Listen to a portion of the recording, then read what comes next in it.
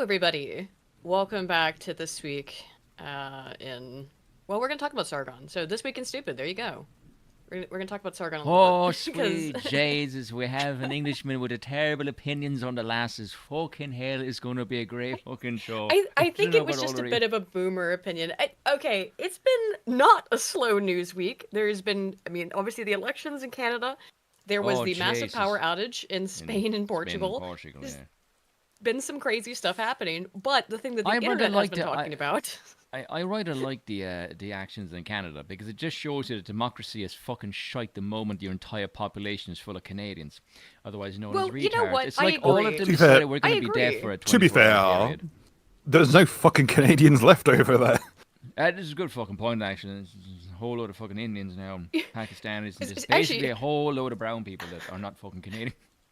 speaking of all of these topics, actually, most of them have just been mentioned. I got tagged actually to go on Lotus Eaters as the resident Canadian who lives in the UK, and I was like, "What the fuck? How did that happen? Like, how did you get that idea? God, no, no. We have several very chill Canadians who are often in the chat, but of course, I agree with you that this sort of outcome for the Canadian election only bolsters our point that we've points plural that we've been making for years, and many other people have been making since long before we were born. Yes, like A Dankula. thousand, 2,000 Democracy is years. cringe. That democracy is cringe and gay. Read some Aristotle.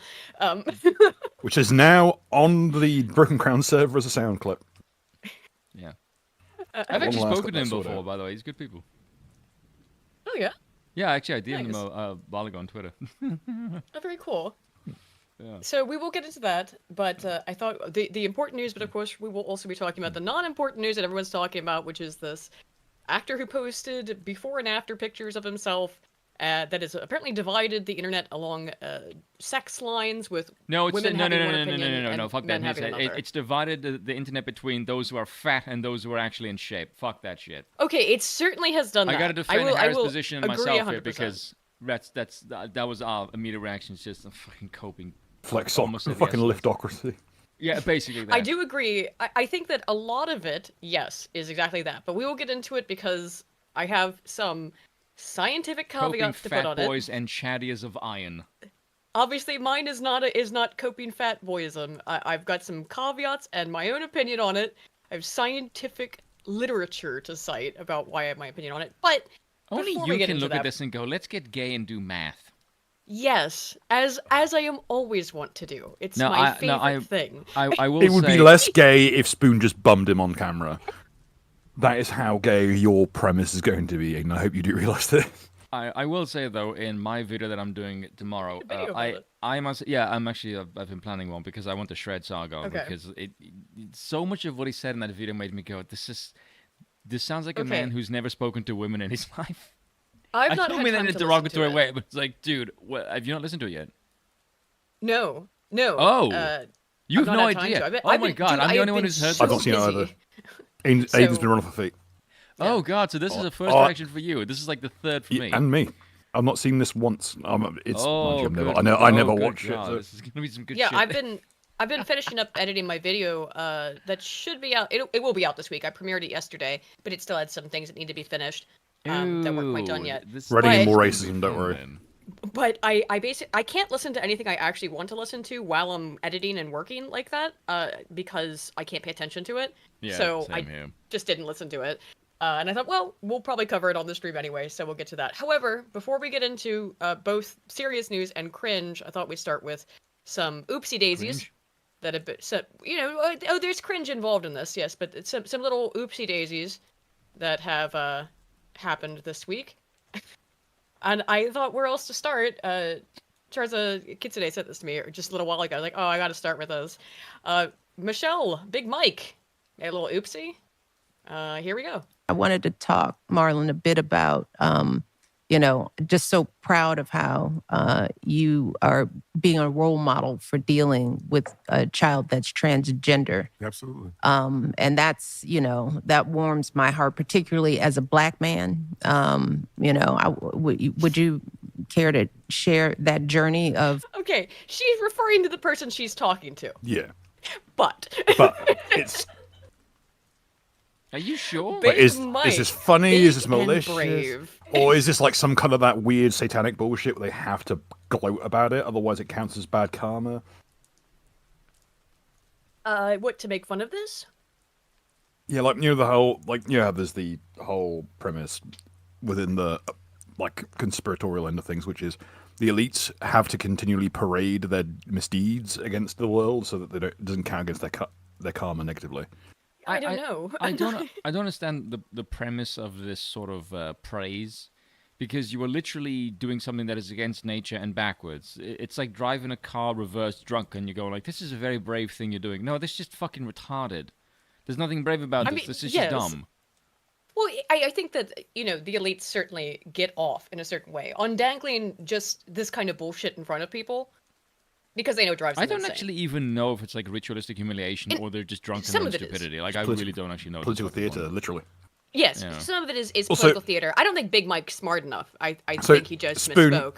Why would they give a shit about what's natural? We're currently watching a black transgender first lady of the US, former. Like, yeah, it's a good point. Yeah, naturality went out the fucking window with her fucking hair. Yeah, God, that's a bad weave. Good point. Yeah, it's not a great look. But so there was that little oopsie from Big Mike.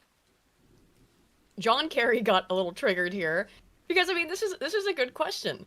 This is about John Kerry's involvement in Ukraine, which was extensive. He went to Ukraine during the Euromaidan and was Secretary of State when Russia annexed Crimea. I'm shocked. The war has been going on for 3 years now. This is the first time I think John Kerry's been asked about his involvement in Ukraine, and specifically concerning Russia and Crimea, which was retroactively made into this reason why we have to support Ukraine. It was part of the casus belli for Ukraine against Russia. Totally, I would say, historically and politically illiterate. But let's see what Kerry had to say. Terminally unelectable as president. You were Secretary of State when Russia annexed Crimea, and I want to ask when you. They stated they stated, yeah. We did not allow them to annex it. Right. And we stood up against it and called it against international law. Yeah, Yeah, we stood up against it. We wagged our fingers. We did not allow them to annex Crimea, but they did. So clearly your finger wagging didn't do shit, pal. Like, what? Yeah. What is how that? pathetic. It's the United States. If you really wanted to protect Crimea from the Russians, you could have done more than wag your finger at them. And they did. That's such in an more insane covert thing to do. Like, this is an area that's been part of Russia's history for God knows how many centuries. America wasn't even fucking there yet. And as a nation, and they're like, we should stop Russia from annexing territory that's been theirs for before the state existed. It's like, what the fucking hell are you talking about? Why do you give a crap about this sphere of influence? It has nothing to do with you. At all. None. Yes. To be clear, though, just about the historical thing, is that, yes, Kiev at one point was the capital of the Kievan Rus, which was a nation country that included Ukraine and Russia, or what is now Ukraine and Russia. But it is difficult to just say, well, that used to be Russia, then, et cetera, because you are talking about people who have a long history with each other. There's my caveat on it. It's not so easily definable as this is Russia versus this is Ukraine, given where exactly do you draw those lines. But you certainly could have drawn them somewhere, Kerry, instead of, wagging your finger and going, no, don't do that. Also, obviously, back to Russian hands. The U.S. government was heavily involved in the Euromaidan, which was when the Ukrainian people overthrew the government in 2014. Well, they didn't overthrow the government. They called for new elections, the American government has absolutely no reason to dick around in our backyard. And the U.S. government was heavily involved in that. They're heavily involved in absolutely everything. It's to a detriment of the entire nation. Yeah. And you can watch people my video on that. What they go and spread really, tanks around the world. Democracy really any video. Yeah, and you can watch. I mean, there's tons of evidence that was the case from supposedly the bullets. This was Olga Vologomets, who said that the bullets looked like that were shot at the crowd at when people died at the Euromaidan had a signature of being from the U.S. or UN. That's probably the more dubious claim out of all of them. But then you have Joe Biden himself bragging about getting prosecutor Victor Shokin fired for looking into his family's involvement with Burisma, which of course was later. Well, son of a bitch, prosecutor got fired, and quote, Joe Biden. Then, of course, you have, at the time, Victoria Nuland talking about how they were setting up who they wanted to become the next president of Ukraine following the Euromaidan, and saying exactly who they were going to pick, who ended up being the winner. That's just, covering the surface level stuff. Quick TLDR. But, yeah, should have wagged your finger at them harder, John. Yeah. That would have totally fixed it. What a loser. Speaking of losers, you can pay Kamala Harris $25 per stream to listen to her cackle. A woman who can barely string a sentence together. Who might be a worse public speaker than fucking Biden. Yeah. Harris was announced Monday to be the keynote speaker at Emerge America's 20th anniversary gala, which will take place on Wednesday night in San Francisco, because of course it will. Ticket packages for the Emerge America fundraiser, a group that trains Democratic women to run for office, so it's a slush fund for nonsense. It's lining the personal pockets of Democrats. So you can talent scout completely brain-dead actresses to be politicians instead. You might need to replace your AOCs at some point. Range from $50,000 for top-level sponsorship to $250 for general admission. A live stream-only digital ticket will set you back $25 according to the group's website. Let's see. Ahead of her return to the limelight, because she has been relatively quiet, Harris, known for propensity to right, well, because she's insufferable. Propensity to spew word salad at public events is already being ridiculed on X. Is there a report about which accent she will use, etc.? So of course people are making fun of her. That's the rest of it. But yeah, $25, and you too. How about a coherent can listen one? To Kamala cackle. Never mind the fucking accent. Just give me a coherent speech where you actually read and you don't sound like a complete dipshit. Okay, Kamala, for the start of this, the very first thing you'll do, of course, is blow into this breathalyzer. Yeah, that would be funny. That's a 0.3. You need to get your stomach pumped. Well, we've got a lot of women's L's, but it's not just American women's L's. Enough about women's rights. Now time about women's wrongs. We will get to more of that. I just hate Meghan Markle so much. That's why she's there. Yeah, apparently. She's been going around using royal titles to refer to herself for a while, and said that she wasn't going to do that. So and she's not allowed to do that either. No. You're supposedly American. Why are you using English royal Titles? Isn't the whole fucking point of the Revolutionary War to get rid of any stench of Englishisms? Yeah, but she wants to be a princess. But she's Hollywood. So of course she'll. But it's all performative. She doesn't give a fuck. I wanted to say whore and clearly, the way that she disrespected the queen. Yeah. Well, in my opinion. Go with harlot, yeah. Strumpet. Oh yeah, that's good. Sparked controversy after her friend Jamie Kern-Lima shared a picture of a food hamper with a note that said, "With compliments of HRH, the Duchess of Sussex." Although no laws were passed or documents signed to prevent their use, Harry and Meghan's agreement with the late Queen and senior officials was that they would stop using the word royal and their HRH titles after they quit duties and emigrated to the US to become financially independent from the crown. So they did it again, basically. Meanwhile, they're still getting a stipend. Yeah, here is... What did they send? Ice cream? Yeah, Strauss Organic. Yeah. Organic ice cream. God damn. Here's the thing, under normal circumstances, given that they're weird elite types, I'd say go for that brand because it's more reliable. But these idiots are so expendable that they might just be giving them the products that are just straight poison. Also, Harry, question for you. How did you not at least marry a chick with, like, a nice set of tits or ass or something? Like, she's, like, meh. I don't know. There's nothing about her figure that's genuinely... particularly impressive. Like, what exactly did you find so appealing about this woman? She's overbearing, she's attention-seeking, and she's just fucking irritating. So what exactly is the boon that made you marry her? I don't know. Is she a fireball in bed, maybe? Because I can't think of anything else. One steps out with an actress, one does not marry one, right? I have no idea. Prince Philip, some point, as he always was. I know. The most right a Greek has ever been. Prince Philip was rather very honest when it came to certain people that he was in. Have you just looked at yeah. Can you read some of his quotes? I was just about to say... Fucking Prince Diogenes himself. Some of his quotes are fucking legendary. He would just randomly, every now and then, you can tell like he'd stopped giving a shit and he was bored at an event, so he'd just pick on someone. Let me see if I can find some of his quotes. She sent the ice cream to her friend. Yeah, staying with the in-laws. I think we get the idea. She's not supposed to use this. and did it anyway. Yeah, if you hate the royals so much, that's why you left and moved to America. Why are you still doing this? Because you are an actress through and through. You're totally fake and performative. Like, I'm not sure what possessed Prince Harry, the most eligible bachelor in nobility in Europe by far, and could quite happily step out with any actress he wished. Decided to go with a woman best described as like Netflix original Amber Heard. I mean, she's, look, for an actress, she's, I think, solidly mid. She's not, stunningly beautiful. And I think pretty much anybody... She looks the exact same as any other idiot you'd run into on a day. Like, yeah, she's just anyone you'd run into. Like, nothing special. He's got such great... Not really. If you stay here much longer, you will go home with slitty eyes, to 21-year-old British student Simon Kirby during a visit to China in 86. You managed not to get eaten then to a British student who had trekked to Papua New Guinea during an official visit in 1998. I would like to point out that Papua New Guinea was eating people that decade, so they have no room to fucking win. True. Like, multiple people had gone missing and turned up. How do you keep the natives off the booze long enough to pass the test? Asked of a Scottish driver instructor in 95.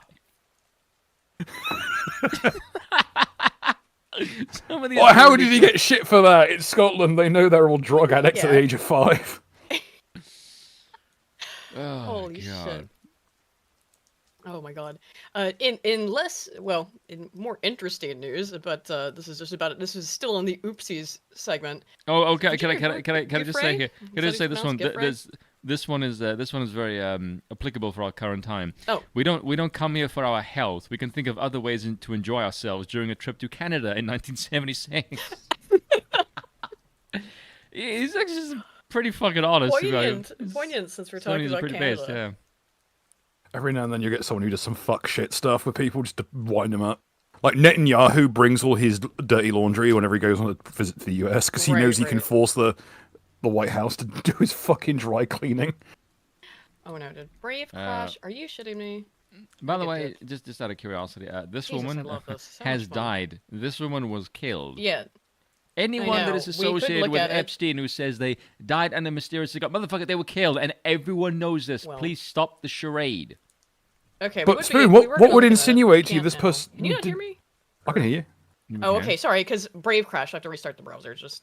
But yeah, like so much fun. Oh, she could have like unalived herself. Oh yeah, well, there's no indication that she wouldn't have done. I don't know, maybe like the fucking letter that she gave to the press that explicitly said I didn't. And I feel I have no intention of harming myself. Yeah. Like, I can not think of many people less likely to off themselves than people who explicitly put out massive, like, official declarations that they're not doing anything of that sort. Didn't John McAfee say the same thing? Yeah. I'm not suicidal, and then he just died. I'm not suicidal, not suicidal. But accused Prince Andrew in Epstein's sex trafficking scandal has died, and has died under mysterious circumstances. Of course they have. I think it's... How do you pronounce this last name? Giffrey? Sorry, Bill? Yeah, so where is it? Virginia, Giuffre. It's Jeffrey. It's legit spelled... Jeffrey? Or Goof. Oh my god, did it crash again? It's either Jeffrey or Goof. Kidding me. Okay, I might have to switch over to Chrome, because Brave is just... It's unusable anymore. Oh my god. I wonder if it's only you, because Brave has never crashed for me ever. No, it's not only me. I have extremely commonly reported problems with Brave. Brave fights whenever it goes on to like anything with any kind of like pop-ups, because they have their own built-in like pop-up blocker. Really? And because they are a known institution rather than just like some shitty app, they directly conflict with each other. They actually are trying to like get around. Basically, they try and get around it by like spamming the pop-up blocker until it crashes. Okay, it's quite interesting. So that's why it can cause it. It can actually cause Brave. Yes. If you've got Brave on in certain websites, the website will basically it will basically DDoS your system until it causes Brave to crash. And news websites tend to be very bad for it because they're covered in ads. So okay. Use Vivaldi. What? Use Vivaldi. Okay, I mean I'll check out something else. That's a browser, by the way. Well, I assumed. Yes. I assumed, but it's just I don't have it installed right now. But Chrome doesn't do that, so Let's see. Okay. She accused Prince Andrew and other influential men of sexually exploiting her as a teenager, being trafficked by financier Jeffrey Epstein, has died. She was 41. What was the name? Jeffrey died by suicide Friday at her farm in Western Australia. Her publicist confirmed. Virginia was a fierce warrior. Okay. Why is it every single time I see a Stein or a Berg or a Achs, they seem to be doing some shady shit? Why is that? Every Berg, Singlestein, and Timowitz. Let's see. I don't know. I think the noticing will continue. Jeffrey came forward publicly after the initial investigation ended in an 18-month Florida jail term for Epstein, who made a secret deal to avoid federal prosecution by pleading guilty instead to a relatively minor state-level charge of soliciting prostitution. He was released in 2009. In subsequent lawsuits, Jeffrey said she was a teenage spa attendant at Mar-a-Lago, President Donald Trump's Palm Beach club, when she was approached in 2000 by Epstein's girlfriend and later employee, Ghislaine Maxwell. Jeffrey said Maxwell hired her as a masseuse. God, I can't read. It always takes me a minute to get going, guys. As a masseuse for Epstein, but the couple effectively made her a sexual servant, pressuring her into gratifying not only Epstein, but his friends and associates. Jeffrey said she was flown around the world for assignations? Assignations. I've never read that word ever. Nor have I. Is this something to do with like a sexual tryst? I'm unfamiliar with that word, which is extremely unusual for me, let alone in a. It's like they try to do like assignments and then switch. I was thinking assignments, yeah. I don't know. I don't think that's a real word. It is. Is it? I'm just unfamiliar. It's supposed to be an appointment to meet someone in secret. Oh, okay. Assignation. There's one for the Scrabble. There's a new word for the day. Yeah, I've never. That's shocking. That's very shocking to me. That reads like maybe a thesaurus look up to me, but whatever. Yeah, it does. Including Prince Andrew when she was 17 and 18. Latin. Oh, maybe. The men denied it and assailed Jeffrey's credibility. She acknowledged changing some key details of her account, including the age at which she first met Epstein. You're fucked once you do that. I'm sorry. I know there's no perfect victim, sure, but that is a, yeah. It's going to cast doubt on the credibility of your story, which of course is going to be difficult in general because you're trying to recall something that happened, 25, 30 years ago, however long it was.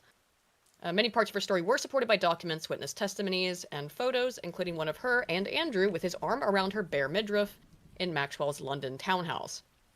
So that's the backstory. By the way, it should be noted that Prince Andrew already had a hit. Historically speaking, he was not considered like the creepy one. He was the shagger he was basically the Prince Harry of his era. Yeah. He was notorious for being a womanizing, philandering piece of shit at every turn. Andrew categorically rejected Jeffrey's allegations and said he didn't recall having met her. His denials blew up in his face. During a November 2019 BBC interview, viewers saw a prince who proffered curious rebuttals, such as disputing Jeffrey's recollection of sweaty dancing by saying that he was medically incapable of perspiring. I remember that. That was crazy. And showed no empathy for the women who said Epstein had abused them. Within days of the interview, Andrew stepped down from his royal duties. He settled with Jeffrey in 2022 for an undisclosed sum. I would imagine that was a lot, agreeing to make a substantial donation to her survivors organization.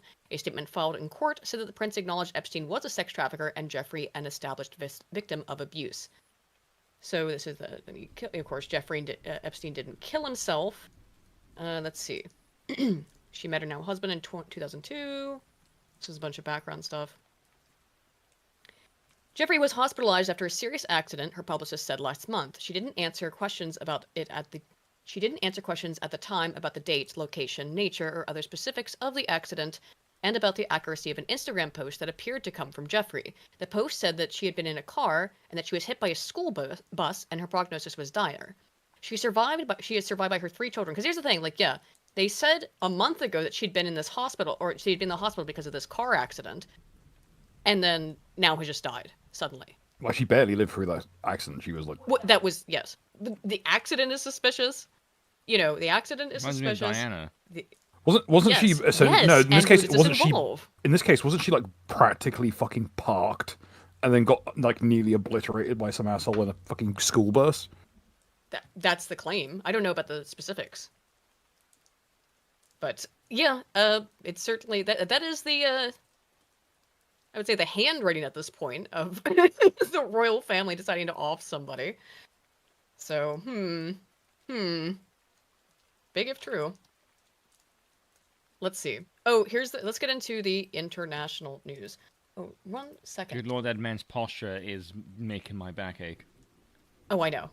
Oh, also, real quick, just Lamented Guy's been a member for 12 months and says, Leighton Gay, my vrienden, is that Dutch?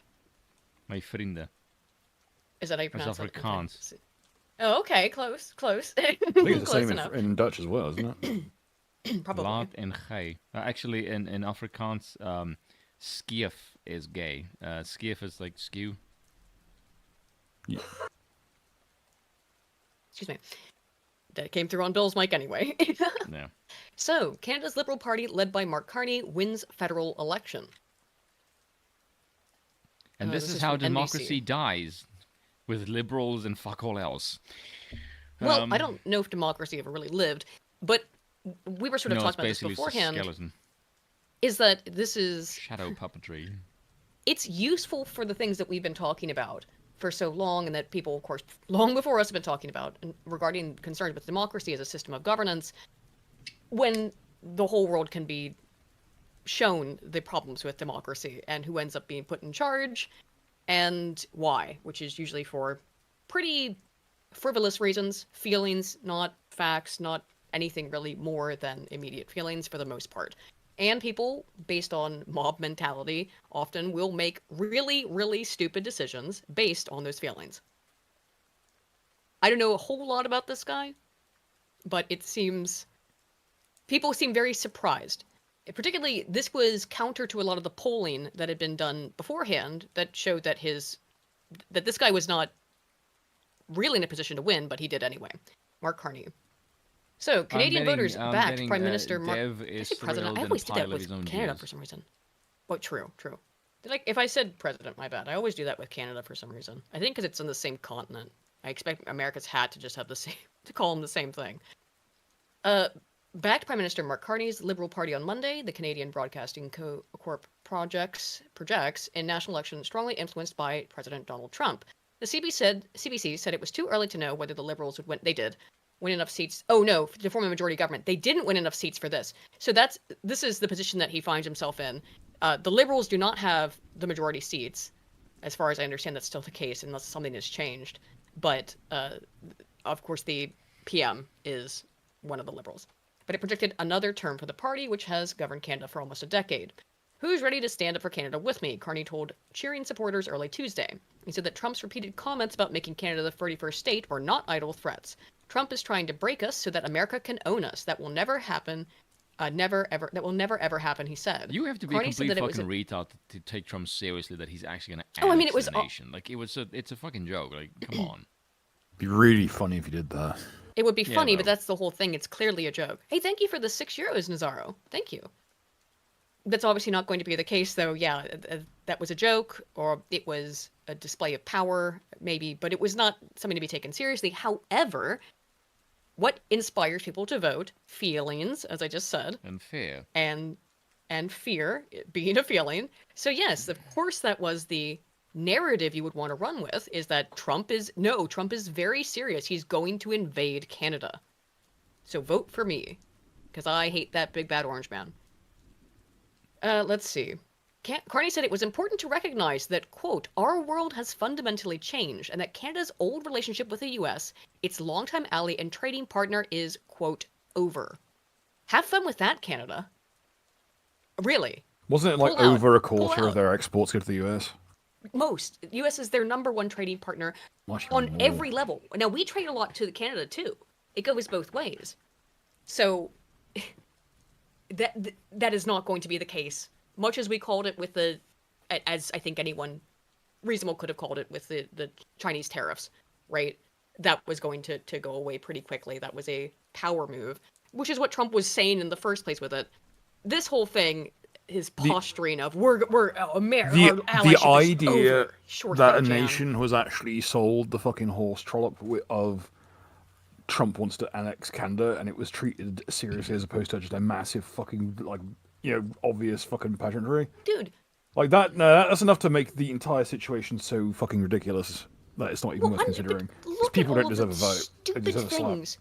look at all the dumb things that people believe all of the time. I don't even know where to start because it happens every week. Things that have been repeatedly debunked, and I've talked about the research on this, which is that the primacy effect dictates that people will remember whatever they hear first, and there's so little evidence for its alternative hypothesis, which is the recency effect, that people remember whatever they heard most recently, that what we find consistently is that even when headlines are changed and updated, it doesn't matter, people continue to remember the thing they heard first. So why not just say some crazy fucking shit and get people all riled up and then, hedge your bets later?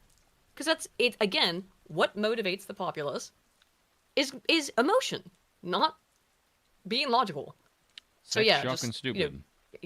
Yes, engage in the fear-mongering then.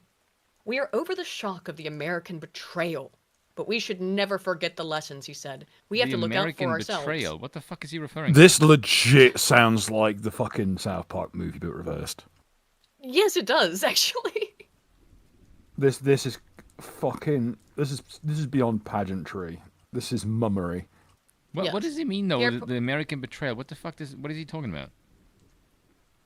I'm not sure in this context, but from the quote that NBC is giving it in the context of here, American betrayal was that the purported annexation of Canada. That's how this article makes it sound. But let's look it up since we're here. Let's see. Does it have the actual? Was it just betrayal? Was Trump taking the piss, and therefore they were able to weaponize that as I know a bunch of people said that Trump's rhetoric allows the liberals to co-opt the national opposition, which I think is just fucking retarded. Like, the idea that anybody in Canada is mainly voting because Trump said this shit, to me, is just asinine. These are the same people. And I don't know anyone who believes it either. They did elect Trudeau. Yeah, but hang on. But that should tell me something. Trudeau has nothing to do with fucking Trump, and that moron was still elected. So I don't buy this crap that it was because of Trump that the liberals apparently were everything has to involve Trump. Yeah, I mean, I'm sure that Trump would feel really good about that. Why would you risk having a potentially issue causing a position on anything when you can turn every single fucking election into a one topic election? Space. Yeah. Is it Trump or is it not? They have turned politics into a complete binary coin flip. I think this is his statements about this. Sources, our water, our country. Never. But these are not idle threats. Yes, they are. Yeah, this is about the annexing Canada literally thing. Are. Oh my God, it's so dumb. President Trump is trying to break us so that America can own us. That will never ever happen. Our old relationship with the United States, a relationship based on steadily increasing integration, is over. The system of open global trade, anchored by the United States, a system that Canada has relied on since the Second World War, a system that, while not perfect, has... Next term he used, that Canada has relied upon since the Second World War. Oh, yeah, good point. Wow, good catch. Yeah. Helped deliver prosperity for a country for decades, is over. No, it isn't. These are tragedies. This is rhetoric. But it's also... They aren't going to fucking do anything different. This is just a bunch of chest thumping. Shit. Yes, exactly. Are you going to stop selling your energy resources to the most valuable trade partner that you have? No, because you get too much fucking money from them. A quintessential trade partner. Yes. Much like most other countries, Canada relies on the U.S. more than the U.S. relies on Canada. Let's not get it twisted. The U.S. does rely on Canada in a lot of ways, particularly for natural resources. That is absolutely true. A academic Asian pointed out something like an absurdly, I think, like the majority of natural gas that America uses comes from Canada. Yes. So if the U.S. were to really piss off, they'd Canada, actually be in some trouble. Yeah, but it would be mutual problems. So severe problems for both. So this is again not sincere. I think that America, pound for pound, consumes more materials in any span of time than 4 other first world countries. No one else simply consumes enough of a product to compete with America on a nation by nation basis. Yeah. Let's see how much. So honestly, our new. It might get true. It might get to the point where like the situation with Russia repairs to the point where America might just start bringing shit in from BRICS. Sloshiver 20 Canadian says Canada is already China's 24th province. They are deeply infiltrated into our government. Canadians see not being American as our identity. I know, man. Many Canadians are willing to cut off their nose to spite Trump. That's been that way my entire life, at least. They found actual like Chinese police stations operating in Canada, like Chinese government-owned ones. Yeah, I remember hearing about that. I didn't know if that had been confirmed though. That they were essentially just. Yeah, Chinese police units working. That said, there have been cases where the FBI have been caught over here. Well, of course, the U.S. does that everywhere, with one, of their alphabet agencies or the other. You mean the country that has invaded like over 100 countries like in the last century? No, never would have thought America does any interventionism whatsoever. Oh no, how can that happen? Oh no, so terrible. Oh no. But the Canadian sort of we're not American thing has certainly been the case. Yes, you are. You basically discount Americans, and by discount I mean thinner Americans. Oh, that's me being nice to Canada. I don't think that's correct though. I think Canada's obesity rating is worse than America's. I think it might even be worse. I don't know about that. Let's see. Let's pretty. Let's you remember who's fattest? Think of all the influx of. Yeah, it's Polynesian. Yes, but I mean, out of the two. I think Melanesia is technically slightly worse, but like you start breaking down like Melanesia, Micronesia, Polynesia, you're gonna be. It's just cutting grass at the point, All right, here we go. Let's see who's the biggest fat. Oh, should I finish this first? I think we got what he was gonna like. Some gay Canadian bullshit. Yeah. More importantly, how fat? Okay. The U.S. is number 10. Only your fucking body fat percentage. Jesus, it's so hard to beat the U.S. The countries that beat it are all of these those little island nations where the people are massively overweight.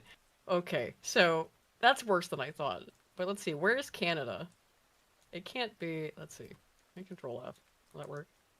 Whoa, Canada's way better than us, actually. How is Canada lower on the numbers than fucking like Palestine, a nation that's being actively starved?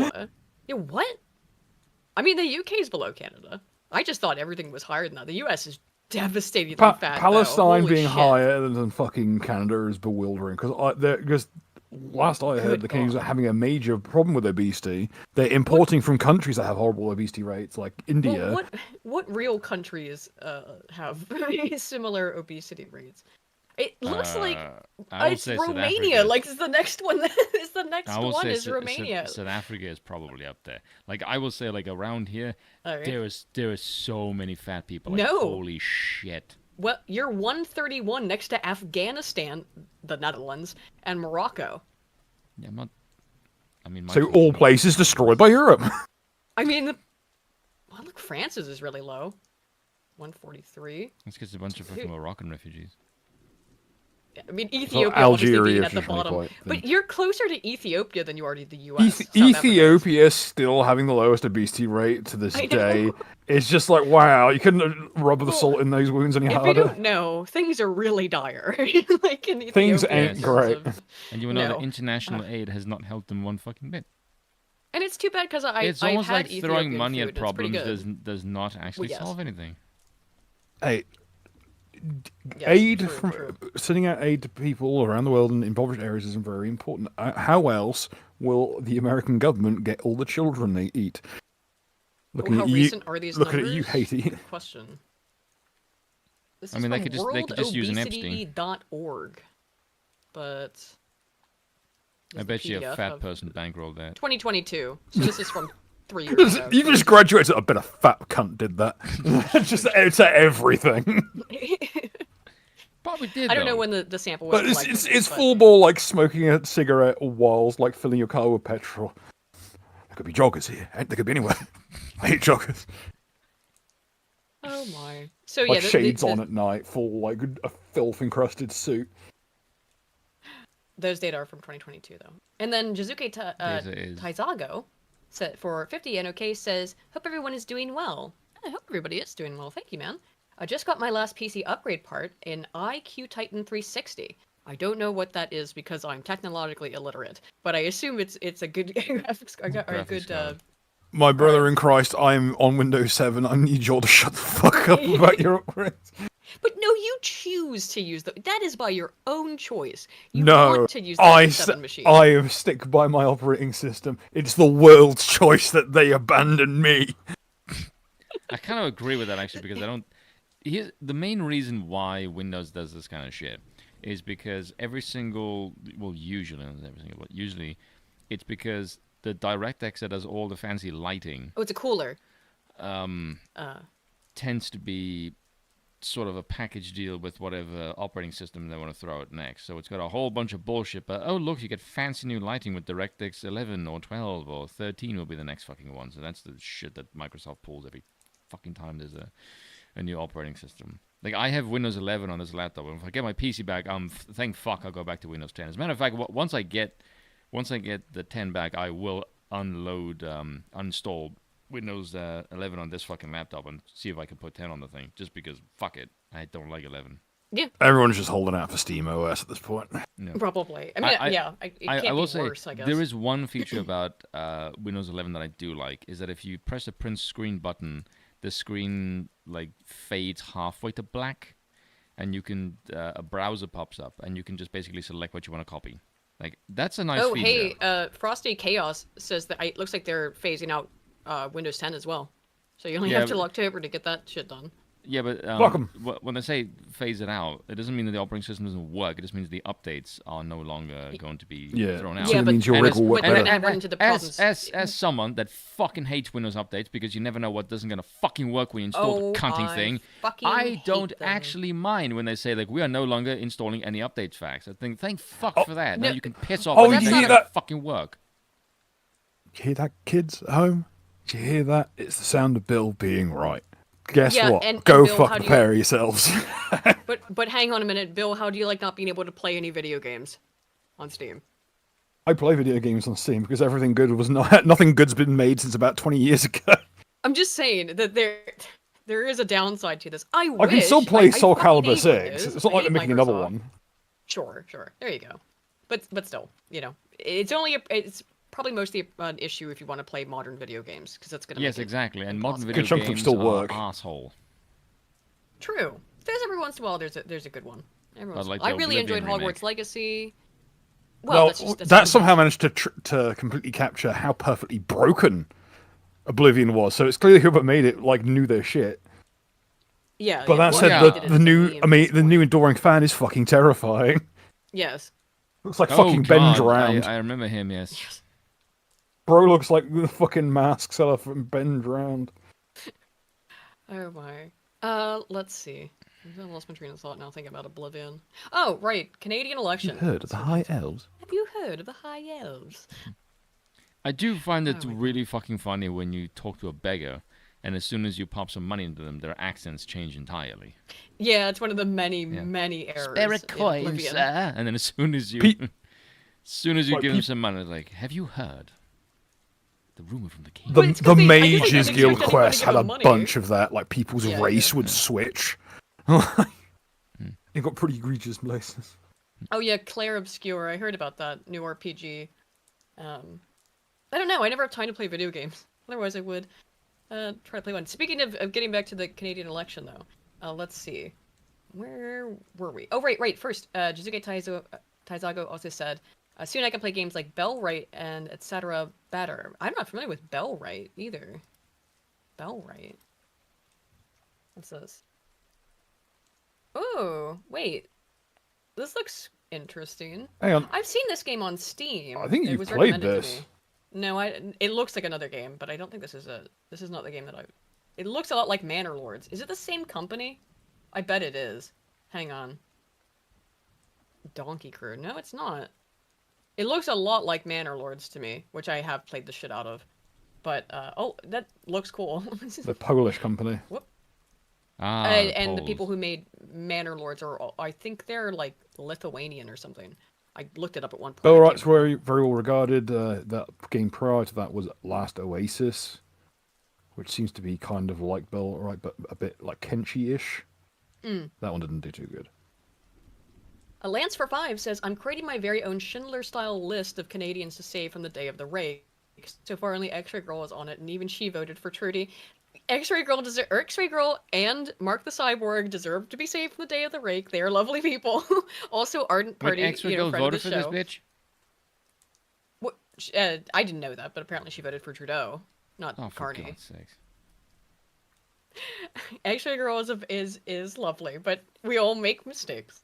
Yeah, but some of us learn from our mistakes. I will generally recommend. Yes, I will Well, she has. I won't. You won't learn from your mistakes? No, you kill your mistakes. Never. Spin for 5 years says, I will generally recommend following the PewDiePie path of Linux. Yeah. Yeah, I saw that video. It's like, I'll get around to that one day, and then I didn't. Yeah. Extra Girl is not banging Gary. Alex, holy shit. Jesus Christ. I should have even just, given a reply to that. No. Extra Girl and Mark the Cyborg are together. Holy shit. I've met them, guys. They're very lovely people. And everyone can make a mistake. Hey, I mean, I know lots of people who voted for not Trump, at least, for some reason or another. It's because they're cringing gay. Really.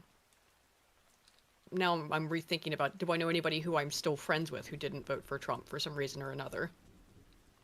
Who didn't end up being lefties in denial, essentially. Actually, I'm not sure about that one. I'd have to think about it. Anywho. So where were we? Yeah, who's ready to stand up for... Wait, CBC said it was too early to know. Got that. Who's ready to stand up for Canada with me? Trump tried to break us. We got through all this. Yes. Trudeau announced his resignation on Jan 6th. God, he just looks like Trump evil Ron Paul. He does. I was thinking the same thing earlier. Holy shit. He looks like a Ron Paul, like from the Mirror Was Universe. a gremlin. Yeah, like goblin-y. Goblinized Ron Paul. Yeah, it's like if you ripped off his face, it'd just be Ben Shapiro with a little puppeteering rig. Oh God. He's got a little gremlin look, Since he's returned to office, however, Trump has enraged Canadians with his behavior toward one of his country's closest allies. His policies and rhetoric, including imposing steep tariffs on Canadian imports. Dude, he imported tariffs on everyone. Literally everyone. He imposed tariffs on an island inhabited only by penguins. It was just every country got tariff. Now, yes, Canada is a close trading partner, and I hope would be taken into greater consideration than the island with, I forget which one it was, that only is populated by penguins. But as we said from the beginning, that was a clear strong-arm tactic that wasn't intended to have any longitudinal sort of effects. It has, but that this is a power play, which is about China more than anything else. And yeah, it is obviously sucks, but the 51st state comments are clearly nonsense. But this is NBC News, so of course they have to give an excuse as to why the Canadians were right to be so afraid of Trump to vote for this dude. It became the central issue of the Canadian election and helped the Liberals make a remarkable turnaround, closing in the almost 20-point gap with the Conservatives in a matter of weeks. The Liberals were also boosted by candidate Carney, who may be uniquely positioned to respond to Trump and global economic uncertainty that his tariffs have created. Well, we'll find out. Like Trump, Carney had never been elected to office before becoming his country's leader and has spent much of his life in the private sector. He became PM last month after he was elected leader of the Liberal Party, then quickly called a snap election in hopes of securing a full term. Carney, 60, is also a former central banker used to dealing with economic crises, having run the Bank of Canada after the 2008 global financial crisis. Central banker. Central banker, like you. Holy fuck, a mark of the beast. Right there. How the fucking hell do you claim to be a liberal, but you fucking elected a central banker? You people are like the fucking Occupy Wall Street people, and you elected a central fucking banker. The word central banker, like the other. Here's some professions that would sound less incriminating: baby farmer. Well, Mirai K, I get horse fucker. These are all less nefarious. Says that the 51st state comments are the most important issue for boomers, and I'm sure that's true. When I said it's a non-issue or whatever I said specifically, I mean, it's a non-issue and it's not happening. But I'm sure, obviously, people fell for it, as, fell for it again award. But, it's not a real issue. It's a phantom one. And so, yes, I'm sure it did get the boomers out in fear that Trump was going to take over. But it is, of course, a retarded fear. He touted that expertise during the campaign, which lasted 37 days. Mark offers the proven leadership and real plan we need to deliver change for our party and our country, and to build the strongest economy in the G7, his campaign said, referring to the group of 7 industrialized nations. Poilievre has been on a rising trajectory until early this year, with his Trump-light style embraced by the populist wing of his party. As anger in Canada grew, however, his similarities with Trump began to work against him. This is why democracy is cringe, read some Aristotle. This shifted the election, not based on economics, not based on anything else other than emotions. That's not every wanting election. This guy's too... Yes, exactly. This one, here it is. Here's the evidence. I mean, you can find evidence of it every election, but here it is.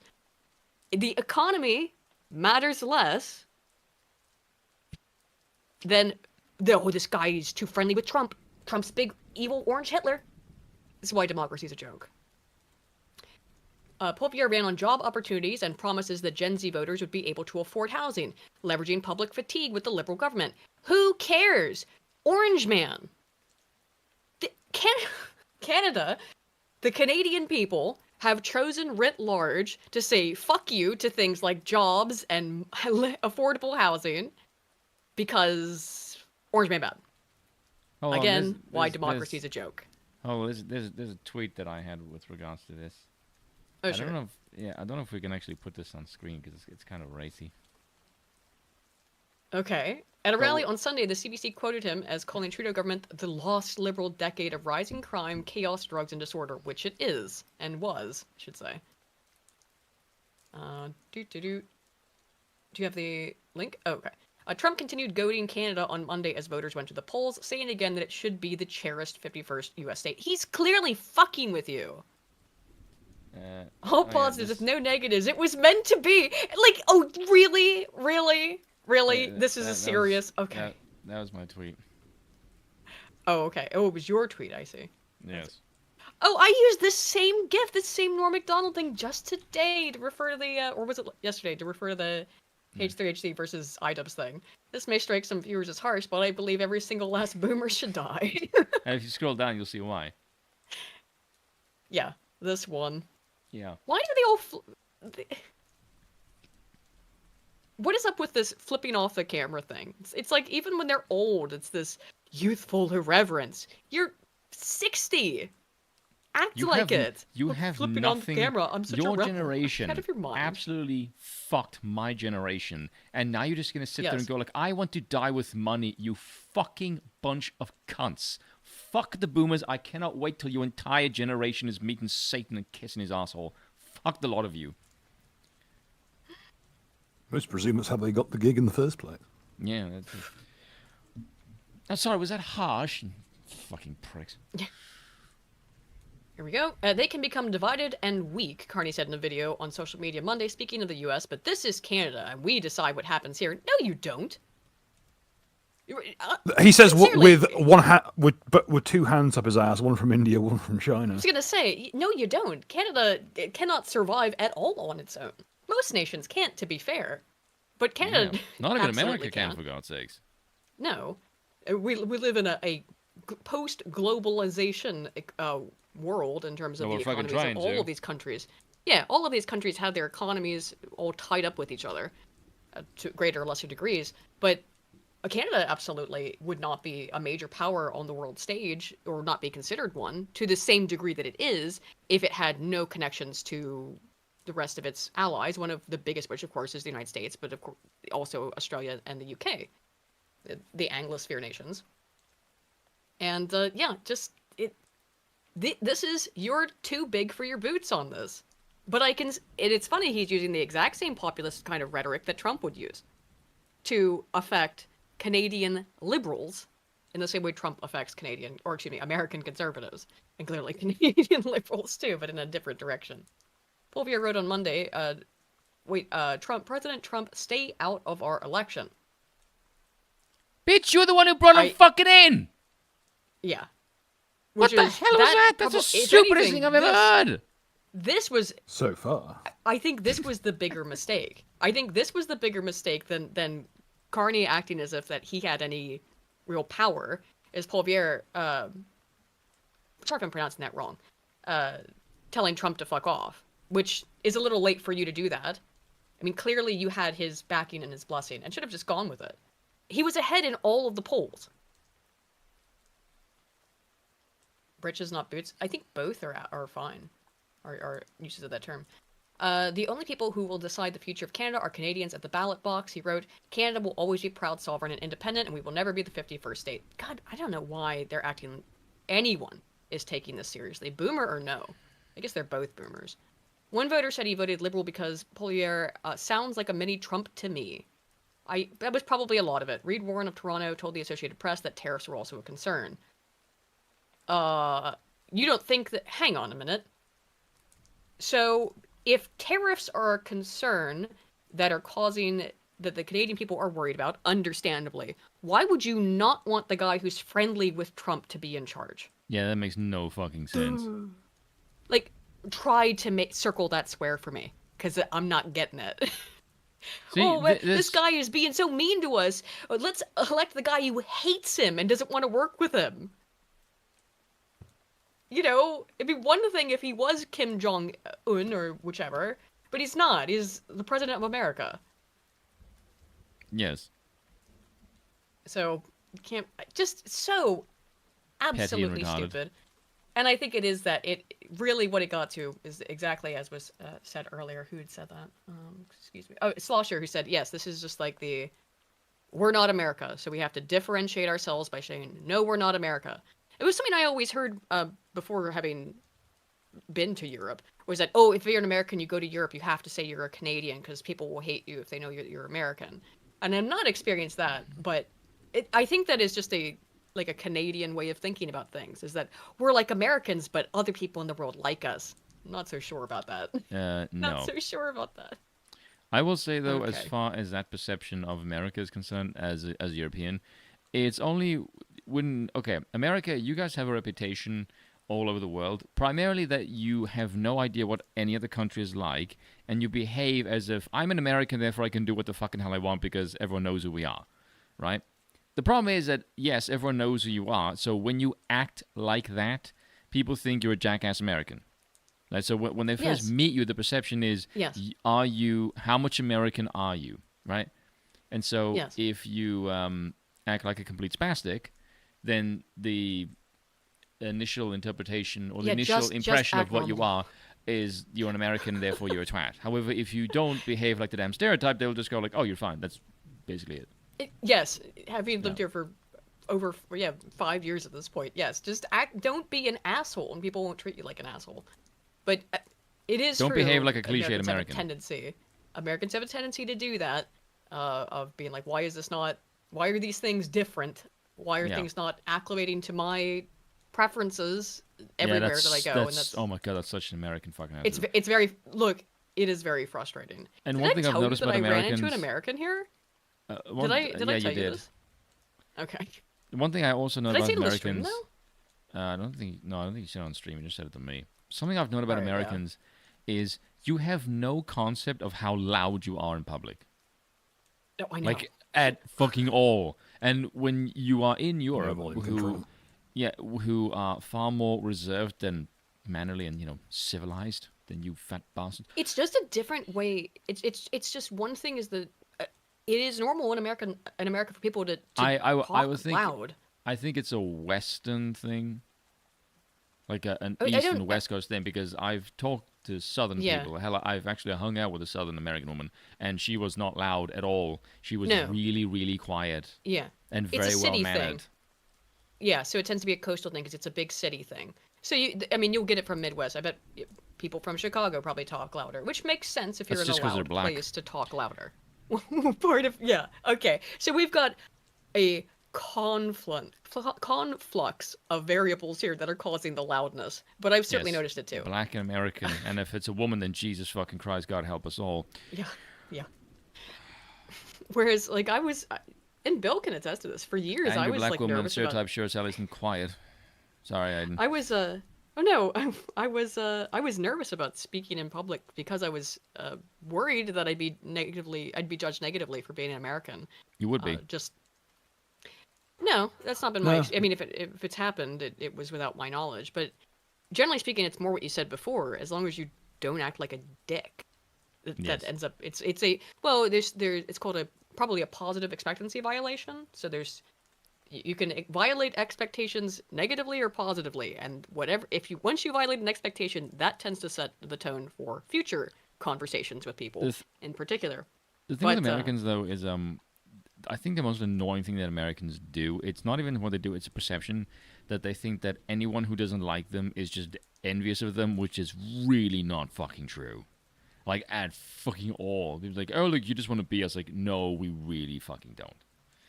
I mean, you mean like at a global scale? Like, yes, on like a global scale. Is this the immediate reaction, and I think that's just fucking cope.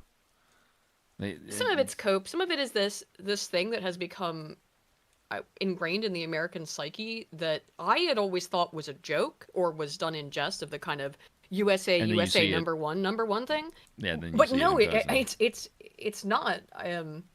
As in, I didn't think it was totally a joke, and I'm positive towards nationalism. But the unthinking aspect of that, I assumed, was a joke. I blame George Bush for that. Maybe. I mean, and I think we are headed back towards the era of freedom fries. I mean, that's at least Scrump's hypothesis. Especially with the Iraq War. Well, right, exactly. Or Iran War, sorry. We're right around the corner from freedom fries again, if his hypothesis there is correct, which it is lining up with the things that are happening internationally, which we'll get to in a minute.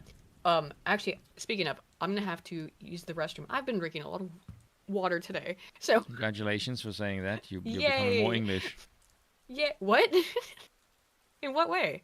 Because they would say restroom. That's what I said? Yes. Be happy I don't say tinkletorium. That's anyway, the faggiest thing you've ever said. Power outages in Spain and Portugal happened Like, you made Bill sigh, for God's sake. Like, I know. Oh, God. Anyway, here's the... I'll be right back, one sec. Bill, spike her drink the next time she says that.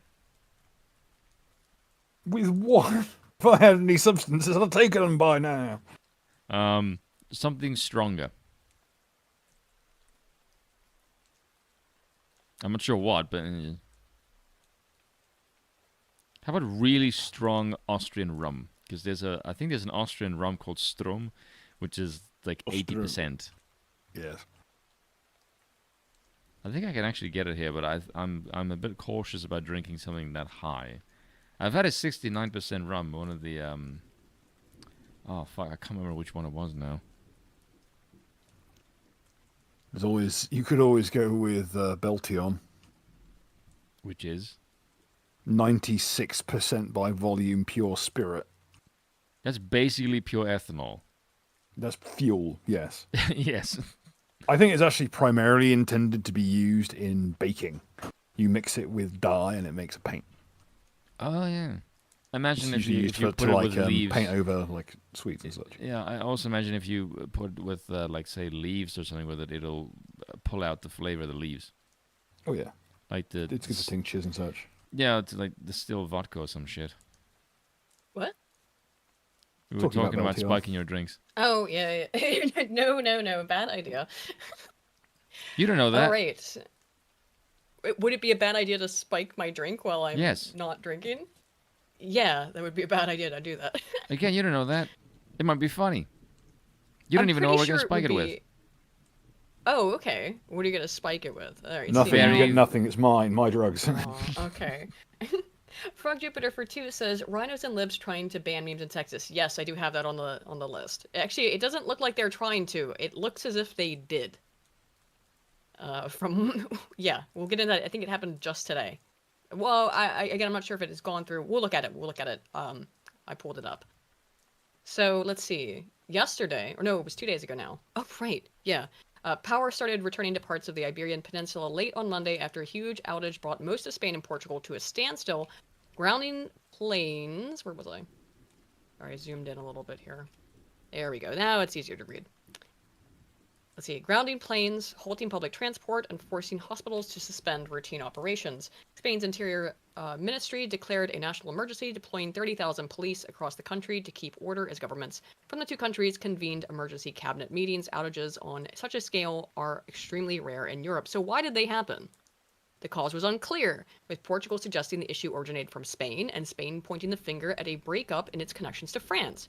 Portuguese PM Luis Montenegro said there was no indication of a cyber attack. That a cyber attack had caused the blackout, which began around 10:33 GMT. Nonetheless, rumors circulated of possible sabotage, and the Spanish Prime Minister Pedro Sanchez said he had spoken to NATO Security General Mark Rutte. Sanchez said that the country had with what? No one has blamed Russia. Oh yeah. How is now? What do you think the cause is? Because you want my honest answer or my conspiratorial answer? Either. Yes, both, please.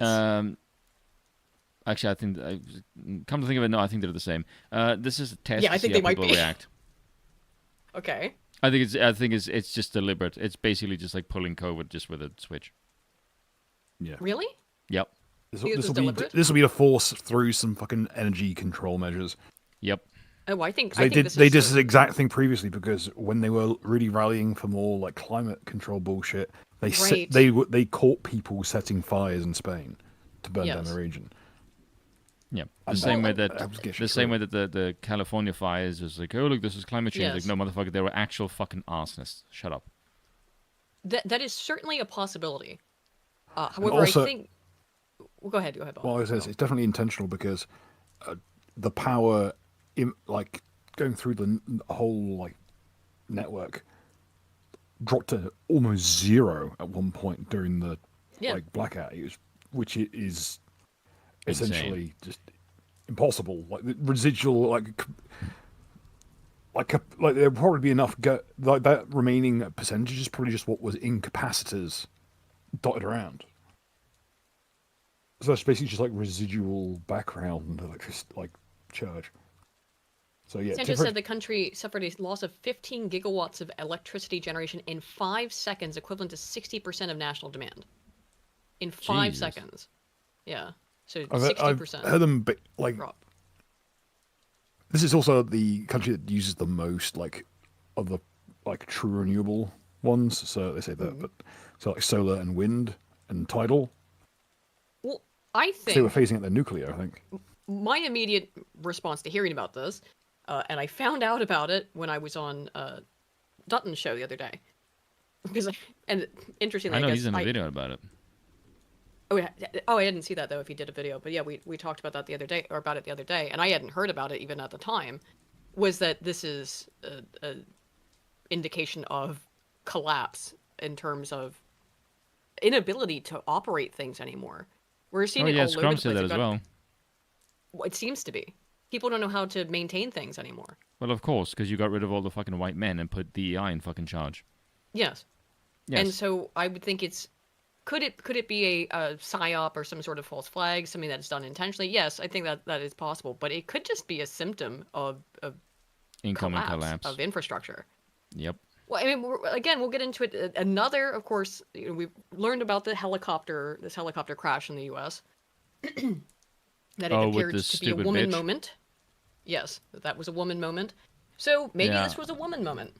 I should ask the chat, should I do a video on that? I don't have anything planned, but if the chat says yes, I will just go on a massive anti-woman rant. Because lately, every time I see a woman do anything, it just makes me go, you are the reason I'm sexist, because I cannot find any fucking examples of why I'm wrong. All I see is just women in positions of authority, and they shouldn't be. Women should not be in any position of authority, especially over men, because they're incompetent fucking retards who don't know what the hell they're doing, and they're not built for authority. Ever. Yep. That's what men are for. Yeah. And you can be, and it's sexist. I mean, no, it's just reality. No, it's reality not. It's not sexist. And honestly, it would make women happier. I don't think I genuinely, not only because of the plummeting reported rates of female happiness that have been on a steady decline since we started measuring it, since we started measuring happiness, we just see women's happiness go down, down, down, and then there appears to be a staggered effect in that women's happiness goes down, and then men's happiness goes down with it.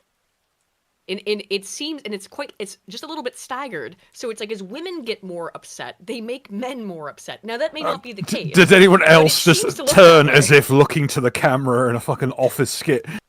Like every man just did that. What's that? When women are sad, they tend to make the men around them miserable. Yes. No shit. No. Perish the thought. I've never seen that. Who hurt me? Nobody. I'm just telling the truth. I'm not wrong, but I sound bitter. There's no individual women that I can think of that. Okay, no, I can think of one, but that's because she's been stalking me and she won't fuck off. Even if I do absolutely nothing, which is bizarre. But that's a story. Folks at home, it is strangely easy to get a stalker. Be careful. Yes, out there. It is astonishingly, astonishingly easy. And it's one that I simply just stopped fucking talking to. Well, you were saying, but with her as the exception, what were you going to say? No, that's just the one that's really fucking irritating me. But for the most part, it's just ones that I see, just like the pilot one, or any single fucking PM. Like there was one a while ago. There was one of the ministers in Sweden who just said like, well, Islam has no place in Sweden. They should conform. I'm like, listen here, you stupid, retarded fucking wench.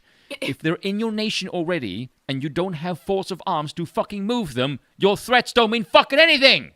You stupid asshole! You don't give them your fucking access to your nation and just go, you must now change. No, you stupid bitch, they're already there, and you don't have any fucking men of arms to move them. You absolute stupid idiot. Are you talking about 2A, or are you talking about actually having a organized military force to remove these people? No, just have a competent fucking immigration system. You don't bring Islamic people into fucking Europe. Like, bitch, do you know what the Crusades are? Do you know any European history? They are not compatible with Western civilization. They can't even hold their own fucking civilizations together, let alone come and fucking one of yours. Well, if Pakistan and India are going to war, we need to make sure all those people go back to fight for their country. Yeah, just like Ukraine. That's actually like oddly patriotic, in a weird way. I was questioning you about your rationale for thinking that, because I don't think that necessarily. Well, and we talked about this not too long ago. From the way that you phrased it, I don't think having guns would do anything to ameliorate that. An armed populace wouldn't. You need to actually. This is a societal level issue, obviously. I think the easiest way. The easiest way would just be to not have any fucking women in government, because no fucking men would ever allow military-age men of a different fucking religious background, especially one that's incredibly hostile to Europe, to come into the fucking nation. That's not true, and you know that there are plenty of men who have fought for real men. Now, why are they doing it? Yes, but I'm just saying though that there is plenty of soys who would love to see more. They just doubled the fluoridation of the water. Thanks, Spoon. Oh my god. So the power has been restored, but the cause is still send them back. And I think still it's going to take them a while to get. I mean, Jesus, yeah. The blackout had wide-ranging effects across the peninsula. Hospitals in Madrid and Catalonia and Spain suspended all routine medical work, but were still attending to critical patients using backup generators. Several Spanish oil refineries were shut down. Some retailers closed, including the grocery chain Lidl and furniture giant IKEA. Portuguese police said traffic lights were affected across the country, and the metro was closed in Lisbon and Porto, while trains were cancelled in both countries. One second. Lucy, DM me that story that you're talking about. I don't know what she's talking about. She said I should cover the 100 versus 1 gorilla debate. Oh, were people right. debating who would win in a fight between 100 men and a gorilla? Yeah. Well, that's 100 men. Like, what the fuck? Like, was that even a debate? Obviously. I didn't know it's gonna suck to be the first 3 to 8 people in line, but after that, right. He's gonna tear the shit out of them because the same principle is a man at arms in medieval times. Like, if you're in full play, you're basically impervious to all but like the peasants fighting you. It's gonna take like 7 of them to wrestle you to the floor and stab you or beat you to death. But no one, like, you'll kill like the first 3 people and maim the next 8, So no one wants to be numbers 3 through fucking 12. Like, no one wants to be the first few who have to get it in the neck. So when you have to fight fucking Gorilla 101, no one wants to be the first guy in line who gets his head grabbed. Die. Yeah. Sure. Real quick, this is an interesting thing to point out, because I was curious about this too. So the two things that they cite as similar issues of power loss in European nations, they have to go back to 2003 and 2006 to find comparable comparisons.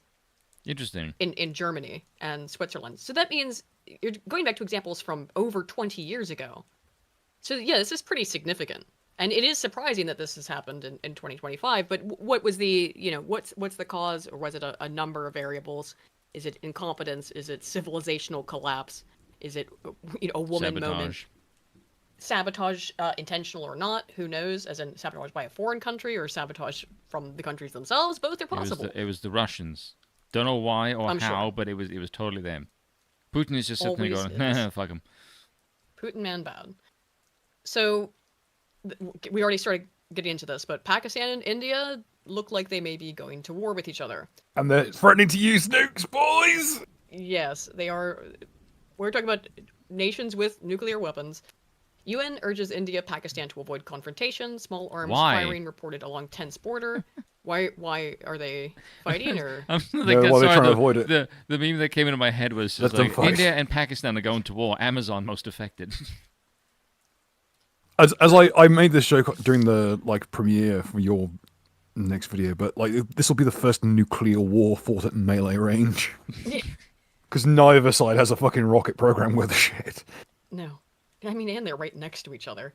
So it'll just be some poor son of a bitch with a fuel rod tied to the end of a big stick like a fucking sledgehammer, and just running him forward. Like a discounted version of Fallout's Fat Man.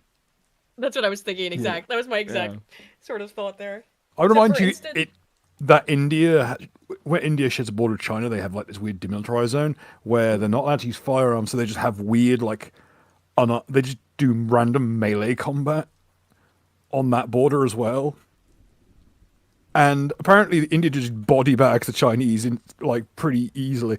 But what gets me is with India, in this weird melee only zone, like a particularly drunken COD server, and someone declares knives only. For some reason, India only seems to use weird gimmick weapons. Oh yeah. They have a trident that's a taser, and taser gauntlets and shit. I've seen that. It's so bizarre. Meanwhile, the Chinese are out here with riot shields they clearly stole from the Russians and meat cleavers on sticks. Yes. If India's physics, I know India's kind of notorious for having weak muscle mass per capita. But if you're getting body bagged by the Chinese in close combat, that's a real bad sign. I mean, considering how the government operates, I imagine they would probably be quite expert at doing that at this point. Yes. This is a comment, too, that also kind of ties the two topics or the various topics together. Frog Jupiter for 5 says, Canadians are nega-Americans. If we're considered rude, they try to be polite. If we're considered based and red-pilled, they're gay and cringe. If we use toilets, they import Indians to use the street. I mean, there does seem to be an element of psychological reactions. There's a lot of truth in what he just said. Yes, to I'd say the mass Canadian psyche or ethos, whatever, which is, as was brought up earlier by Slosher as well, which is anything, the anti-America, nega-America, as you said. Whatever the Americans do, we'll do the opposite of it just because we don't want to be Americans. We rely heavily on America and act like we're friends, if America has they look down on us. Gunslinging men, you're going to have a bunch of fairy-tickling fags. Pretty much. I mean, it does appear to actually be the sort of thought process, which is that America's all full of masculine men. We're soft boys of fairies in Canada. Yeah. I mean, that must make sense. I mean, you had Trudeau elected multiple times. Yes. DRT is King for 20 says, apparently the system, once it saw an amplitude issue, had to hard shut off due to if they didn't, it would have forced Spanish, Portuguese, and French authorities to reboot the system power station by power station. Oh, I hadn't... That AP article was fairly recent. Was that... I hadn't heard that, but that AP article might have been... It was either... Or before that was found out. Do it really suddenly and lose power for a bit. or have to do it manually, place by place. Yeah, which would be... This way they can at least centralize the problem and fix it quicker. That's a good call. Well, he's saying that they had to shut off everything, because if they didn't just shut it all... Yeah, so there was some sort of amplitude issue. Frog Jupiter for another 2 says 100 men have the power of friendship. That's true. True and base. Oh, God. And Lancer 5 says, no man has to die fighting the gorilla. You get 100 men in formation, not breaking ranks, and screaming at it for hours. The dumb animal gasses out. GG, easy. So just voice you and do like Tetsudo and just fucking like aura farm on it. Yeah. just form the hate cube and go fuck up this gorilla. Oh my. Pakistan said on Wednesday it had credible intelligence that India intended to launch military action soon as tensions between the nuclear-armed neighbors have Reuters. As tensions between the nuclear-armed neighbors have escalated following a deadly attack on tourists in Indian Kashmir. Pakistan's Prime Minister Shehbaz Sharif urged the U.S. to press India to, quote, dial down the rhetoric and act responsibly.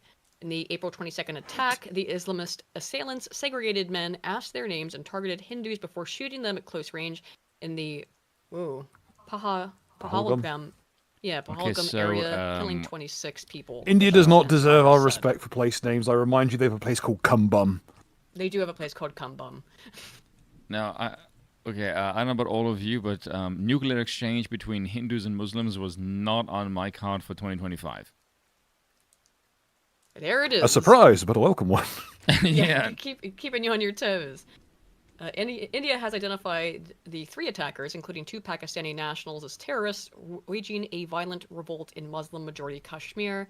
Islamabad has denied any role and called for a neutral investigation. Hindu-majority India accuses Islamic Pakistan of funding and encouraging militancy in Kashmir, a Himalayan territory claimed by both nations but ruled in part by them. Islamabad says it only provides moral and diplomatic support to a Kashmiri demand for self-determination. The old rivals, born out of the partition of British colonial India in 1947, have taken measures against each other ever since the attack, with India putting the critical Indus Water Treaty in abeyance and Pakistan closing its airspace to Indian airlines. Pakistan's government said it had credible intelligence that India intends to carry out military action against it in the next 24 to 46 hours on the pretext of baseless and concocted allegations of involvement in the Pahalgam incident. Indian Foreign and Defense Ministries did not respond for requests for comment. Sharif received a telephone call from U.S. Secretary of State Mark Rubio on Wednesday, and Pakistani Prime Minister asked Washington to urge India to dial down the rhetoric and act responsibly in a statement from his office. India's foreign ministry did not immediately respond to requests for comment either. Pakistan got so buck-broken, man. I feel like if I was India and Marco Rubio told that to me, I would say to him, tell it to Russia, you fucking moron. Calm down, yeah. Yeah. Imagine mogging... India getting mogged so hard by India, you had to go to America, say, hey, yo, can you calm him down for me, please? Yeah. Yeah, I mean, it's pretty cringe. Bizarre. But I mean, that's the thing. America is world police, though. Of course. And the more I read, the more I realize that the British Empire covered such a colossal fucking area, and it was purely to be the world's, like, not even like school mom, like the tard wrangler of the entirety of the planet. Like, just to have to to try and retard wrangle all the worst nations on the planet into the empire, a proverbial, like, planetary scale fucking short bus. Yes. And the US is chosen to take over this burden without actually doing it. Yeah, but the thing of it is that they operate their empire under the guise of, well, we're not imperialists. We're here to spread democracy, but they are imperialists. They're just like a cringing gay version. Whereas the English were like openly occupying, go like, no, you are property of His Majesty the King, and you will fucking like it. Now fucking do as we tell you to. And the thing of it is, that actually works a hell of a lot better, because if I look around the world, I can safely say this, and I don't care if it pisses people off, human beings are not supposed to pick their fucking leaders. Human beings are jackasses who will believe what they're told to fucking believe. Like, that much is fucking clear. Well, we're talking about this with the Canadian election, of course. Yes. It'd just be nice to have someone cool enough that even if they are just a shite hawk, that, you know, you don't care. I guess Trump's the closest we have to that. Yeah, which is fucking cringe. We have a fucking real estate mogul. That's the best we fucking got. Like, Jesus fucking Christ. Like, people, like okay, so this is a video that Sargon put out. I don't know where he got, it was called, like, Britain Demands a Coup d'etat or something like that. Because that's how bad things get. and there was some other guy, I think he's a fucking office manager or some shit, and he just said, we don't trust the politicians, they're just basically jackasses of jackasses, they're not trusted by the people, they don't actually fucking do anything, they seem to have a will of their own, they don't listen to the people, and the country is in such a bad fucking state. We kind of just need King Charles to just step in and say, no, fuck you, I'm doing whatever the hell I want, and this is what we're going to believe. Yeah, I know, but the point, Sargon was like shocked that the state is so fucking bad that people just want the king to take over. Oh, I remember this. I'm like, dude. I do remember. Yeah, I actually remember this video, yeah. Yeah, this is like 2 days ago. Yeah, okay. Yeah. I wasn't sure if it was one I'd listened to or not. Yeah, but I just thought, like, how are you surprised by that? Oh my god, the English people want a king to rule them. Like, motherfucker, this is like the most English thing fucking ever. What are you talking about? It's also been increasing support for monarchies in countries that have some form or tie to them in particular, but even in the United States. Yes, because people are realizing democracy doesn't fucking work. Yes. People, I mean, ultimately, what do people do when they operate in a democracy? They elect someone to be their patriarchal, paternal figure, but it's not a representative. No, you don't get to pick your father. For someone, yes, because it's not the way democracies work anyway, or you know, even a democratic republic. It's ruled by you are merchant electing class. Someone to make decisions for you, for you. You're not the one. It's not a direct democracy. You're making the decisions ostensibly as a mob rule, but the most logical way to I mean, obviously every single person can't have what they want because things will conflict immediately. Yes, so men and women. because that's not a possibility, you have to pick someone to decide what's best for you. Yes. That's what every election is deciding what is best for me. Yes. And the trouble with it is people don't fucking know what the hell that is. But they don't. Yes, they think they do, but oh my god, the more I look at democracy, I'm like, oh my good god, how the hell does this ever become a system of government? It's so fucking retarded. It's not even funny. But what Sargon just said is like he had a really cuck moment, like I don't support this. I'm committed to the democratic process. I'm like, first of all, Sargon, stop saying that. You sound like a fag. And secondly, just out of curiosity, let's say the majority of your country vote to get rid of democracy, and you give King Charles, hypothetically, absolute fucking power. Now you have a monarchy, and you the method you used to get there is democratic, because you just said, fuck democracy, give the king absolute power. Would you be in favor of that? Because now, technically, you don't have democracy anymore, but you use democracy's final legs to install a king, and the democratic will of the people has been enacted. You now have an absolute king who fucking rah. And Parliament can fuck off. Yeah. As long as it isn't Tony Blair. Like, Tony Blair is hung in the process as well. There we go. That's the problem. You're still involving voting in any capacity, and that's going to fuck it up. Well, I will say it is maybe a bit different the people because cannot elect a king because they'll make the same retarded decisions. No, I will say it may be a bit different because if you elect the king and you give the king absolute power with like no checks and balances, people think that checks and balances is literally just voting, when in reality, no, that just recycles the fucking corruption. That's all the checks and balances actually fucking do. It doesn't checks and balances fucking anything. It just makes sure you're placated with the fucking process of voting. That's all it fucking does. Whereas if there's one person who's in fucking charge and everyone knows who's the fucker pulling the final strings, that's the sort of Damocles permanently hanging over your fucking head. That's why Professor Ledeen said in that lecture, it's like, we do not walk on thin ice like the monarch of old. Yes. A lot of people have said in the chat, several people have said that Sargon was lying for YouTube by saying that. Are you sure that's just not what you guys think? I can guarantee you Sargon is not that fucking base. I know you want it to happen, but Sargon is not base enough to actually come out and say, no, he's not. I guarantee you Sargon does not have the balls to just come out and say, King Charles, take fucking power. Which wouldn't exactly be all that a surprising thing to admit. It would be surprising coming from him, Carl, yes. I think so. Yeah, but because like he's reading it shouldn't be. Yeah. It shouldn't be. I mean, he comes to all these, UK dissident right events. He knows people like AA. He read an article like, I think like 3 years ago, and it was still him and Callum, but they read a Guardian article where they had David Mitchell, and David Mitchell just said, perhaps we should return to absolute monarchy. And he said that, why is this a thing? And he just said, well, because why is David Mitchell in favor of this? And he said, because he's English. And he said, and King Charles is English, and he would at least favor an English ruler. Which is completely normal. Yeah. Yes, Alphabet Cat also, you're completely right. Sargon still buys into the system. That is the big thing where it's like, he can't... He's a boomer hop. Well, I like Sargon, but like, yeah, I think he can't get past that. Everything that you have grown up with believing to be true is a lie. That this system works is false, and you've believed in this lie for a very long time. That creates a lot of cognitive dissonance. But I think, again, don't get your hopes up for it. But I think he would he's more prone to teeter in that direction than the opposite. It's just very hard to get him to. I do wonder what would happen if you make Sargon king. I think like Sargon, he has like moments where I'm like, I look at him like, there's a glint in your eye and an ideas I know you can't fucking say out loud. Like I just know, like when he says like I want to swear, I'm like, you want to do more than fucking swear, my friend. Like, dude, you're not stupid. Like you see the shit. Yeah, but there's moments where like I could see the glint in his eye. I'm like, I want to say some base shit. Yeah, I fucking know he does. You can see it. Like, he's not an idiot, but like, that's why he has Harry on LE. I'm convinced. Just like, and Callum before when Callum was still there as well, is like, you guys can say the based shit. Yeah, I'll divest myself of that. So that it takes hate off of him.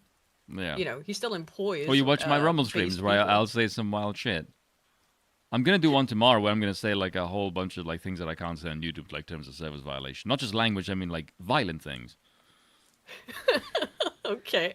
Yeah, so there's a spice for you. Well, we got the idea of this. I'm totally not going to advocate for violence at all. No, okay. not even a little. I believe you. Yeah, totally. It's going to be completely passive. So that's wrapping up the more serious news. This is now clown world. So this goes back to what we were talking about. The female pilot flying Black Hawk helicopter that collided with an American Airlines flight. This isn't clown world. This is like people died. What the fuck? It's clown world that this woman was put into charge to allow this tragic fucking situation to happen. I heard it's the worst aviation disaster since 9/11. It's pretty fucking bad here. How many people did she get killed? Like 60 people? It's 60. 60 Jesus people. Fucking Christ. Why did that not work? Oh, because I didn't copy it all the way. My bad. Dear women, do you want to know why I don't like your sex? It's because people like this exist. Yeah. The New York Times reports that there were multiple mistakes made leading up to tragedy that took over 60 lives. Not only was the Black Hawk flying too high, but in the final seconds before the crash, the pilot failed to heed directive from her co-pilot and Army flight instructor to change course, the New York Times reports. The report, which I would bring up, but it's paywalled. The report also puts, so we're reading Colin's summary here. The report also puts the blame on the air traffic controller for not being clear and urgent enough. However, Warrant Officer Andrew Eves, who was co-piloting and the instructor of Captain Rebecca Loback, told her to turn left. She didn't. He told her that he believed the air traffic control wanted them to turn left toward the East River bank. Turning left would have opened up more space between the helicopter and Flight 5342, which was heading for runway 33 at an altitude of roughly 300 feet. She did not turn left, reported the New York Times. And in that report also, female Black Hawk helicopter, did not listen to, there's Colin Rugg's tweet. So it sounds like she just didn't listen to what she was told to do. The obvious meme response to this is, fucking woman moment, she didn't like being mansplained to. Is that accurate? I don't know, and we're never going to know the truth of it. But is it possibly the case? Yeah. It is possibly the case. Someone said to me... flying a helicopter in the first place. I don't know if this is true, but she was apparently being reevaluated to keep her license. Really? Yes. I didn't have that. Let's find out. What's her name? Don't know. Loback. Dead bitch. Rebecca Loback. Let's see. And you said that you think she was... Yes, I read on Twitter. Someone said that she was basically being reevaluated. I'm not seeing any... I don't see, from a quick Google search, I don't see anything about a license. Oh, certification, maybe? Yeah. Whatever process that she was involved in. Yeah, yeah, I don't know. Earned a certification pilot in command. I'm not seeing anything about that, but I'll look into that because on the fly I don't have anything on that. I mean, maybe your other left, right? Not reevaluated an annual check, right? Everyone has to do them. There you go, that one. Okay. Oh, okay. Right. Isn't that what they were doing here, though? I guess not. No, I think that is what they were doing. That's why it's funny. Oh, so okay, right. So this was just Huh. Yeah, was taking part in her annual flight evaluation. Yeah, here's right here. So this was a test. This was her test, and she just told the guy to fuck off, apparently. I mean, if this is correct. Which is a level of stupid I don't actually even understand. Being shared. I mean, I'm just reading from the article. If this is incorrect, and I mean, I'm not sure. This is coming from the New York Times report on it. I think pretty much everyone is getting their information from that. If there's additional information, I'm not aware of it. I am prone to think it's at least in part a woman moment, particularly given that this was her test and she wasn't listening. Yeah, I think she failed, right? I think she failed as well. I think it's safe to say she failed quite drastically, given the fact that she's dead. Yeah, holy shit. And killed a whole bunch of other people. Says, 60 people. Hasselhoff for 5 says, there's a Souls-like game from India, Unleash the Avatar, set in modern India, not exactly meeting the standard of the Lies of P or Black Myth Wukong. I mean, I've never heard of it, but I guess if you're interested in Indian mythology, which is cool, and is interesting. If you want to experience life in modern India, you can visit it in places such as Canada and in London. Sure, exactly. Yes. DRT is any curry house says, in Scotland after 5 p.m. Oh my god. DRT is King for 10 says, if Pakistan and India split the atom over each other, it could decrease crop yields by 25% or more due to the dimming of the sun. The world would cause more due to dimming of the sun would cause mass starvation across Africa. Oh, for sure. Oh, yeah, the effects of... That's bad. Why? Mario Trillo, who's been a member But Blood Dynamite, Spoon lives in Africa. True. There you go. So? He's been a member for... Well, you're in Africa. It could cause mass starvation in Africa. I think I'll be okay. Mario Trillo has been a member for 3 months. We're resourceful. Thank you, man. Says every system will fail because people suck. That's true. I think the problem is, or the issue is, that we are seeing what appears to be a massive increase in the number of failures, of seemingly very preventable failures. Yeah, now, maybe that's a product of greater access to information, that we live in a post-24-hour news cycle. I mean, like, it's constant news feed, it's just what my new video is about. But, so maybe that's just it. Because the things are more salient, because we have greater access to information, it seems like a trend, but I actually think it is a trend. I mean, like, just that I can, in 1 week, look at all of the, and like with the, all the train derailments last year, or the year before that, whatever it was. Anyway, is it a woman moment? That I think was actually just sheer incompetence. Yeah. Let's move on to the woman moment of the week. So here it is. Yeah, British pop stars before and after body transformation photos divide the internet. Why are women lying about this? That's the headline? British pop stars, from the New York Post, yeah. Pop stars' jaw-dropping before and after photos have divided men and women everywhere, exposing drastic differences between the sexes. Ollie Murs, who shot to fame at the UK X Factor in the UK X Factor in 2009, recently underwent an impressive 12-week transformation ahead of a grueling 33-day UK and Ireland tour. But the 40-year-old's new... But the 40-year-old's new shredded and pumped physique has divided social media, with men and women unable to agree whether Murs looked better before his transformation or after. And it's highlighting a huge difference between what heterosexual men and women find attractive. So this is the before image, right? Actually, can I just pull up the little thing so we can... And that's the after one, but there should be... All right, it's here in the gallery. Yeah. All right. So this is the after image, and this is the before one. Now, we need to discuss this, because there is some disagreement, and it does align a little bit across the sexes, because I think Bill is in the middle. Yeah, also, Shademaster, Sargon did not do a good explanation for this. His explanation was fucking terrible. Shall we start with our takes on this before we watch Sargon's video on it? Well, you guys can hash it out because Sargon. Well, tell me what you think, and I'll tell you what. I think it just makes sense for us to start with our takes on this. So, for me personally, I think he looks better in the before. I think he looks more attractive to me, and I'll tell you why.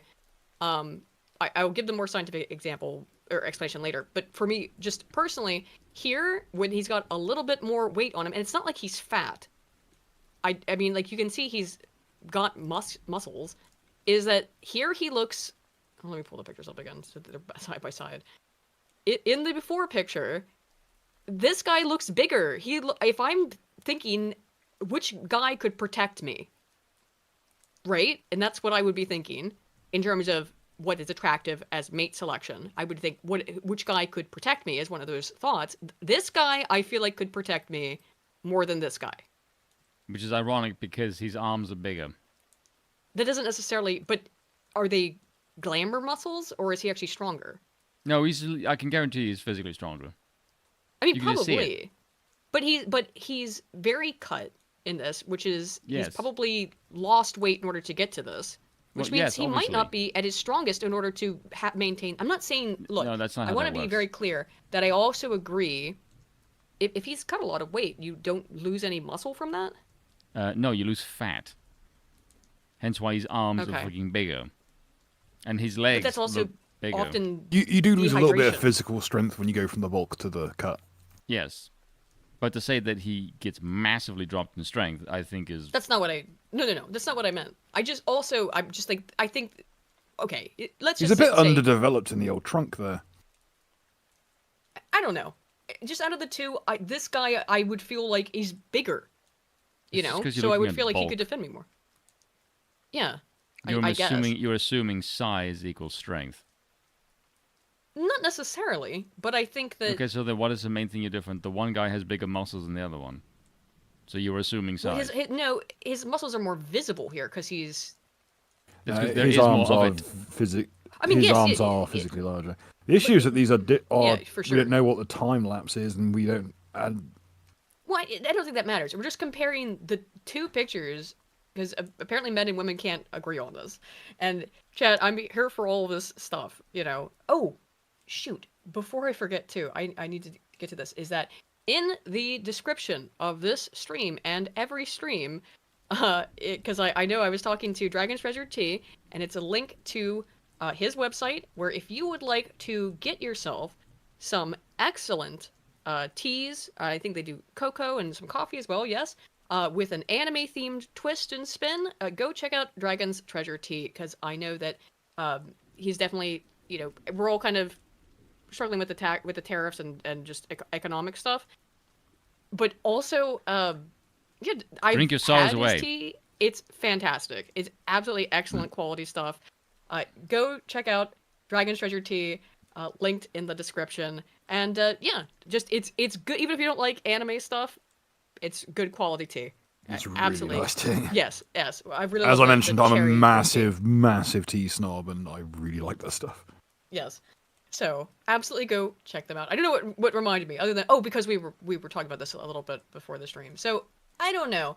I think okay. So that's my opinion. Is that I do think, in terms of who I find more attractive, or which version of him I find more attractive, I do find the before more attractive.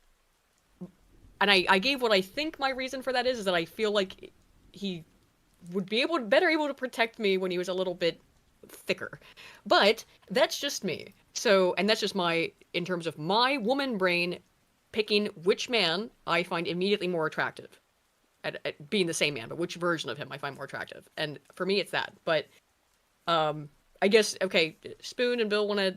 Spoon, you first, because I think Bill's got more right. in... What you mean that when he's when he's cut? Yeah. Clearly, you just miles think better. Yeah. You think he looks better in okay.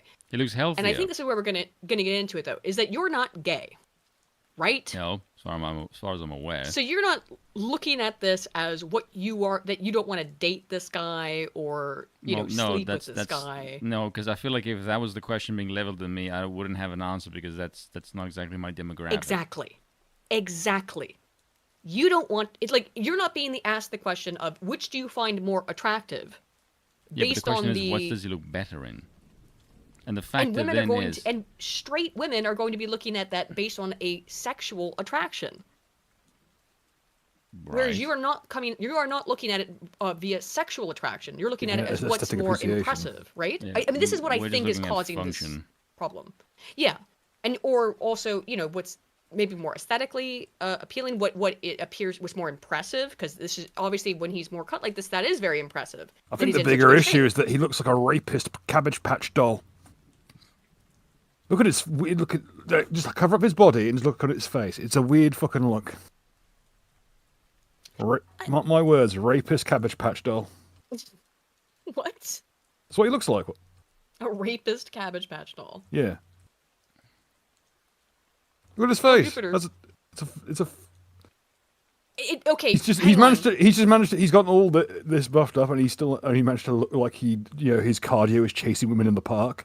Well, Spoon said that he thought the coloring of the two pictures, the lighting, and it's all lies. The lighting was messing with it. And I think we also said that the pose the lighting is having an effect. Stupidest fucking cope answer to me. Because anyone that has ever watched a bodybuilding show for more than 30 seconds would go, that's normal lighting designed to show shadows. Like if you have big bulging muscles, accentuate the aesthetics. Yes, right, exactly. So it's right. So that's normal lighting for that fucking pose. It's not like, oh, the lighting is off. Like, no, the lighting is deliberate, you morons. I thought you said that the issue is that the was bulk causing the disagreement. The bulk one though is different lighting. I said yes. My issue with it is that the hue is off. Like, oh, that's what you meant. Yeah. The color of the skin. If you look looks at a little. That he looks yellower here too. Yeah, if you look at that picture from side to side, the one I just linked to, that looks normal. Yeah, you color corrected it. Hang on. Yes. Hang on, I gotta get this to fucking. You just open in the browser. Link. No, what it needs. I have to get to open in the right browser. That looks normal. There we go. Now we just look at them next to each other. Yes. Yeah. Now that you've lightened up, because it. Yeah, now he looks like because the one on the right before. I'm like, there's a lot of saturation on this, like excessively reddened, and that's one of the things he looks off. When I just color corrected him so he looks like he's just a normal person, I'm like, now he looks significantly better on the right hand side. Because the color, I still think the guy on the left looks more. But again, I'm judging it based on me being a woman who is sexually attracted to men. I would say that on the right hand side, he is probably a bit too lean in the face, and he also looks like he exercised, and therefore his hair is a bit messy. Yeah. Because on the left hand side, he hasn't worked out yet. On the right, he has. Well, I wasn't even looking at the hair, although the hair it doesn't help. I guess I don't know. That's just. I think I found the issue, which is women are judging it via sexual attraction, and men are judging it versus dedication. You as a man, what do you want to look like? What would you rather look like, the guy on the left or the guy on the right? Okay, the real question is, which would you rather run into suddenly when rounding a corner? The guy on the left who looks like Rob Stark, if a bit stockier, or the guy on the right who looks like he I don't even know what to describe him as, like the demon that lives at the back of Dennis from Always Sunny's head. No, the guy on the right looks like a guy who's competing in men's physique. Yeah, but if you don't know that, like the way the shadows are because the shadows are designed to accentuate the body's musculature, it accentuates like the worst skull-like features of the face. Well, but again, that's just looking at the face. I'm not looking at his face. Okay, so here's the main thing that I'm trying not to look at his face either. I'm just looking at the body and not looking at his face because the face is throwing it off. I feel like. The issue is that this is like people aren't like the question is not is his physique better in each one or which is more attractive. It's not just his torso; it's everything. It's his face as well. The face shows your musculature. Like you can, if you've got, if you're too lean, it shows. Yeah, you can't excise that. Yeah, he's got. And Faye, I'm sorry if you don't like that. You don't like this topic and want us to move on. But for whatever reason, this has dominated the fucking news cycle this week. I know it's incredibly stupid slop, but we're gonna react to Sargon's video on it because I've not seen it and I've heard bad things. The reason I say it's bad is because Sargon thinks he knows what women are thinking, which is fucking insane. Nobody knows that. Women don't know that. And if women don't know it, nobody does. And I don't want to fucking know what's in there. Yeah, because, okay, so he bases his entire perception of the poll on what he thinks women are thinking, which to me is fucking dangerously stupid because fucking women don't even know what the hell they're thinking. So if that's going to be your bedrock foundation of why I think the poll is like this, my immediate reaction is just, Sargon, what the fuck are you doing? Like, have you ever spoken to women? Clearly not, if that's how you go. Let's move on to that, shall we? Pull up the watch together. Yeah. Yeah. Let me. Like my immediate reaction from this was just looking at his physique and go like, okay, he kept his proportions, well done, and I can see the lighting. The lighting wasn't bothering me because it looks like every other fucking goon lighting. It was the immediate reaction was just the effort. It took 12 weeks. That's what goes through my head. You went from that to that in 12 weeks. Well, fucking done, disciplined. That's basically the gist. Yeah, that's like living like a priest at that point. Yeah, but that's what I'm saying. I will say though, is the effort. Yeah, I will say though that he's a little out of proportion. He reminds me of Michelangelo's David, weirdly enough. Like his limbs and head are a bit too big for his torso. Yeah. Is that it? Because he does have kind of. I mean, like, okay, his shoulders are obviously look way more defined in the right hand picture because because of the flex he's making too. So he looks just more like shoulder heavy than in the one on the right where his shoulders seem a little bit less are less defined and just seem less big. So I don't know. Let's listen to Sargon's thing on this here though. But Mr. first, From Jupiter for 2 says women say off-season CBUM has a dad bod. CBUM? Chris Bumstead. Oh, I don't know who that is. He's a Canadian bodybuilder. He's the 7-time classic men's division. Yeah. Chris Bumstead. Because in off season he's bulking, so naturally he's going to have a dad bod because he's bulking. That guy is crazy, and I'm sorry, not attractive to me. How dare you speak ill of Chris Bumstead? He's a very handsome boy. I'm not speaking ill of him. No, fuck. I'm sorry. The guy looks like Super Saiyan John Waters. I'm not fucking hearing it. Dude, his face is fine. I'm looking at. Okay, let me. Stop showing I don't trust his weird little gypsy stash. By the way, like Freddie Mercury here a little bit. That mustache. Yeah, the mustache was like a thing that he grew. I think his mustache is an ode to Mike Mensa, who was also a classic division, and he's got similar proportions to Mike Mensa in certain poses. So I think he sort of grew it as like a homage to the decade that he's that division is imitating. So that'll be the reason for that. Once again, I think it comes down to when you see a guy like this, you're thinking like that's crazy that he has been able to push his body to this level, that he's been able to achieve this kind of physical perfection, right? Yeah, because he was great. But women don't find that physically attractive. And my point is that the reason why the sexes appear to be talking past each other is because, again, one is looking at it sexually, one is not looking at it sexually. So I think that's actually all it is. But let's listen to Sargon's, because I've not seen this. And I got the gist, which is that something about asking women what they want. Also, as a hopper, as far as Chris Bumstead is concerned, look, I have no problem saying another man is like an attractive or a handsome dude. Like, I am not one of these people who go, oh, look, no homo. No, you come off like an insecure fag saying that kind of shit. I can just look at a dude like, yeah, he's objectively handsome, and that's fucking it. I don't care. I'm very, very confident in my masculinity, so I don't really give a shit. Say his name's Bumstead, though. Bumstead's a really fun name. I'm going to be honest, right? When I first saw him on stage, I thought he should have won because he had the best physique. But this is before he had the mustache, and he was so like chiseled and like classically handsome. And he had this really smug grin on his face. I just thought, like, you look like such an arrogant asshole. Like, you just have a punchable... No, he has such a punchable face. And then I heard him talk, and he's so mild and just a nice dude. I went like, oh, and I want to hug him just because he sounds so mannered.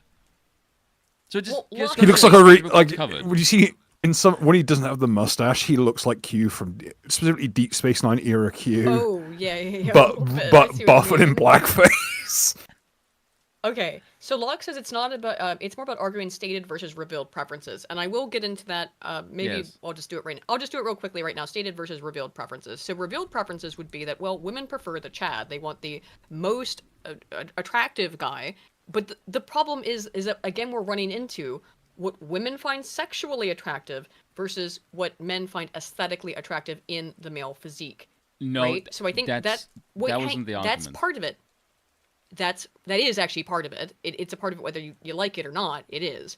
The other part of it is that women, particularly who are using hormonal birth control, tend to have a preference for different types of men for long-term pair bonding. Regularly cycling women who are not taking hormonal birth control, when they are asked to select what man would you want to have like a one-night stand with, and what man would you like to have would you like to be a long-term partner, for one-night stands, they will pick a man with with more cut masculine features, more like his, after pictures. And when they say who do they want for a long-term partner, they will say men with slightly more soft features, more like the before picture. When you look at women who have taken hormonal birth control, it's reversed. The women who are on hormonal birth control will say that the men that they want the most, so long-term partners, not just a fuck, but long-term partners are the more cut Chad guy. Whereas what they want in a short-term partner is going to be the softer guy, weirdly enough. I'm not sure. I have hypotheses as to why that is the case. Because hormonal birth control convinces a woman's body chemically that it's pregnant. So she's looking for a care provider right now. Right? But she still wants to go back and fuck Chad. Longitudinally, she wants to fuck Chad. Whereas the woman who, she could just fuck Chad now because she's not pregnant, but the man that she will want longitudinally will be the care provider. Right? Yeah, breeding has been achieved. We now just need, resources. I need someone to take care of me. Yes, resources right now. Whereas the man that a woman would choose to marry longitudinally, if she's not taking hormonal birth control, is the provider caregiver man. And by the way, it's the differences between the photos that they use. I do have I posted it on Twitter, and I have a video about it. I wrote an article that was in the book that they sold at Schilding's. I just saw that Lavender sent it to me, that he just got that book where I wrote that article about this particular issue. So, anywho, let's listen to Sargon's take, shall we? And that's the only thing to keep in mind there, is that the effect of hormonal birth control and how women's hormones do affect things. I'd also like to point out that women's hormones affect men's perception of women's attractiveness, in that when women are ovulating or about to ovulate, men find them more attractive. The exact same stripper makes more in tips when she is ovulating. So women change their minds all the time. Yes, they do. But men can also find a woman more or less attractive based on her hormones as well. That's how fucked all this shit is. Anyway, this is why it's all very complicated. A million books doesn't make the sexual relationships between humans easier. No, but there's little shit like that means that we'll never fully understand each other, right? And I find it a very fascinating thing, because I think it tells us a lot about the difference between men and women.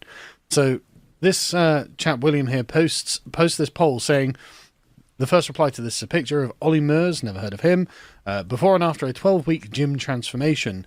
Do you think he looks better before or afterwards? And men overwhelmingly said afterwards, and women even more overwhelmingly said before. Now, here's the picture, and I mean, just as a man, which one would I rather look like? And the answer is, of course, the one on the right. The one on the right isn't a great photo, though. In fact, the one on the left isn't a brilliant photo either. People found better photos of him, and some of the women said, oh, yeah, actually, he does look better on the right. I did say it with those two pictures, but the other issue with those two pictures is that he looks... The pose he's making, even though they're much more identical, his face in the right one is really hard to ignore, but he does look better in the right photo in this comparison. If I had the body on the left versus the right, I too would be smiling on the right-hand side, because I look significantly fucking better. Like how they took time to stuff his boxes in both times, though, didn't they? Better on the right. If the light's better and it is less sort of directly above him. But a lot of women, as you can see, were like, well, before. What, sorry? That's fucking posing light. I really do not like it when people who don't fucking lift any weights talk about exercise. Like, fucking lift some weights and then you can fucking talk smack, you shitheads. Oh, I don't know, but are we talking about exercise at all? We're talking about what do you find attractive? Forgive me. He's worse than someone who doesn't lift weights. He is a rock climber. And most of the time I'm men seem to have trouble accepting this. Like, this Joshua Rainer chap says, look, any man who's been 10% body fat below can tell you... But is it not? Because there's a couple people in the chat who are saying that I'm lying. Yes. I think it's the hormonal birth control thing. Do you think I'm lying? That I No, I think better. women. No, I think women who go on birth control like femi boys. I'm not on birth control. I didn't say you are. I don't know what the fucking hell you have to include yourself in that fucking statement for. Well, because I am the woman in this conversation, and the Hey, Lucy, a question for you, honey. When you were on birth control, what kind of men did you find attractive? Do tell us. Well, okay, but that's fine. But the contention here is that women are collectively lying about their preference. Yes, because women lie all the fucking time, Aiden. I agree, but am I lying, or do you think I am? I didn't say you. The chat said that. No, that's why I'm asking you. Your Honor, feeder. Fuck. Debony Doombringer says, as a woman not on birth control, the right is more attractive. So it's not universal. I'm just saying what I find more attractive. That's it. I'm butthurt. Do I sound butthurt to you? Really? Why would I be butthurt? Like, I'm a part of this conversation. Spoon, mate, what you're experiencing is what like every fandom and every special interests crowd has to deal with, which is a bunch of weekend warriors showing up to comment on your fucking little corner of the world. Oh, okay, thanks. Usually it's with some fucking gay lefty bullshit, like trying to force a bunch of commie crap into the setting. Or, in your case, it's going to be a bunch of people who think they're suddenly magically weightlifting experts. Well, if I don't know I'm lying, then my revealed preference is more in line with that I'm telling the truth. Okay, maybe ask the chat what they think you're lying about. Okay. Well, I don't know that I'm lying about saying I think that's what I'm those saying. Two pictures, You're defending your take, but you don't even know what the chat is accusing you of lying of. So before you maybe waffle on, maybe ask the chat what they think you're lying about. It's the j'accuse of women in general that they're lying about this. Folks here and at home, please let's not entertain this pageantry any longer, because everyone knows that Aiden's a chubby chaser, so this is moot. No. Aw, such bullshit. I don't like this accusation either. You don't like shredded cut guys, so there is truth to what some of the people at home follow you on Twitter. They see the things you feed me, none of which were requested. Yes. Most of those meals count as an attempt upon my person. I'm not trying to do it. If I ate everything you put in front of me, I would not be here today. I'd have been replaced with a fucking AI. You're the fucking answer. I don't know. It's not my type. I'm not in. Look, because first of all, I only find people attractive if I already find their personality attractive. Otherwise, it's like I don't even notice. I don't know if it's autistic face blindness or some shit. But I don't even notice whether or not someone is attractive unless they're really ugly usually, and that's like, whoa. Unless I already like their personality and I'm interested in them already based on their personality. At least that's been my experience in life. I know I'm not maybe the best woman to ask on this, but I did ask some other women that I do talk to, and they also did prefer him before the cut. Just saying. Quite interesting, because the ladies I spoke to said no, the guy on the right is more attractive. I see. This is. I don't know. But anyway, let's get back to Sargon. Women turn into rabbit. As I think we're going to get to, women don't know what they want. Here's the question. So... Okay, let's compare and contrast. Okay, Spoon, a lot of the women in your life, like people hanging around you who are women, funnily enough, prefer people who are similar to your physique. That's why they may associate with you subconsciously.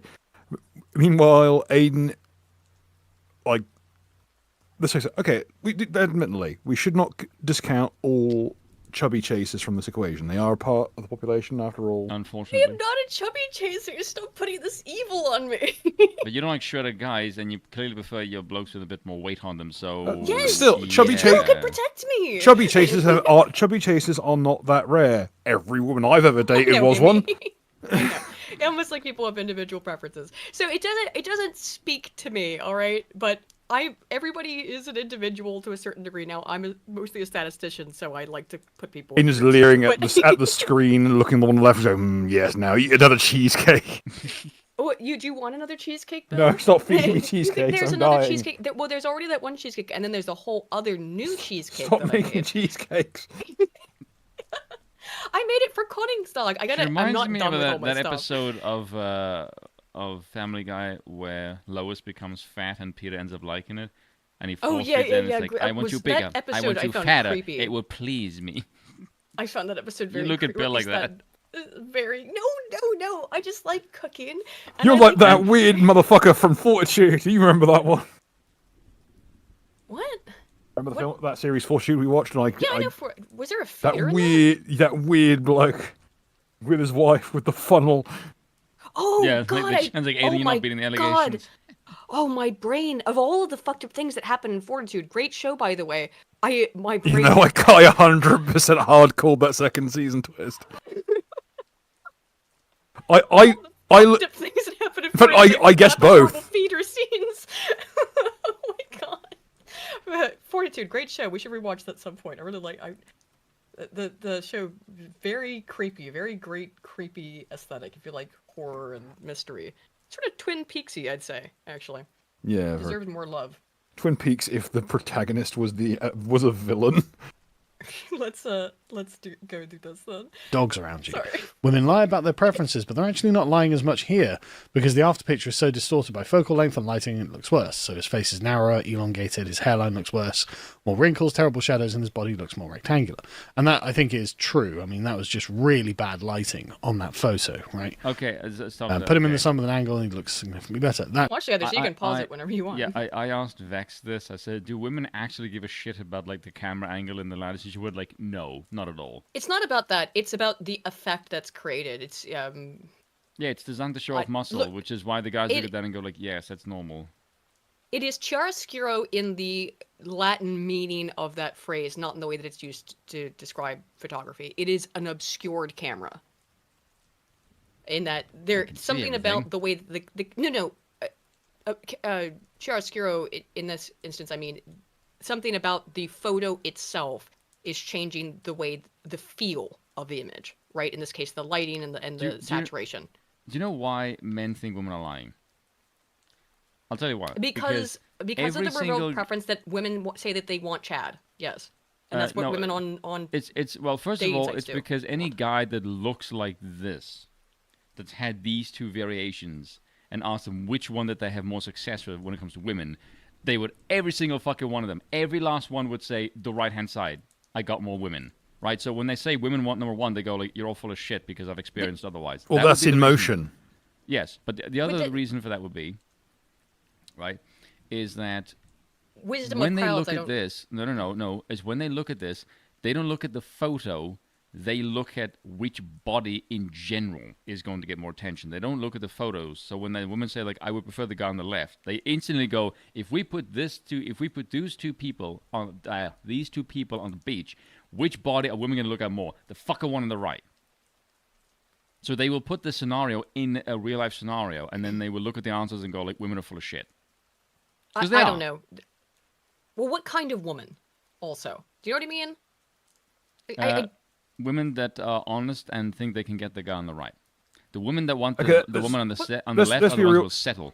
Let's be real here, folks. Fundamentally can't relate. This is just a issue of the actual images in question. The first ones, like the one on the left, is a nice, pleasant smile. It's well lit. It's warm. It's not too aggressive. One on the right, it's a more aggressive pose. It's got a more egotistical air. It's got very aggressive, harsh lighting that makes the face, turns a smile into a rictus grin. You don't like so. Your options are nice chap you just met on the beach, or crackhead who's flexing on you. You know what? Simply Green brought up a really good point. If you could find a group of women who had not seen this photo yet, unfortunately now it's going to be difficult, and you're going to have the possibility of what's that effect called? The oh shoot, the thing that was in nine persons, 9 hours, 9 doors, but actually has been observed where it's like if people in one country have seen an image and then or a distorted image and then seen the reveal of what it really is, people in a totally different morphogenic field bullshit. Morphogenic fields, yeah, which weird psychic shit. But barring that, if you just showed the same guy but photoshopped in a woman like with his arm around her in each picture, then ask women which guy is more attractive. I bet then, yeah, you would see way more towards certainly whoever has a woman. If you only give one version, yeah, but a woman photoshopped it around him. Well, yeah, but no, it's not a Streisand effect. It's this thing called a morphogenic field, which is largely a psychic thing. or hypothesis, in that there is essentially a Jungian collective unconscious that the entire human species have. So if some people know a thing is true, then that information will be transferred via psychic connection. Probably what it is just people talking. But anywho. It sounds like astrology. Be interested. Though it has been actually witnessed via ants. Well, yeah. Yeah, I think in some insects they have like some hives completely isolate from each other. Line.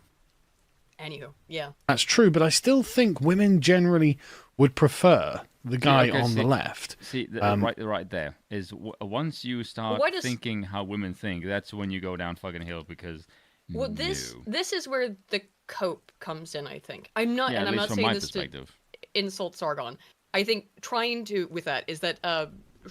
figure out what women want when different women like different things, and women don't often know what they want, and a whole other factors. It's not worth trying to get into the heads. Other than to explain why there might be variance, which is again what I've tried to do is explain why this might be happening. Sure. That's the thing. If only Rome had one throat. A veneer of science on it with the hormonal birth control and the research on it, but and that men have fluctuating attractions towards women based on their hormonal profile, which is women's hormonal profile on that day will determine what man she finds more attractive. That's true, and it also affects which women men find more attractive is her cycle. So there's all kinds of factors that women can be flippant about things like this. Men do not and like change. Women on their cycle. They want them to shut the fuck up and not be hormonal. Well, so you want women on hormonal birth control? No, I didn't say that. Well, there's only two options. No, I guess there's a third one is to go through menopause. No, I said I just don't want them around me when they are on that cycle. I didn't say I don't want them taking fucking birth control. We're on it always until menopause, right? What, the cycle or the birth control? Cycle. Yeah, no shit. It's not just so. So it's called a cycle because it doesn't matter how fast you run, your ass is getting ridden down. So you don't want to be around women who are cycling, but that is all women. I don't want to be around cyclists in general, to be honest. I'm just trying to make sense of it. Okay. Do you know how women every month or so get kind of hormonal for a couple of days, more so than usual? Yes, you're talking about what's called PMS. Menses. Yes, basically that. That was the joke. Okay. Oh, okay. But women are not psychotically retarded and fucking angry for hormonal reasons all the what was it? In fact, a joke has instead ballooned into an actual conversation. Okay. Yeah, apparently. Well, because it does make a big difference. Because again, we know. What hormonal birth control does is simulate the luteal phase of the cycle, which is part of it. That's when women are post-ovulation. And so, no, I'm not talking. We're not talking past each other. Like Aiden just does not understand what the fuck I'm saying. Apparently. Yes. And I need to explain the fucking go. Oh my god, I'm sorry. Hang on, there's a bunch of chats now. Let me get to these real quick before we get back to Sargon. Hasselhopper for 5 said, if fat positivity has taught us anything, it's that you can't mandate what people are attracted to. More effort doesn't mean more attractive. It is true. And that is... I related this to a couple things. Well, I related this to the fat positivity thing in that I think a lot of this is cope, in that we've heard nothing but we've heard so much fat positivity that I do think some of this is cope from guys. In that men's response to women's perceived response, right, is that, yeah, women do like fat guys. And that's not really what's happening here. No matter what, I don't think that's what's happening. Because the guy, in his before picture, he's not fat, right? It's not like we're comparing some big fat lard ham planet with a super shredded guy. We're comparing a less defined, in decent shape dude with a guy in extremely cut with very defined musculature. This isn't like the Chris Pratt turnaround. This is going from lightweight to bantamweight. All right. DRT is King for 5 says, bodybuilders look weird. Most average people do not look up to or find bodybuilders attractive. I bet you don't find female bodybuilders attractive. Yeah, but female bodybuilders are weird. I don't know if anybody does. Or even does it even aesthetic? Well, that's right. Richless does like them strong ladies. Never mind. I was speaking not so much of specifics. Okay, well, but no. That's a different thing. You can be strong as a lady but still look feminine. Like, look at sure, but female bodybuilders. Yeah, but that's what I'm saying. Like, the ideal body that women like on a guy is like a gymnast. Yes, women like gymnasts in terms of if there's in proportion. Otter mode. And also they are fucking like. Have you seen the fucking gymnast's arm? Like, Jesus fucking Christ, it's fucking jacked. Swimmers. They call it swimmers, otter mode. yes. You know, yeah. And dancers as well. Yes. Like and fencers especially. A V-taper and a big chest. Fencers are the most aggressive form of it. Lean beef patties, man. Dude, lean beef patties got like a pair of fucking thighs. Like, you do not want to give that girl a head because she will kill you. Like, I'm serious. Like, have you seen her legs? Like, if you give her a head and you do a good job, you're gonna die for your fucking effort. So no. Squatting girls have a nice ass, so they can also knock you the fuck out. Jesus.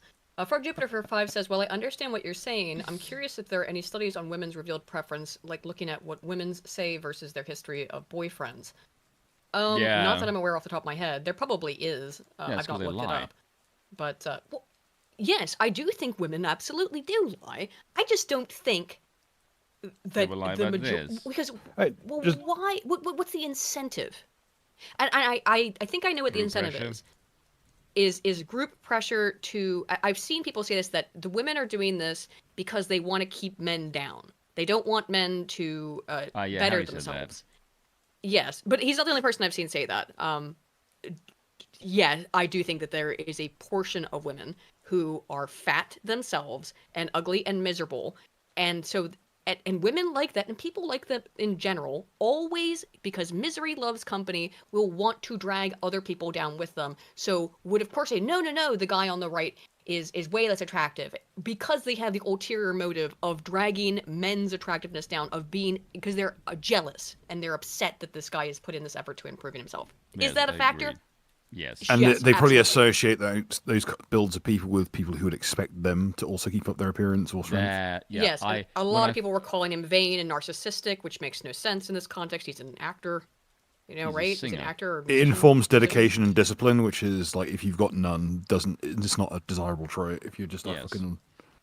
But even as a singer, you want to stay in shape. That was the first thing that caught my eye when I looked at the numbers. My first reaction is, show me what the women who said they want the first guy fucking looks like. And show me what do the women look like who prefer the guy on the right. Because I will fucking bet my life there is a massive difference in weight disparity. Fucking huge. Spoon, these are people who probably asked this in a fucking shopping mall sometime in like 3 o'clock in the afternoon. They weren't sending their best to begin with.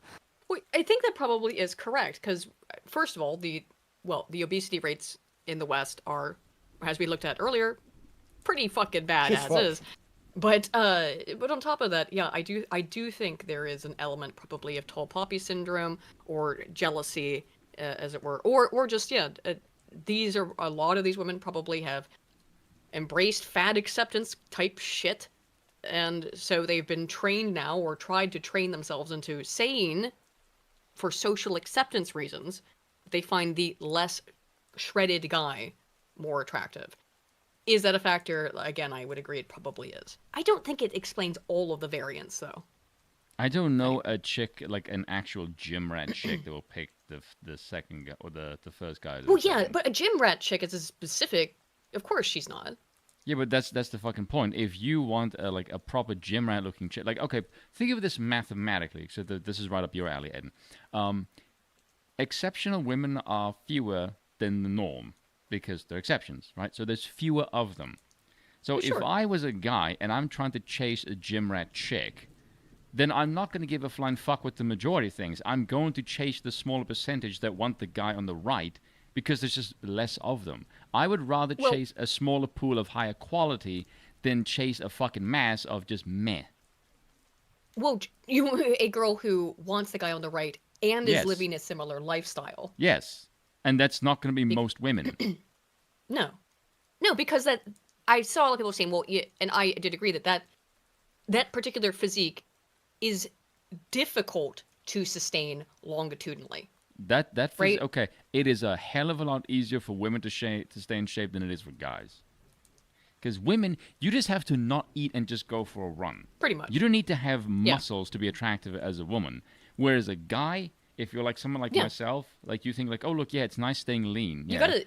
Yeah, well, but you know how work. fucking difficult it is to eat a shitload constantly? And for guys to actually get muscle, you have to fucking push failure and actually bust your fucking ass. It is significantly harder for a guy to put on muscle and look like that than it is for a girl to just lose some fucking pounds. Spare me the fucking okay. I was gonna say, whoa, you know that it's actually harder for women to gain muscle. I was gonna say, okay, yes, it is easier for women to lose weight. It is easier to lose weight than it is to gain muscle. Yes. I have done it many times. To lose accident. weight, all you have to do is just put the fork down and stop shoving food in your fucking mouth. To get muscle, you have to do the exact fucking opposite and fucking lift grueling heavy ass weight.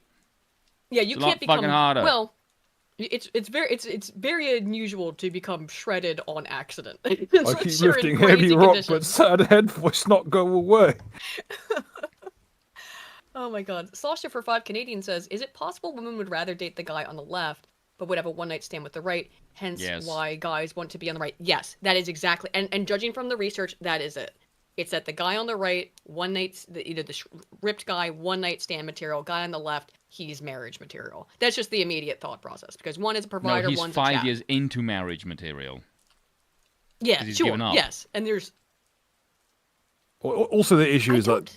I'm not sure that that's what's happening. Okay, I'm just gonna meme this. The guy, the left to right is the guy who's married and now divorced. If it's the other way around, he's married and then he was. Well, here's the thing. We're catastrophizing how bad he looks, or like how. Again, like these are not. This is still lightweight to bantamweight. It's just, it's mostly like water weight anyway.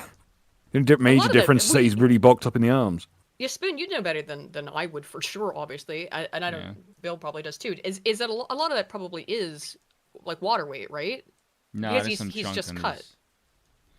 No, I'm saying that how defined his muscles are in the right is probably. The main thing that I noticed is just he's got significantly bigger. He's just there's actual muscle. If you look at his shoulders are significantly bigger in the second picture. Well, yeah.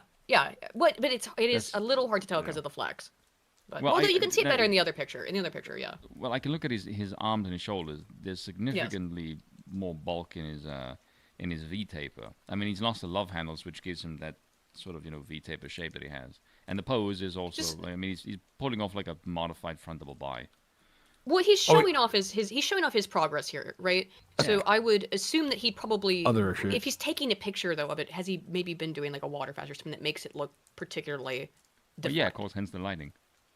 And so this is going to be just post-workout, whereas the first one might be pre-workout. Okay, so there were more factors again. One thing to consider is that women might think to themselves, "Oh, I'm not going to be able to get with a guy that cut.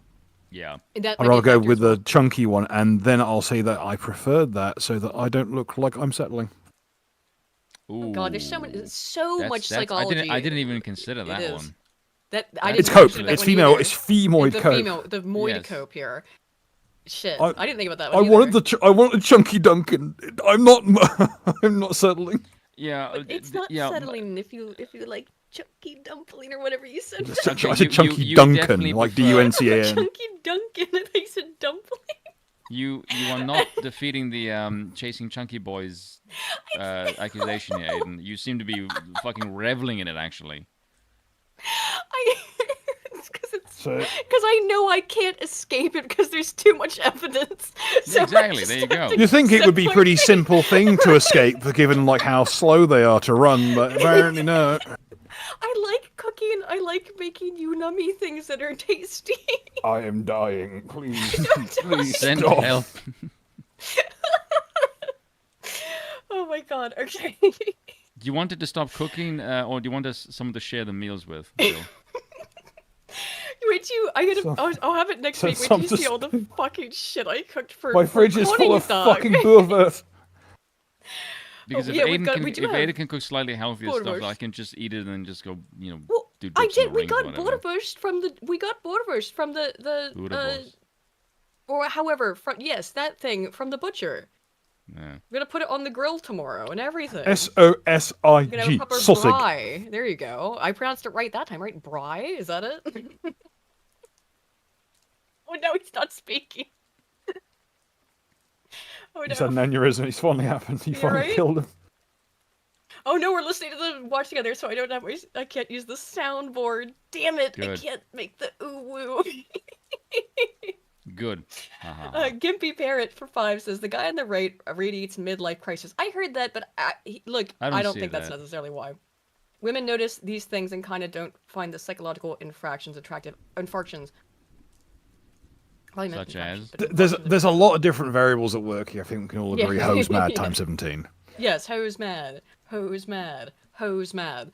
Lance for 5 says, it's important to remember that Carl is a stepfather, ergo his opinion on what women want is suspect at best. He has his own children as well, okay? Gavin Free Nun for 5 says, if you want to be lean, don't eat. If you want to be jacked, you'd probably eat more because you need more calories and bulking. Still more effort, though. Yeah. And you have to be careful about what you eat. I mean, as far as I understand, you can't just eat... Can you just eat chocolate? Well, it kind of depends what kind of bulk you're going for. I guess, and how much you can... I would say it's more of a crapshoot, depending on the person, because there's some bodybuilders, if you look at them, like in off-season, it's like, Jesus fucking Christ. Like, take for example, go look up Lee Priest. Preseason. Lee Priest, what's preseason. Lead? No, lead. As an L-E-E. He's an Australian. Okay, like, Oh, Lee. Yes. No, I kept hearing a D at the end of that. No, Lee Priest. Lee Priest in the off-season. Oh, this guy. Lee Priest is fat than a motherfucker off-season. And then come on stage, she's like, crazy. Jesus fucking Christ shredded. It's like, what the fuck? Bro has a boss form. He looks like a different person. Yes, exactly. Really does. That's crazy. I didn't even think it was the same guy. You know, what the fuck happened? Did his devil gene kick in? What the fuck is this? Yeah, both of his parents are bodybuilders. Yeah, fucking so devil he's got the genes for it. But yeah, he's off-season picture and on stage is like, what the fuck? So I'm saying, like, I think it kind of depends on you can learn your body if you do that kind of shit. Yeah, even. Like he turned from like Fat Mac from Always Sunny into like just straight up Kazuma from fucking Tekken. Yeah, he does look like a fucking like a Soul character. Calibur character. Ciro for £5 says, I'm feeling called out. That was the change of my physique 5 years into marriage. Oh no. Also, Spoon is right about the fat to muscle ratio. Right is stronger. Yeah, I guess so. It's just my immediate thought, right? Because I don't know anything, obviously, about yeah, exercise is probably not your no, all I can really say is what do I find more attractive, and I can go into the psychology of it and the biology of it as well a little bit. But that's except for yours is like, I can't feed him cheese. That's basically your fucking that's your it appears that's the thing. What are you guys doing with the like button on L Monsters super chat for 5 saying Aiden likes them big, she likes them chunky. I'm gonna scroll up and find that as well. I would like that. Oh my god. Deadpool Kid for 5 says men losing weight, stop this toxic masculinity right now. Yeah, that's basically it, yeah. A lot of it, yes. Anyway, sorry, let's get back to this and then wrap up this topic because it is cringe. But it's just, this is the news of the week. I'm not even joking. I have to defend Harry's position as well because Harry is objectively correct. I do agree as well that it is fat cope. I agree. Yes, thank you. For reasons that are actually not related to the looks, as it were. Because men are, of course, very visual creatures. We are very concerned with how things look. And if there's one thing I've learned as a not very fit, not very good-looking guy who's always had girlfriends, is that women's concern about your looks is actually a reasonably small proportion of whether they find you attractive. Okay, now, a couple of things I want to point out here. A, you don't know that. And secondly, I can guarantee you if you were in better shape, you would guarantee a higher tier class of women. So it may just be that you can get chicks who just fucking settle.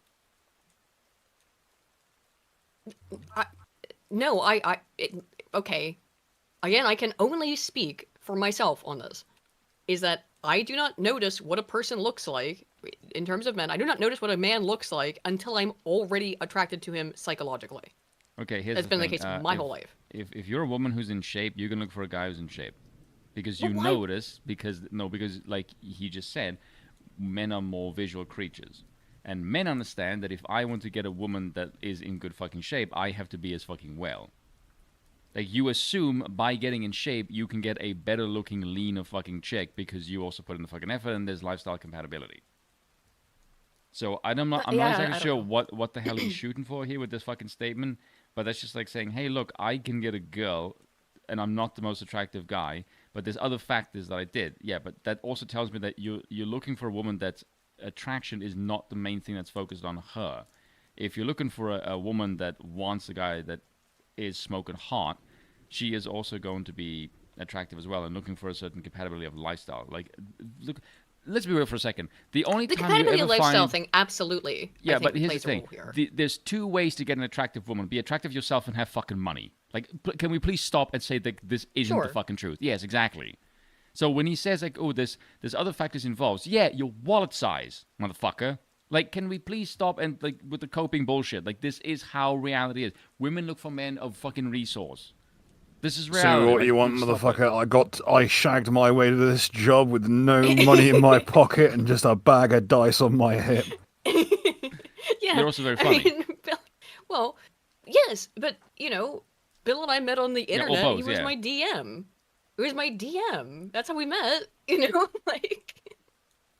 Any position of power will do. Exactly. Doesn't matter how slight the gradient is. See, it was clearly the position of power as the dungeon master, and not in a weird sex way. And I realized as soon as I said that people that Spoon not playing D&D probably went there with it, and not to Dungeons and Dragons. Don't you fucking put your dirty ass mind on me. Fucking drag your mind out of the gutter, and most importantly, don't put mine there fucking either. Oh my god. Cero says for £2, I aspire for the right side to disregard attraction. Yeah, that's the ultimate thing too. Is that I understand it. Men want to and should aspire to be the right. And I do. It's not like it's going to prevent you from getting women. There is so much, as we've covered extensively now, there's so much cope and variables in here that you should do what you think is right for you and how you want to look to make yourself feel good about yourself. Lucifer the Doberman for 2 says, search Bakar Nabieva. You familiar with that name, Spoon? No. I'm just assuming it sounds like an anime character. Oh, woman. Oh my god, yeah. She is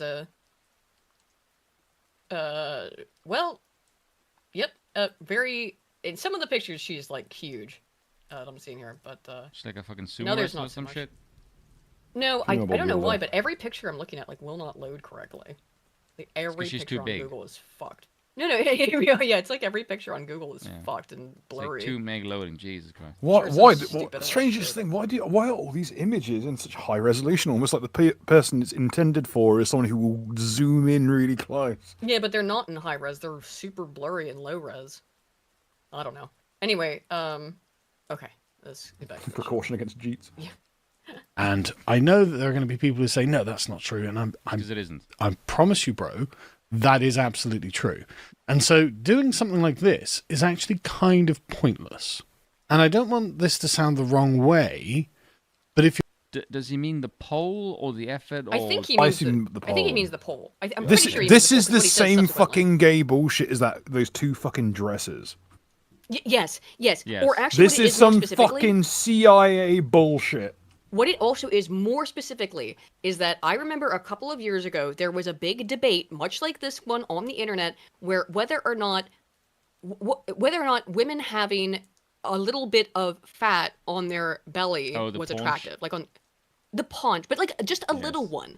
Not a big fat roll, which is of course the way the fat women interpreted it, but just a little bit of the front of the belly that sticks out, just a little bit, right? And I know that as a woman, I'm self-conscious about that, and most women, every woman I've ever talked to about it, actually, which isn't a huge number, but the women I have talked to about it also are very self-conscious about having any kind of fat there, but men find it attractive. Yeah. So again, it's a reversed issue. Women also get self-conscious if they're wearing like high socks and it cuts into their thigh. Meanwhile, men are like, yes, we're precisely here for that. Yes. Whereas I would go, oh, that's gross and fat. That makes me look fat if the tights or the stockings cut into the top of my thigh or whatever. By the way, that would be my thought. the whole puncture thing on the stomach. Typically, the kind of guys who are put off by that are like massively conceited twats. Did I mention I don't find that attractive?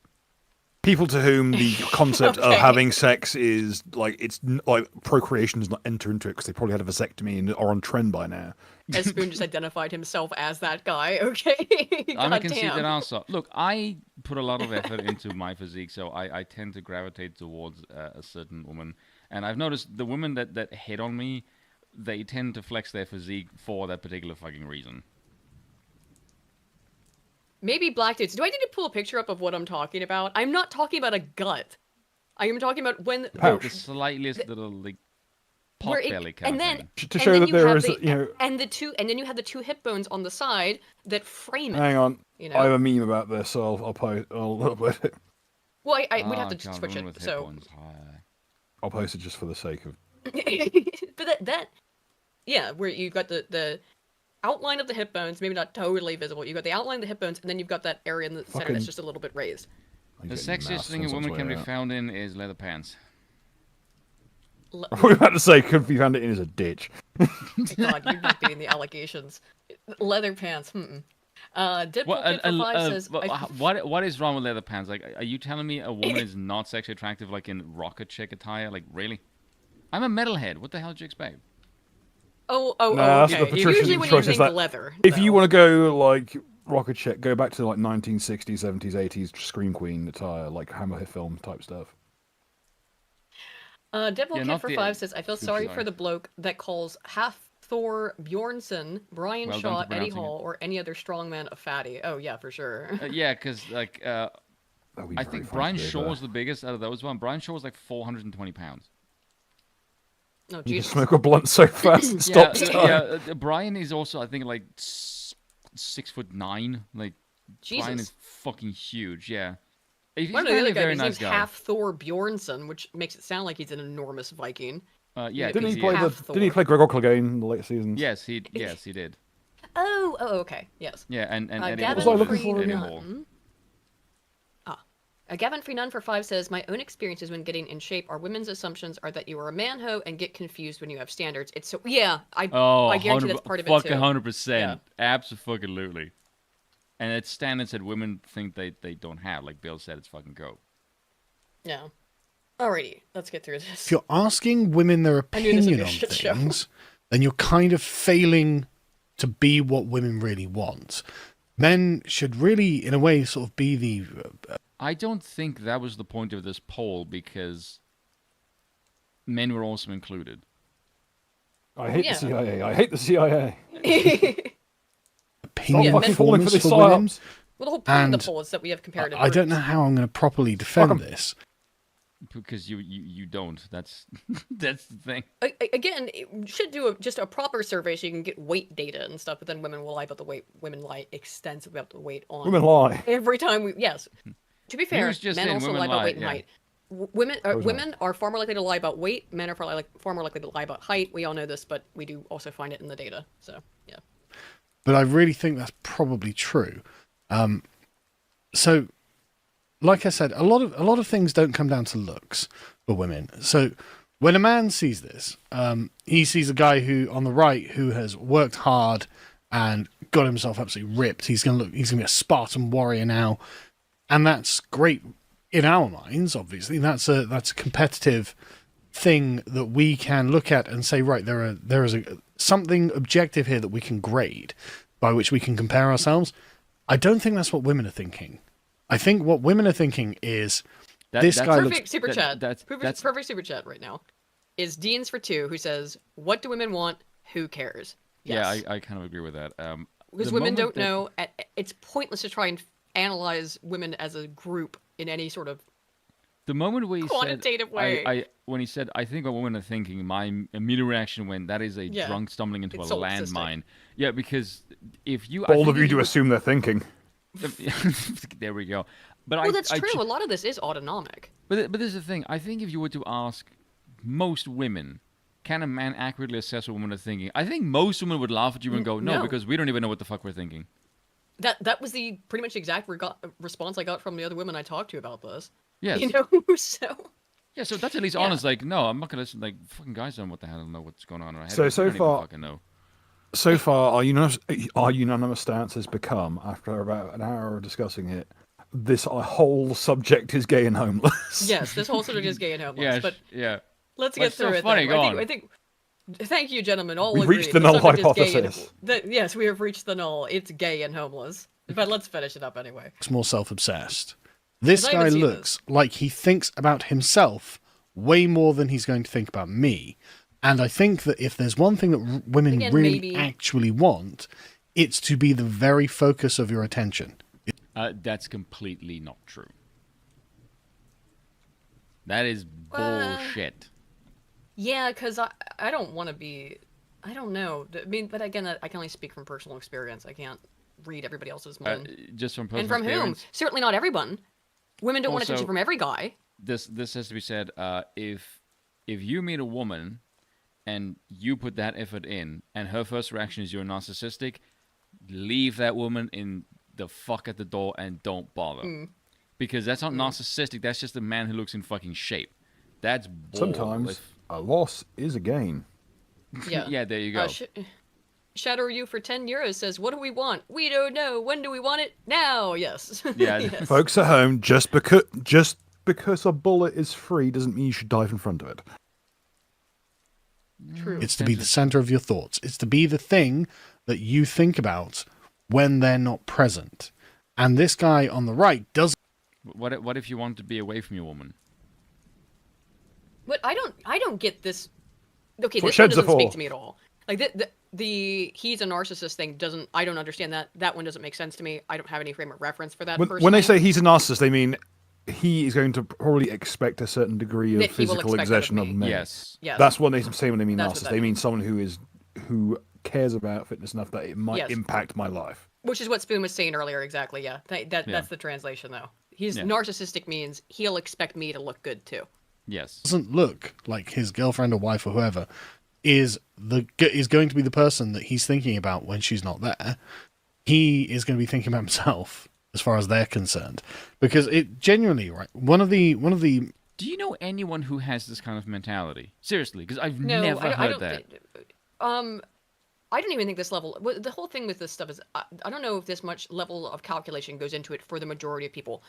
Are there some, like I said, yes. Do I think there's some women who are doing this just because they're fat and angry and want everyone to be fat and angry? Yeah, I think that's some of it. But I think a lot of women are just going instant reaction. Yeah, this to me is almost like a cartoonish exaggeration of like a gym bro.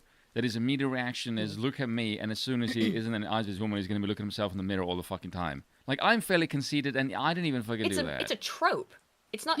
It's a meme. Yeah, it's a caricature. You know, are there guys like that? Sure, but that's not. Yeah, I guess I don't know. This guy does not give off that vibe. All for nothing anyway, folks, because he's 5'7". Oh right. Oh, he's Sargon or him?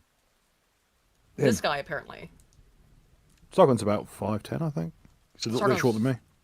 Yeah, he's around the same height as you. He's a bit shorter than me. I'm 6 foot even. He's like 5'11", 5'10". He's 5'11", yeah. Just most perennial pieces of dating advice, because I'm married, so I get asked for dating advice all the time. I'm not great at dating advice because my wife chose me, basically. But one of the perennial. Someone pointed that earlier that's some sort of red flag. Well, it's quite weird for me to say, here's some dating advice. I'm not great at it, and women chose me instead. Like. Why are you giving advice then? It's not. Well, I think what exactly are your qualifications? That's kind of weird. I think he's just saying you shouldn't listen to my advice. Yeah, he's basically disqualifying himself as it was something that's requested. Well, I think I'm sorry, I can't remember who brought it up in the chat, that specific thing, but I also saw it on Twitter. Is that saying my wife chose me is some sort of count against him? Yeah, it is. Okay. Could you explain why? Well, because usually... I'm not sure. Well, because if a woman chose you, then you clearly are not watching this fucking video asking for dating advice, are you? Oh, yeah, right. So if you're actively pursuing women, then yes. Okay, I wasn't sure if it was something more complicated than that I was missing. Okay, got it. Real bit of advice is do things that are romantic and surprise her, right? if you do something that makes her like literally just come home with flowers one day and just give them to your wife, give them to your girlfriend, she'll be okay. Sargon, okay. Probably not in the same party. The problem with this analysis is that you're talking to someone that already has the girl.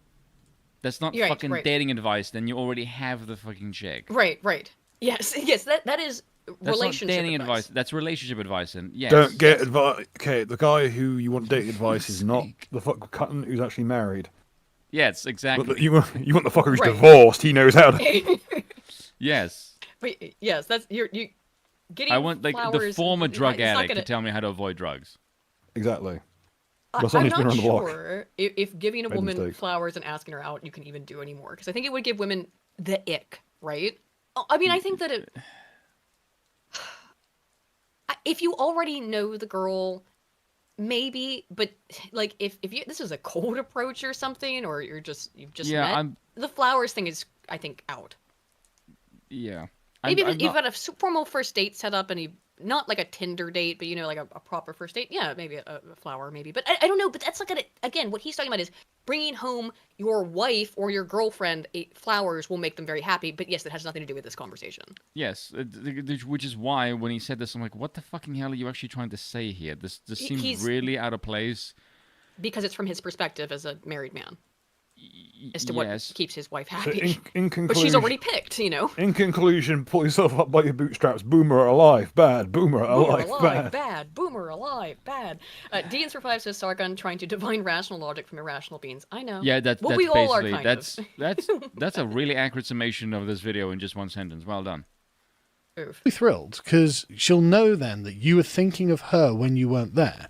Because what she wants is to be the object of your affection. Let's be real for a second. Ask any married man or chicks or guy with a girlfriend, if you randomly bring home a gift, the first thing is woman is going to ask you, what have you done? Oh my God, yes, because it seems like... Fucking tell me I'm wrong. Oh my God, I think I've asked What are you trying to get? Yeah, what trouble are you trying to escape from? Like, that's a common fucking joke. Like, let's be real. Continue without me, I'll be back. One sec. Like, Bill, am I wrong? It's immediate, like it's just immediate scrutiny. Yeah, there you go. Like, come on. This is what most of women's romance literature is about. Bitch, you have never read any women's literature in the past 20 fucking years. If you think women's literature is the most degenerate, fucking disgusting smut you could ever dream of. This is like, dude. No, clearly you've never read any women's literature. It's like violent rape fantasies, overwhelming, or like incest shit. Like, women's romance novels are fucking disgusting. Like, when modern bodice rippers can best be described as start at flowers in the attic and get progressively worse. Yeah, like when there can be multiple people I know who hate pornography, but will go to bat to defend Redo of Healer. We're talking about my favorite anime? Case in point. I'm just joking. I do like Redo No Healer though. No, Sargon thinks women's romance novels are overwhelmingly like full of like nice boys. Oh my God, no! Thank you. Women's romance novels are. He's thinking of like Pretty Women and Wuthering Heights. Yeah. No, maybe. Meanwhile, women are out there reading Madly Truly Viking. Yeah, that's what women are after, Madly Truly Viking. I will say, the bitch who makes those books, and they're all just the most horrific fucking... They're so good. I brought him up on stream. But she looks so happy with this. She is just like, yeah, I just write smut for women. I it's all exactly the same. Degenerate bullshit. Again, just because I know it was a random thing I brought up on a stream a long time ago, I discovered Madly Truly Viking because my friends and I, when we were in high school, used to read the backs of women's novels for entertainment after school. We go to the bookstore and do this. And that was the best one. That was the best one we ever found because it described, the story was about a Viking warrior who has been thrust, was the exact verb used, into the future after his ship was attacked by a, and I quote, Randy she-whale. So that's something I couldn't forget. This seems to insinuate it's in the same setting as, like, Moby Dick, or at the very least Dishonored. Like, the she whale just basically skeet yeeted it into the future. The she whale wanted him so bad that it thrust him into the future. Randy she women's I may have claimed at one point that I would do a dramatic reading of this one day. Randy She-Whale. Randy She-Whale sounds like fucking. What's a big fat bitch? No, it sounds like someone who would be like a NASCAR champion, Randy She-Whale. It sounds like fucking Lizzo snorting. How's it going, Randy? Oh, it's going great, folks. I'm gonna got a new V16 in this bitch. God damn. This is what all of Twilight's about. This is what all of 50 Shades of Grey is about. Trans girls handle. But those men aren't nice. That's the whole thing. Is that like they're first of all, the woman's an empty shell. But those guys are not nice. They're high status, and that they've got power in some form or another. It's not about being nice. It's about being powerful. Exactly. It's about being dominated. Yes. Yes. Ask anything. The main thing that a woman wants from a man is to be claimed. And to be told what to do. And then and the main thing that men want is some fucking peace and quiet. Yeah, pretty much. The men are so obsessed with the woman that they can't control themselves. They can't stop thinking about her. They are completely intoxicated with her. She is intrinsically so attractive that they have to move heaven and earth for her. And that, I think, really is what women are... I'm not... That's like the apex of women's romance. No, and I think that's the... No, it fucking is not. No. I mean, women even from the examples he gave... Women do not want a man to obsess about them constantly. They find that clingy and off-putting. It's creepy. That's the ick. That's the ick. Yes, that's simp behavior, Sargon. What the fuck? Yeah, women... That's not true at all. It is an impossible position to occupy because, yes, women do want you to care about them, but they also kind of want you to not care about them because if you care about them too much, then it's creepy. Then it's icky. Yes. If you care about them too much, you're overbearing. If you don't care about them all, you look like you don't care. Right. So there's a balance. That's that's tight always rope. Fucking unstable. Yeah. Yes. The reason these books sell millions and millions and millions of copies. And the guy on the right doesn't look like that guy. Now, I'm not saying that. Yes, he does. On the sort of small percentage. If you think the guy in the romance novels looks like the guy on the left versus the guy on the right, I don't know what fucking crack you're smoking, Sargon, but that is not real. Like, have you seen how they're described in romance novels? Like, look at the covers of romance what novels. What the fuck are you talking about? It's the guy on the right, all oiled up. Always, yes. And usually also just a zoom in on his abs with no face in it, so you can put in the face of whatever guy you want.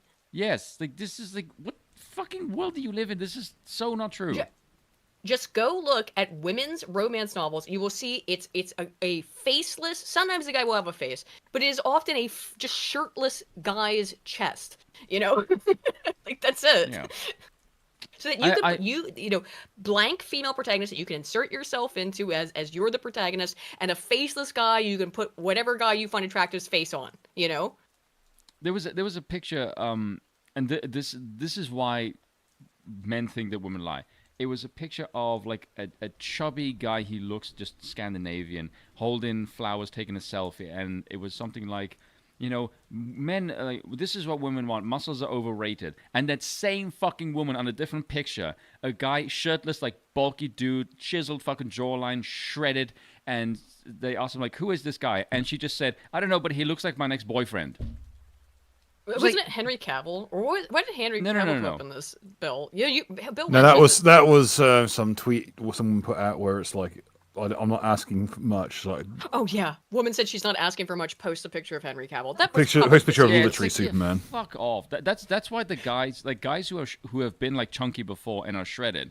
They ask them, like, what were you like getting women? Like, which body served you better? The second one. So when they see women want that, they just go, I don't know what fucking stupid bitches ask this poll, but my reality, my lived experience tells me this poll is full of shit.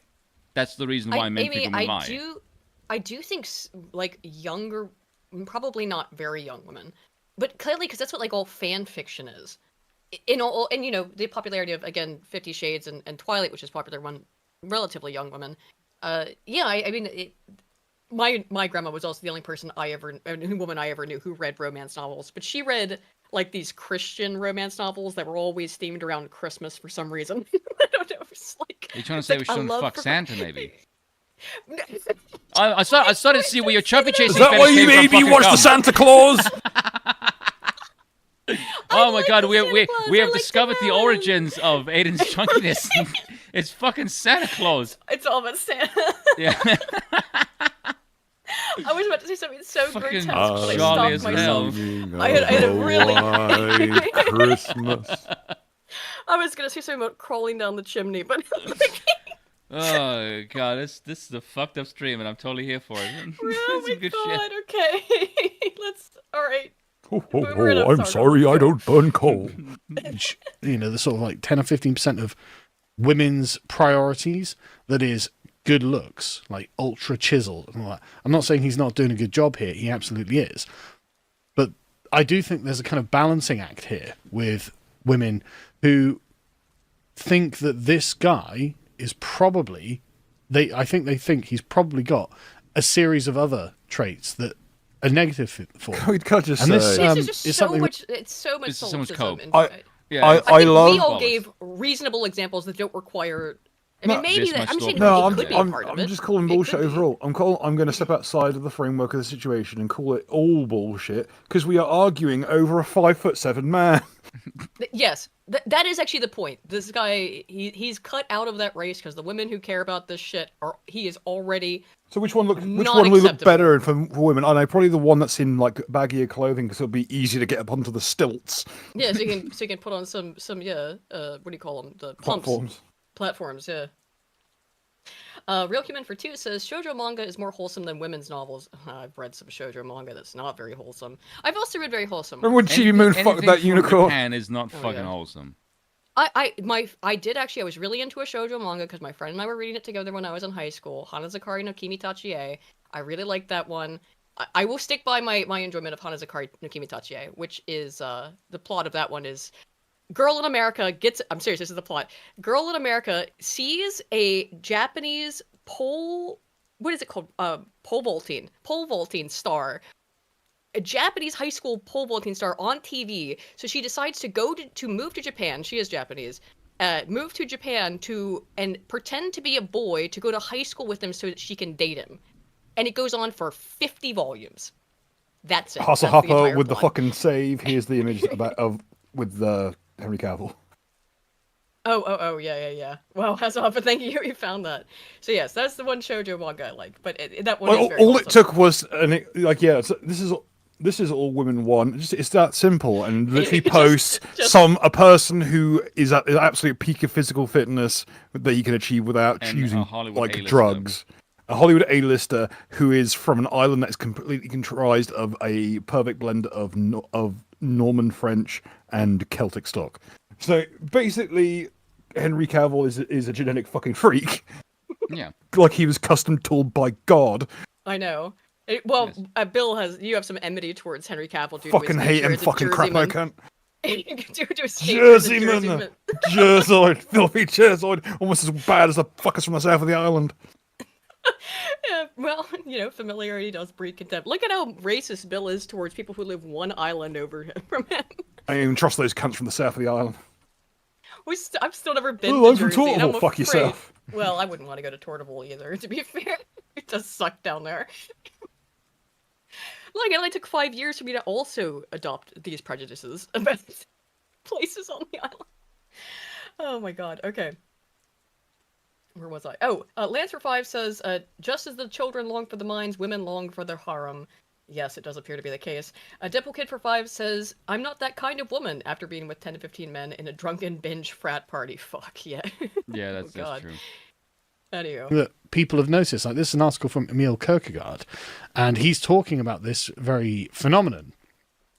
And when asked, like women tend to go for, and overwhelmingly so, the Brad Pitt torso from Fight Club, which is strong. He's muscular, but he's lean, right?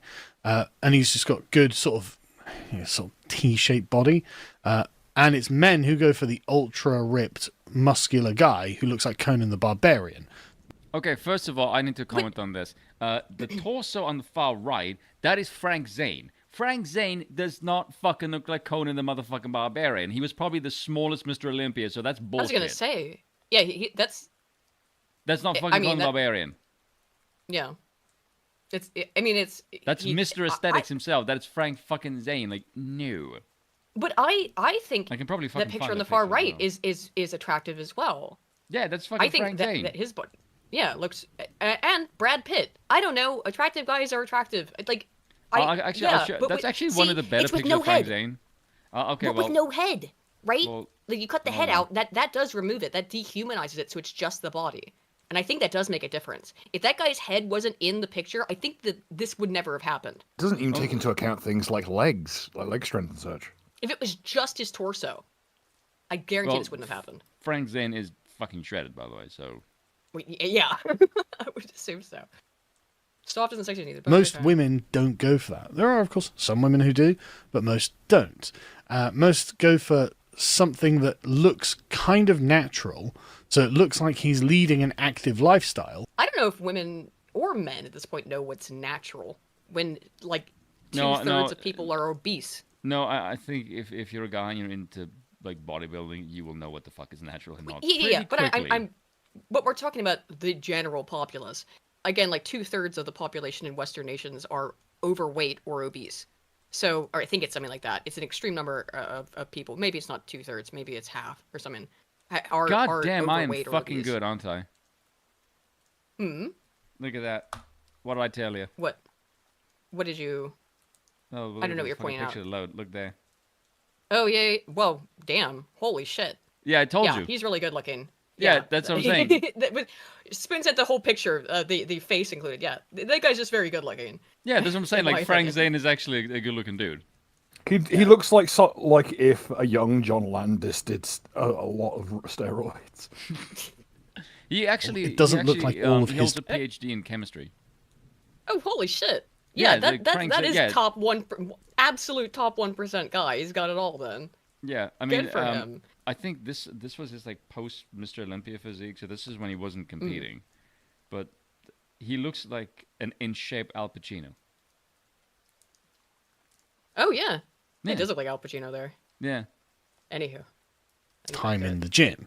And again, so I think they're picturing how much of his life they will be involved in. And if you've got a really narcissistic, self-obsessed body type, that's only possible through that kind of lifestyle. You just have to accept I think a lot of women do genuinely I will be expected things of me. Right. Find that to be a bit of a turn-off. And I think that the aesthetic of it as well, again, very much appeals to men. It does seem to be the case that most women are not into that, at least when they're making a judgment for a partner. Okay, now, it might be different if they're making a... Yeah. Narcissism begins where responsibility starts. Oh, that's a really good fucking quote. That is good. That's good. Fuck. Like a man will suddenly grow a bunch of mental health conditions the second he expects a single fucking iota. When any responsibilities at all. For a one-night stand, but when they're looking for someone for whom they can be involved in a long-term romantic relationship, well, I mean, they just don't ever... But he is right on that point via the data. And I don't just mean, that is what the data indicate in normally cycling women. He's not wrong there in terms of what women at least say. And there is an observable difference between normally cycling, and women on hormonal birth control. Now, about half of women are on hormonal birth control. So that puts a big spanner into it. But, there you go. Choose that. They will tell you this is what they would prefer otherwise. Now, like I said, I actually don't think that asking women their opinions on these things is all that good, because, frankly, I think women's opinions change based on how they feel. I mean, everyone's opinions change on how they feel, but I think women are far more prone to this lack of objective standard. Because, I mean, like I said, men's opinions on women change based also on their hormone cycle. Honestly, huge amounts of whether a woman is into you is about how you make her feel when you're dealing with her. That is literally every human being ever. Yeah, you know what's also interesting here? As Locke just mentioned in the comments, he said the narcissism pill is another topic that shows that women find such men attractive. Yeah. Yes. That's another thing, is that this whole it's because he seems narcissistic. Women like confidence in men. It may be being confident, genuinely confident, not putting on confidence, is probably one of the most attractive things a man can be. Yes. And also, I think, because I spoke to some of the girls that like the guy on the right, and they all said that what they like about the guy on the right is he has discipline. And discipline, and to get a physique like that, it means you have to say no to certain things. And I was speaking to Lucy about this, and we both said, like, probably the single most unattractive thing on a man is a man who says yes to everything. Yes. Because it means he has no backbone. Yes. So, like, a man who's, like, in shape, shows women, dedication, and basically, like, a set of balls. Like, I can actually work for something and achieve it, and, like, that's appealing. Yes, and they, like I said, they want to be told. We want to be told what to do. I realize if I say they, I'll fall into the Michelle Obama trap. But don't worry, you don't have a penis. I think you'll be fine. Allegedly. Oh no. I'm fucking surprised. Who are you? I'm fucking worried about that bloody answer. No, he definitely does. Big Mike. Yeah, they don't call him Big Mike for no reason.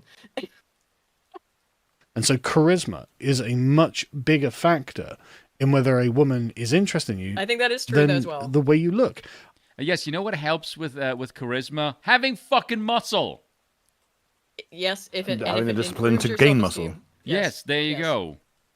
To have actual like dopamine in your skull from an actual exactly. legitimate source as opposed to just like fucking fake bullshit. And having actual fucking testosterone and muscle. Mm-hmm. And I've seen guys who just have every movement be literally easier. How attractive their girlfriends and wives are, and you look at them and think, "How have you done that?" Money. Is probably. I don't know. Like, I'm not the person to consult on this. Like, let's be real for a second. If you see a guy that's average looking and his wife is smoking hot, the first thing you think of is, how much is your paycheck? Oh, he's rich. Yeah, he's. Of course, exactly. I know him. He's me. Yeah, Bill, you're money bags over here. He's broke. Oh, Bill, I could keep going with that, but I won't. Because you know the other He's things fat! He's bald! No, you did it. I wouldn't say that because it's mean. And the answer is that bald and broke, but never broken. And I keep telling you, you're not fat and you're not bald, and then you get mad at me because you think I'm lying to you. Fenian lies. Fenian? To be around. They just enjoyed being in his presence. He made them feel special. He made them laugh. He made them want to be around him. Okay, do you know what I think this is bullshit, right? Is because he's presenting this as if there is a set methodology to make a woman feel a certain fucking way. And that is not fucking true at fucking all. There was a clip that came up on my YouTube just by chance because it actually illustrates this point really fucking well. It was this woman saying that she's been on 3 dates with this guy, and he's tall, he's handsome, he's a doctor, he checks all of the boxes, and for some reason, she has no fucking idea why, but she is not attracted to him at all. And she even just says, like, maybe the problem is me, maybe I'm broken, maybe he's too nice. I'm like, that goes to show you, like, a guy will look at that and go, I could literally be everything this woman wants. I could be literally picture fucking perfect and she will still not like me. And if you're a really boring beefcake... There is a reason why a guy could be perfect like that. Doctor, good money, great job, handsome, rich, etc. Like, actually, it's outside of that. It's basic major histocompatibility complex. Is that there is an entirely different because we can test for this. It's the closest thing to pheromones that we've been able to identify in humans. In that, women are able to essentially smell whether or not they are attracted to a man, and it's based on optimal genetic similarity and dissimilarity. So women will be actually just completely disgusted by a man. Sorry, bro, that you crashed out, but she could smell that your kids would be ginger. Because there's some genetic thing that doesn't match with them. Like, seriously, someone is out there not knowing that that's the reason. Like, they missed out on some poontang because that she could smell that the kids would be ginger. It It's probably going to just be some head anyway.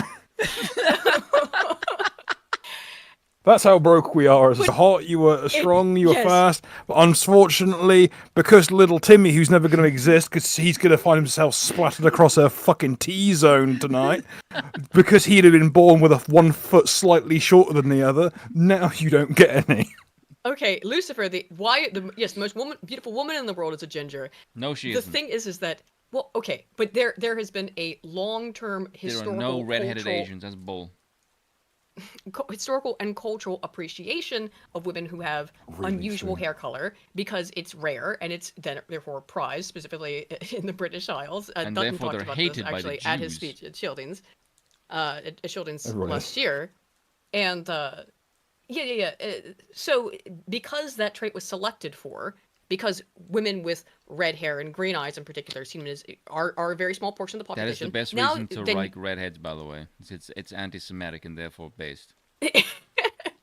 Is that was selected for in women, not selected for in men, but because you're selecting for it because you're reproducing with ginger women, then you get more ginger men, right? That's how it works. And those of you at home remember, gingers have a higher mutagenic load. That means that they can be crazier on average. Well, because it was originally such a small because the genes that create red hair and green eyes, like anything else, are mutations. But when you keep selecting for mutation over and over again, it comes in with all of these other factors. Yeah, Dutton called Scrump a mutant to his face. So, for this, Scrump is a rather intelligent mutant, though.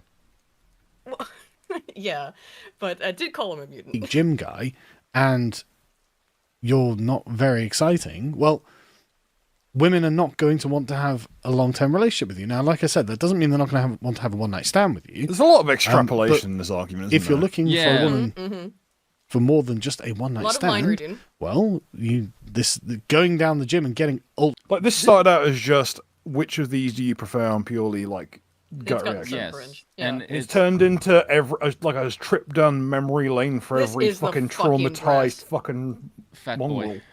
It's the fucking dress, it really is. This is a CIA op. Do not fucking participate, folks. Well, we have participated, but I think now we've identified. we've very succinctly identified, but not succinctly, but we have exhaustively. Exhaustively, yes, that's a good word.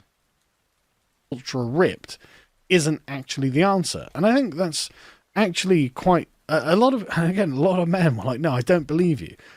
But I think this is actually true. I don't think women are lying about this.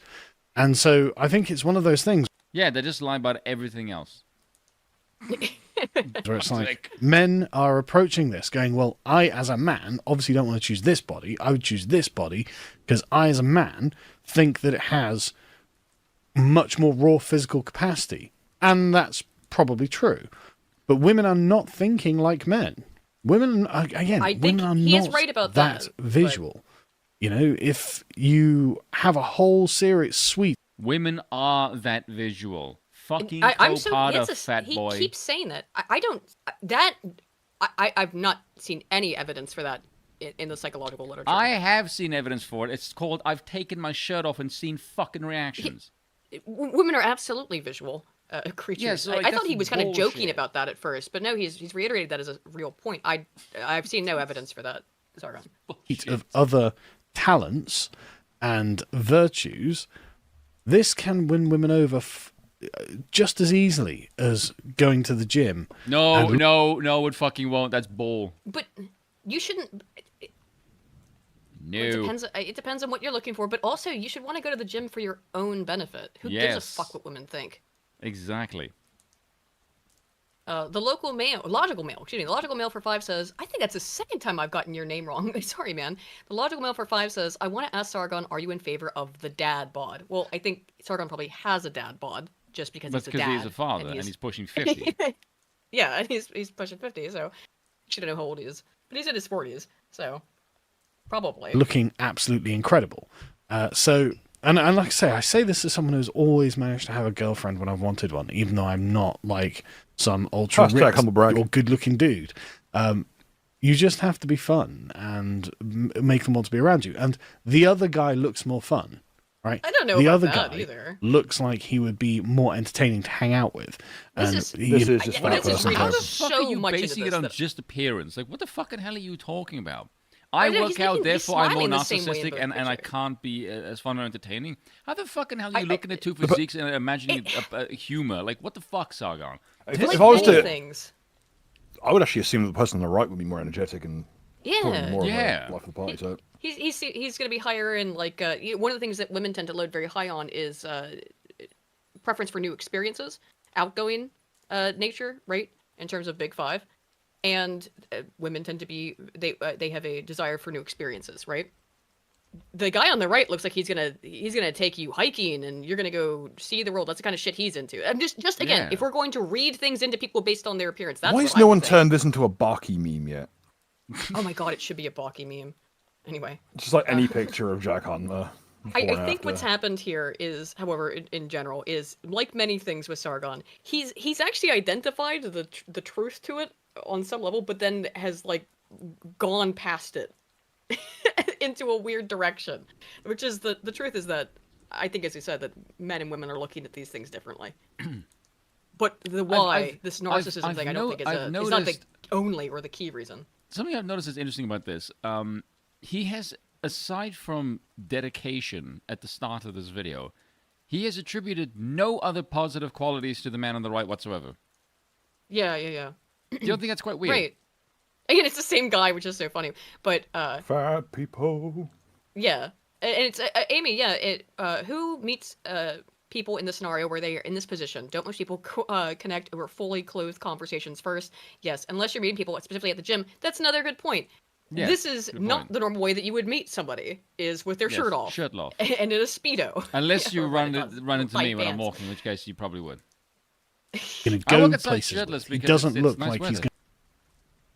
It is quite warm out up here. I don't know how I can't imagine how hot it is down there. Going to be constantly being vain and narcissistic. Whereas a guy who looks like this, there's a definite implication of narcissism in his personality. I don't Otherwise, think what? so. Fuck off. This is so aggressive. Bullshit. This is such projection. Yeah, this is complete. Yeah. 100%. This is projection. Oh, this is why Harry went a little off on it. Okay. Oh, man. Why is he doing this? Like, why is this guy getting like shit, this? But Jesus Christ, this is because it is better to be fucking in shape and shredded like a motherfucker who looks like he can break down fucking walls with his shoulder, fat boy. That's fucking why. God, don't be so mean. What like, he's not actually a Spartan. Thing. Oh my goodness! Why is he making himself look like this? Because it's better, you dumbass. Let's be fair. Sargon has massively slimmed down from his rock climbing. Therefore, he is only spiritually fat. Fuck, spiritual. Sargon, you were a fat boy, and now you're not. So why the fucking hell did you lose weight? And you do so because you're a vain, narcissistic prick. Because by your own fucking logic, that's what you're saying. No, I remember when he lost the weight, he did it for health reasons. Yes. Obviously, because it's healthier for you to and it's healthier to be in fucking shape than a fat tub of lard, you bastard. Jesus fucking Christ. Again, he's not a tub of lard on the left, but still, yes, I get the point. Again, this is just like this is probably like a 30-pound difference at best on a 5'7" man. It hit a nerve because it's fucking stupid. That's the reason why it's pissing me off. I wanted to see Spoon get mad at this. The logical male for 5 says this idea that women are not visual and they love you for you and and they love you for you and they love you have a great personality is horseshit. I don't know. Like I said, I know the way that I get attracted. I have always been attracted to men over the course of my life, which is the personality is absolutely first, and I don't even notice the physicality afterwards. But until afterwards. Well, in my case, you must not have noticed the fucking personality either. Oh, Bill, don't be gay. Yes. And the answer is I'm going to say, narcissism. come on, the reason I like streaming with you is because you say funny shit. Come on. I'm just generally full of hate, if I'm honest. I know, but it's great. So am I. If my past 5 minutes of this conversation is then to go by. I don't have patience with people that talk bullshit that makes no fucking sense, especially if you're coming from someone who's lost fucking weight. Yeah. The pleasure of self-love. Whereas the sort of Brad Pitt style, he looks very lean and he's in good shape, but he doesn't look like he's spent all day, every day in the gym. And again, it comes down to time, isn't it? The thing that's just so weird to me is that the guy, this is a transformation. It's really weird that he's reading so much into this when we know the scenario of the transformation. Yeah. It's weird. It's like, this is what women will think. But like motherfucker, I know what he used to look like now. And this is a journey that he went on. So it shows discipline. It's not like, oh, look, his entire personality is just this fucking thing. It's really weird that he reads... he has this really... Well, I don't think there's much... Again, we're talking about snap judgments. There's not a lot of cognitive processing going on for most people. But that's my thing, is that he is making like a giant scenario out of this that I don't think holds any water, considering we know why he looks like A to B. Deansford10 says, I've been on Fit long enough to know that fatties are more fun is pure fatty co. A lot of the people repeating this are the kind of people whose only hobby is watching Netflix all day. There certainly is a lot of cope. Yep. I'm going to spend 4 hours a day in the gym. I think a woman would rather you spend those 4 hours. Motherfucker, no one that is working out properly spends 4 fucking hours in the gym. Like, let's be real. Also... It's 5 sets of 5 reps, man. Also, 3 times a week. Women and men both enjoy alone time. Absolutely. And that woman, she'll feel smothered. She'll feel like if you're like, that's the thing too, is that you're giving her all of your attention all the time. Then it's like, not only does could that make her feel smothered, the other thing it will do is that if you're putting in 110% effort and she's not changed anything or something like that, she's going to expect that from you all the time, first of all, because you've set the standard of all the time is about you. And then, of course, when you can't meet an impossible standard you've set for yourself, then you've got a negative expectancy violation instead of a positive expectancy violation. And then when you can't maintain that constantly, then she's gonna be like, well, he doesn't love me anymore, he sucks now, or something like that. Like just normal ways of being. And also, if you're a guy that works out and you come home and you're like, what's like kind of sweaty and you have a pump going on, women will look at you and are like, fuck me immediately in that condition you are in right now. Slosher5 says, Spoon, what do you think the before and after body fat percentage is? He's definitely pushing 20 in the first one, and I would say he's hovering like 10 to 12 in the second. So he's definitely lost I would say almost like pushing double-digit body fat. So well done to him. And in 12 weeks, that's like fucking impressive, actually. Yeah, that's crazy. Yeah, like my immediate reaction is the effort is like, well done, fair play to you, lad. Making her feel like the center of your universe, giving her attention. Because, and I know this sounds a bit trite, but honestly... That's because it's bollocks, Sargon. That's the reason why it sounds... He would be less gay if he just fucked a dude right there. That is a lie that women have told you that you have now bought into and are perpetuating. Yeah. Women love attention. I don't know whether you've noticed with the... unbelievable. Folks at home, don't buy into either side's hype. Just what the fuck are you doing carrying what women think? Just go live your damn lives. Okay, get in shape for you. Don't get in shape women for like else. Attention from the guy she wants to fuck. Yes. Women do not like attention in fucking general. She wants attention. She wants the right attention. She doesn't give a shit about quantity. Yes. Or right. quality. Yes. From the right source is because again, like, you know, yeah. Otherwise, it's icky. It's either I want to fuck you or subscribe to my OnlyFans. Yeah.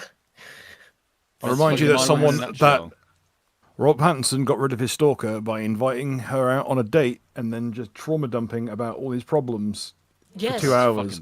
She never spoke to him again. Exactly. Yeah. That was. Yeah, oh my God! You could treat like a temporary one-off therapist.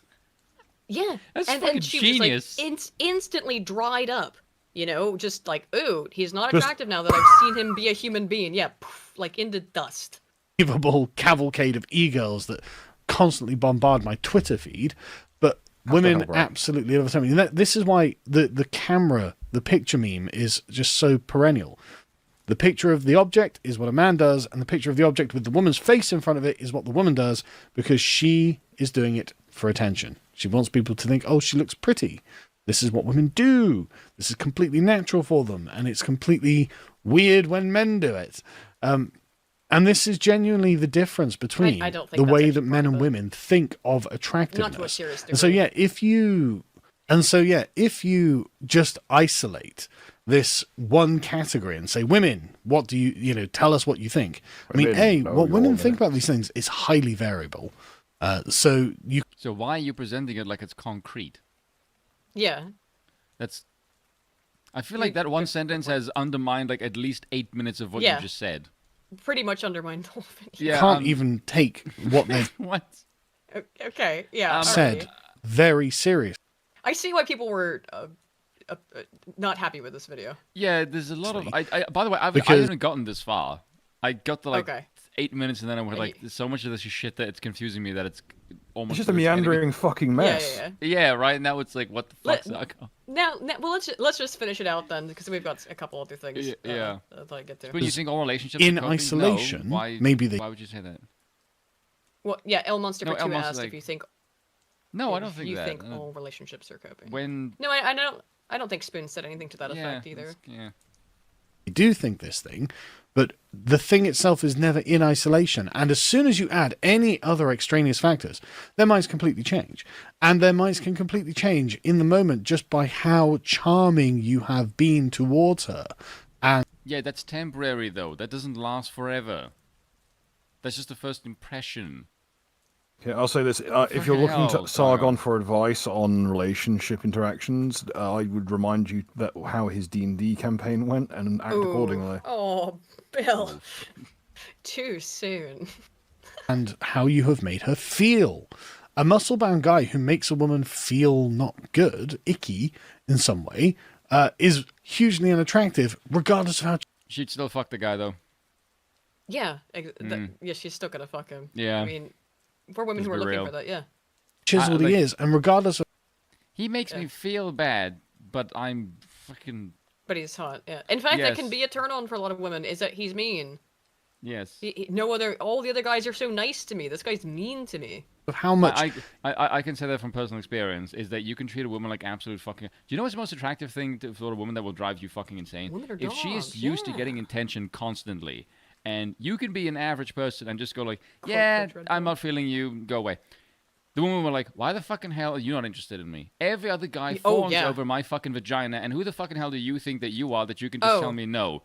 That woman will drive herself fucking insane. The fact that you are not paying attention.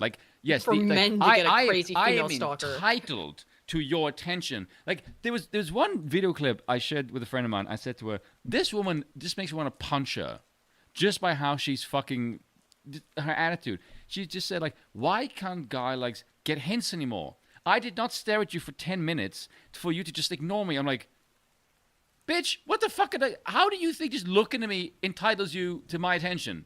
Well, because they're so inside their own heads. And look, everybody is to a degree, right? Like, but it's insane. Like, look, I'm putting in effort by looking at you in a certain way. That's going beyond that. That is pure on, like, no theory of mind. Right. Yeah, just... This is someone who is like a deep case of undiagnosed autism. Main character syndrome. No, but the thing is, I will say, I think there is a reason why, because like she is very attractive. Like she had like red hair, I think she had like red hair, and she had like gorgeous bright blue eyes. I'm like, you are very attractive, but the moment that you tell me that you're entitled, just because you fucking look at me, or like, bitch, I don't care how hot you are, that attitude will just make me go, get the fuck away from me. Red hair, no wonder she's nuts.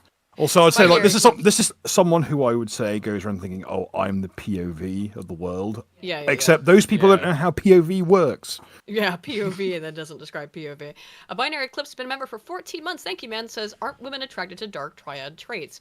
They can be. Yes. Machiavellianism in particular. Yeah, because it's being confident, essentially. I would say, in my opinion, being kind of sexist goes a really long way. Yes, because again. Women want to be told what to do. But I will say, I wouldn't think it's that. I think in my case, it's just because women are annoyed by a lot of things. And I've noticed that if you can just pinpoint shit that a lot of women do that piss women off, they will go, I can complain to him about shit that annoys me about other women and he will understand it. And I think women really find that appealing. Because they can tell, like, no one hates women like other women. Yes, women spend all day bitching about other women. Yes, and women like to complain. That's women's main hobby. Yes, and if they, exactly. And if you can be the guy that they go to complain about something that they think you will understand, that really helps a lot. Yes. So if you can be honest, like, ladies, you do a lot of shit that pisses me the fuck off, and they go, oh, I like him because he is also annoyed by the same thing. Aiden, have you noticed that you and I have a lot more in common when it comes to things that we don't like? Yes, we both hate. Yes. That's how we... I mean, because we actually don't have a whole lot in common in terms of, like, our hobbies or our interests or our But we are annoyed by the same stupid shit. But we Yes, but we get equally annoyed by the same stupid shit. So that's how, Spoon and I became friends, is that we hate the same stuff. And look at myself and Vex. Vex and I get along for a lot of shit, but the main thing that we get along is we hate the same stupid shit. Exactly. Hatred of stupid things seems to be like the glue for a lot of my relationships when it comes to women, now that I think about it. I bond more in mutual hatred than I do in mutual hobbies. Immediate attention the women were going to give you. Whereas the sort of like normal schlubby guy, if this guy's fun to be around, he's winning every time. Yeah, he's stuck in the friend zone because he's fun. Yes, that's the whole thing. Dude, well, the people who go for the whole, like, what would you even call it, the bitch along methodology, they're also liable to get stuck in the friend zone, or God forbid, the gay friend zone. Do you know what's interesting? There's a really good quote from Chris Rock. I've heard it a million times, but like it hit differently recently. Chris Rock's got some good observational comedy. It's not the feed me, fuck me, shut the fuck up one, but he said, if a man introduces his girlfriend to his friend, as soon as the girl leaves, the guy will go, she's nice, I gotta get a girl like that. Whereas if a woman introduces her man to her new girlfriend, the woman thinks, I want to get him, and I will slit that bitch's throat to do it.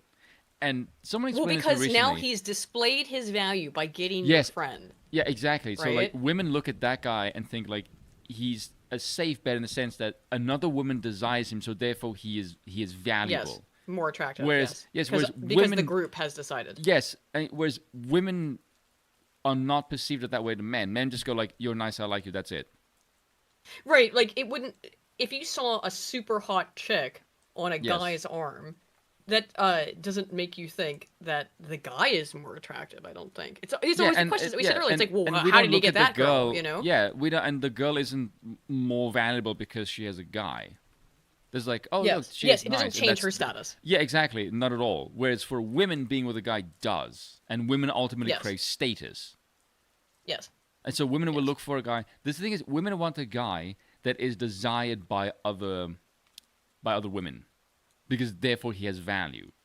That's how women. You know what I think this is Though, a good, also some will good transition point. I'm gonna go ahead and I think we're done with this. I'm gonna. Women also like to get like accolades via association. So if they're one of their friends is with a man who is doing a lot of stuff, they can like claim kind of. By claiming association, get some clout themselves.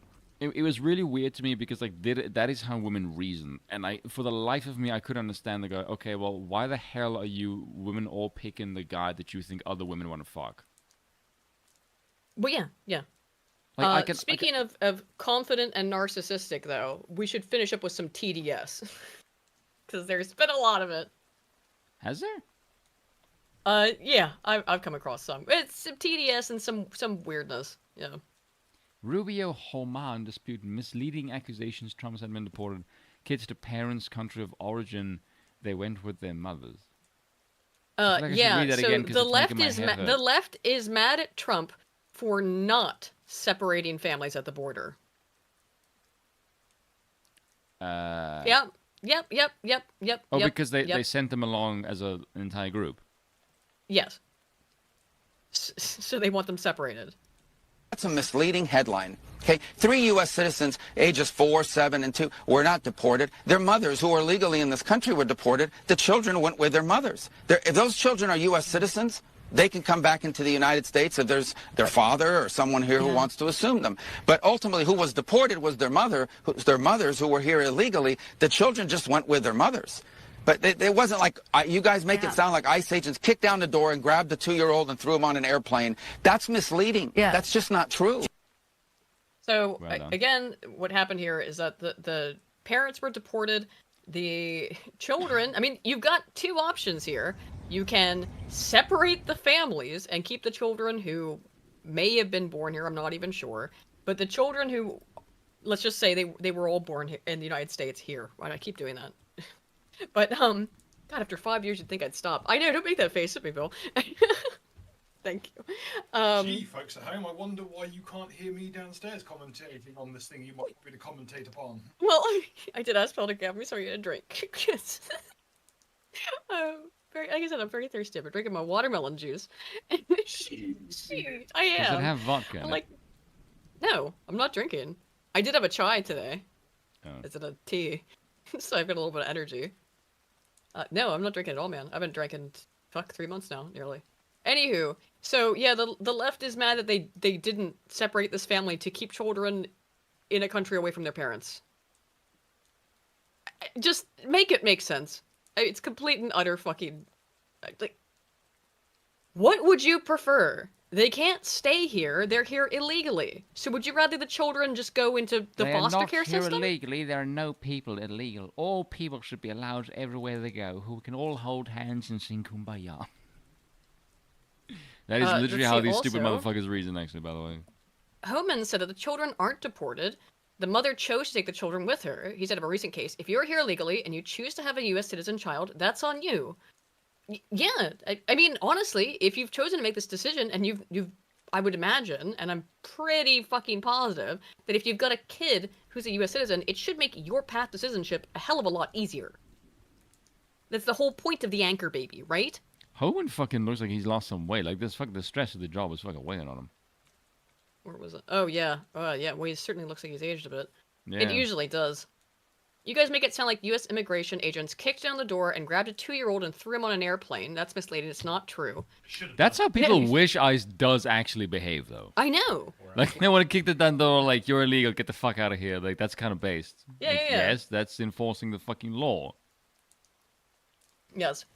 What about human rights and due process? No, we don't fucking give a flying fuck about any of that shit. Like, human rights are cringe and gay. Get them the fuck out of the country. That is not our problem. It's not...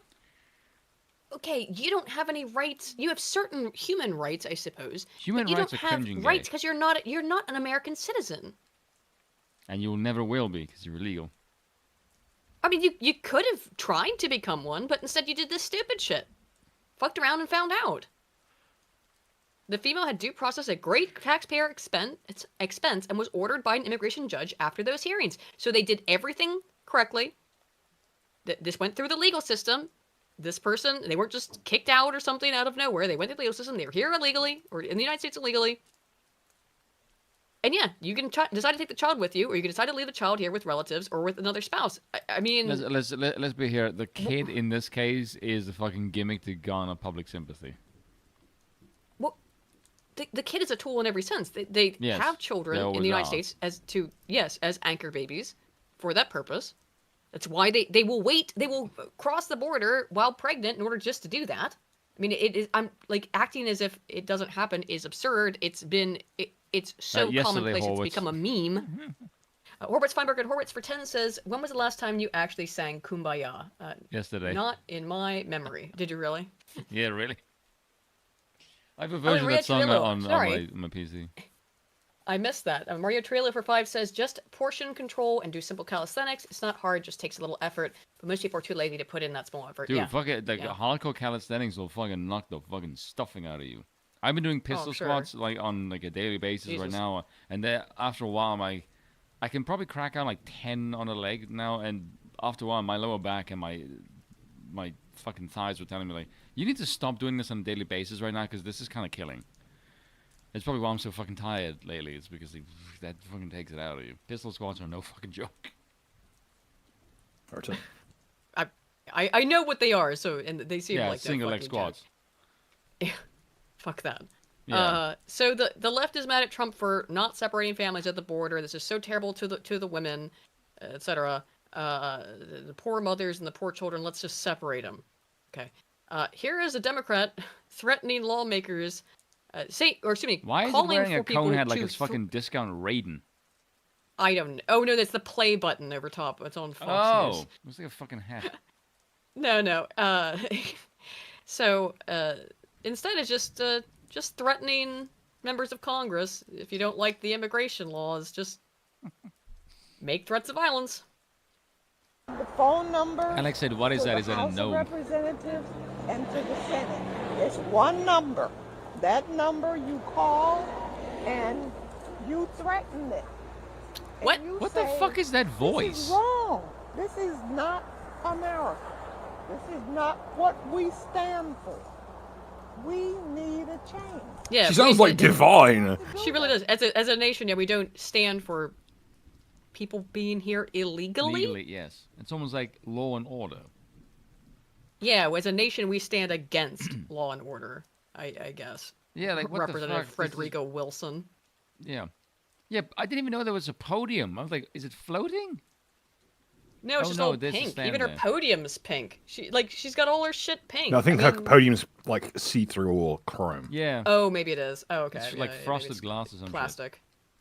Probably plastic, yeah. It's going to take the people. I've talked myself into oblivion. We need the people. We need an uprising. She sounds fucking drunk. She does. I guess they always are, aren't they?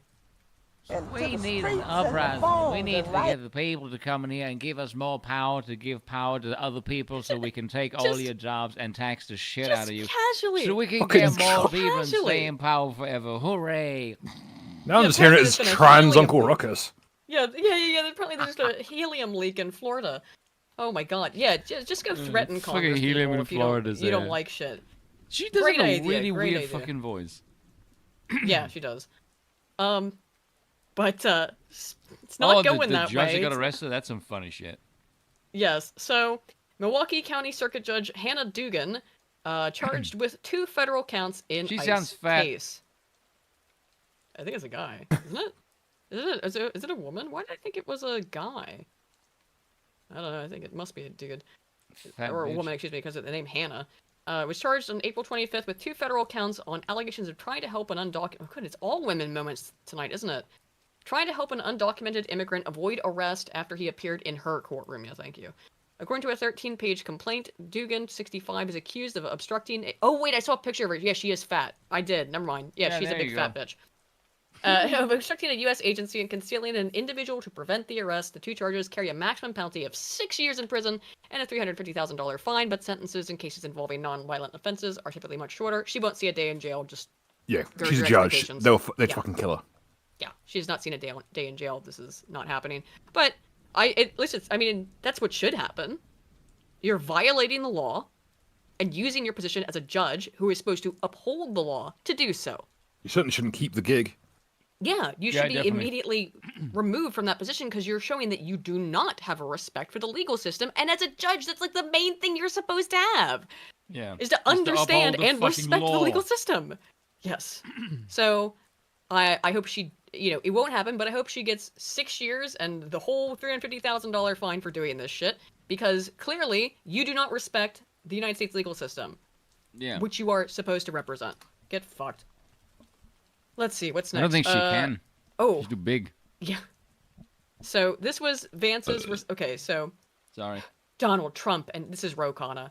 Donald Trump and J.D. Vance are arresting judges now. Deleting the tweet won't undo the constitutional crisis you have just thrust us into. Fuck off, you and pleb. Here was the tweet from Kash Patel. He did delete it. Just now, the FBI arrested Judge Hannah Dugan out of Milwaukee on charges of obstruction after evidence that Dugan was obstructing an immigration arrest operation last week. We believe Dugan intentionally misdirected federal agents away from the subject to be arrested in her courthouses, Eduardo Flores Ruiz, allowing the subject, an illegal alien, to evade arrest. Thankfully, our agents chased down the perp on foot. He's been in custody since, but the judge's obstruction created increased danger to the public. We will have more to share soon. Excellent work, FBI Milwaukee. Constitutional crisis? How is this a constitutional crisis? She helped the by not allowing illegals. Yeah, illegal criminals just running around. First of all, they're all criminals inherent. Yeah. Because they've broken the law by being in the United States. But, yeah. Oh, yeah, because they don't consider the actual citizens of the nation to be the people. To them, the people of the USA are whoever will vote for them. Yeah. And if you don't vote for them, then you're not a participant. Right. You are either you vote for the system, and you're a good Roman, or you're a good person, and it makes you a terrible Roman and therefore a traitor. Yeah. So J.D. Vance Clapback says, as the estimable Ro Khanna once said, esteemable. I can't talk. As the esteemable Ro Khanna once said, no one is above the law. Which, good response. I just noticed, though, the response from this twerp, Mike and Nellis, as the esteemable J.D. Vance once said, we are living in a banana republic where the president is using his Department of Justice to go after his enemies. You think that this one random dude is Trump's enemy? In a way, yeah, because he's a criminal. Yeah, except who is making the country worse by his existence in it. Here's a proper fucking quotation for the event. It's not something as weak sources, no one's above the law. It's as strong as until a judge can hang, you will have no justice. Yeah. Deacons for 2 says 1 judge down, 1769 to go. Yeah, I know. One's better than nothing, I suppose. So, wait, did this get deleted? No way. Really? I just had it up a couple hours ago when I set up for this. That would be crazy if it got... It did. Oh my god. This was... women were mad at Trump for... Okay, so the story was that it was something about giving women money. Because I remember they've been asking for this for a while. Let me see if I can find it. It was on... I think I found it on the Western Journal, I'm pretty sure. While I try to find that. Well, that was... So basically, it was that they're just not happy with anything. I can find this. Spoon, what's your favorite film? There you go. My favorite film? Oh, God. Probably Scarface. Not a bad pick. Which I've not seen. Still haven't seen. Yeah, which is... I know. I'm wrong. Yeah, it is. Man. I always used to like Stalker, but now I think I've kind of moved on to more... Fucking video. It's crazy. It still solves slop, but it's Hard to Be a God, 2013 film. I think it's made in the Czech Republic. Well, I'm not gonna... We're already getting late in the evening. So I'm not... That was the... It's 3 hours long. Yeah. But damn, that is so annoying. I just found that, and I hadn't even... I read the description of it, but I didn't watch the video itself, and it's fucking gone. That'd be an interesting fucking choice. That would be an interesting fucking choice. I still love that Birth of a Nation has to be shown in film studies courses because it invented so many techniques, and that everyone who would teach those kinds of courses fucking hates it. Oh my god, yeah, I can't find this. Oh well, very very cool. Whoever deleted the video. Is that why everyone on the left is completely convinced that the Klan's still around? It's because they had to watch, because they are almost all film studies like students. They were forced to watch Birth of a Nation, so they think that the Klan's actually an entity and not just a place for the feds to hang out. Hang on, sorry. I know I got distracted or I got mixed up on my. So it was something about how women were mad at Trump for giving women money, because of course. So you can't do right. What gender is that? They were mad at Trump for. It's a woman, clearly. Is it? A Waterville teacher. This is another woman moment too. But so mad at Trump for helping women make childcare and raising a child more affordable. Of course, the feminists don't like that because they're anti-natalists. So Waterville teacher calls on Secret Service to assassinate Trump. Said she'd do it herself if she could. I don't remember if this was what came up earlier. I guarantee you the fact that you lack taking dick is the reason you're insane. I mean, you think she's into that? I don't know, maybe. Secret Service has the perfect opportunity if they choose to step up and take it. You are the ones with power. Coordinate. Take out every single person who supports Trump's illegal, immoral, unconstitutional act. Look at the sycophants and give him what... This is a woman is a teacher saying this shit in public. If you step up, you can avoid a civil war by killing half of the population? In your fantasy, lady. In your fantasy, take out every single person who supports Trump. That is over half of the U.S. population. And that's how you avoid civil war? By committing a fucking genocide? I mean, this is the way I guess these people think. I'm not talking about assassinating a president. A president is a person duly elected by the American people. Their issue with the Civil War is not the damage it would do to the fabric of society. It's the issue is that there would be a chance that they would lose. If it's only happening to the other side, then it's not a war. Right. So, like, Sherman's March to the Sea 2.0 would be 100% okay, and morally speaking, because they have no risk of losing. Oh, okay, I get it. I'm not talking about assassinating a president because Trump's not the president. That's what she's saying. A president is a person duly elected by the American people. Trump has shamelessly bragged openly about stealing the election. When? Which he's not, but if we say it here with enough confidence, people believe I guess. And plans to give himself a third term. It's a joke. I'm talking about Americans recognizing a fascist dictatorship and standing up against it by killing half of the United States population. These people are absolute fucking lunatics. They seem to be living in a much cooler place than us. Yeah. Wow-e. Wow fucking I'm not backtracking. This double down on this. Under former President Biden, a Waterville man was investigated and eventually arrested after making similar online statements. So the same fucking city where he expressed a desire to kill Trump, kill President Biden, and expressed hope that Suzanne Collins would be shot. So, I don't know. This is crazy stuff, but, yeah. Meanwhile, women up to this kind of shit. Angry at Trump for not separating families at the border, angry at Trump for giving women money so that they can help take care of their kids. And now they're angry at him for wearing a suit. New York Times, along with several other outlets, chastised President Trump for allegedly breaking the Vatican's dress code for Pope Francis's funeral on Saturday. They featured an image of their story was cropped, and by the way, again, it's New York Times, so we can see it for about a second there. Was cropped in such a way as to suggest that Trump was the only leader in a blue suit at the event. The Times' chief fashion critic, Vanessa Friedman, who gives a fuck, wrote that President Emmanuel Macron of France, Keir Starmer, and Giorgia Meloni of Italy all wore black. But Mr. Trump, he was wearing blue, and not even dark midnight blue, but a clear sapphire blue and matching tie. Amid all the black cardinal red, and cardinal red, it popped out like a sign. Friedman acknowledged the choice did not grossly violate the dress code for the event. She even noted that William Pierce wore a blue suit as well, and added at least it was more navy in color. I'd swear out the dress code was wear dark colours. Yeah, because it's a funeral. Not wear black, just wear dark colours. That's it.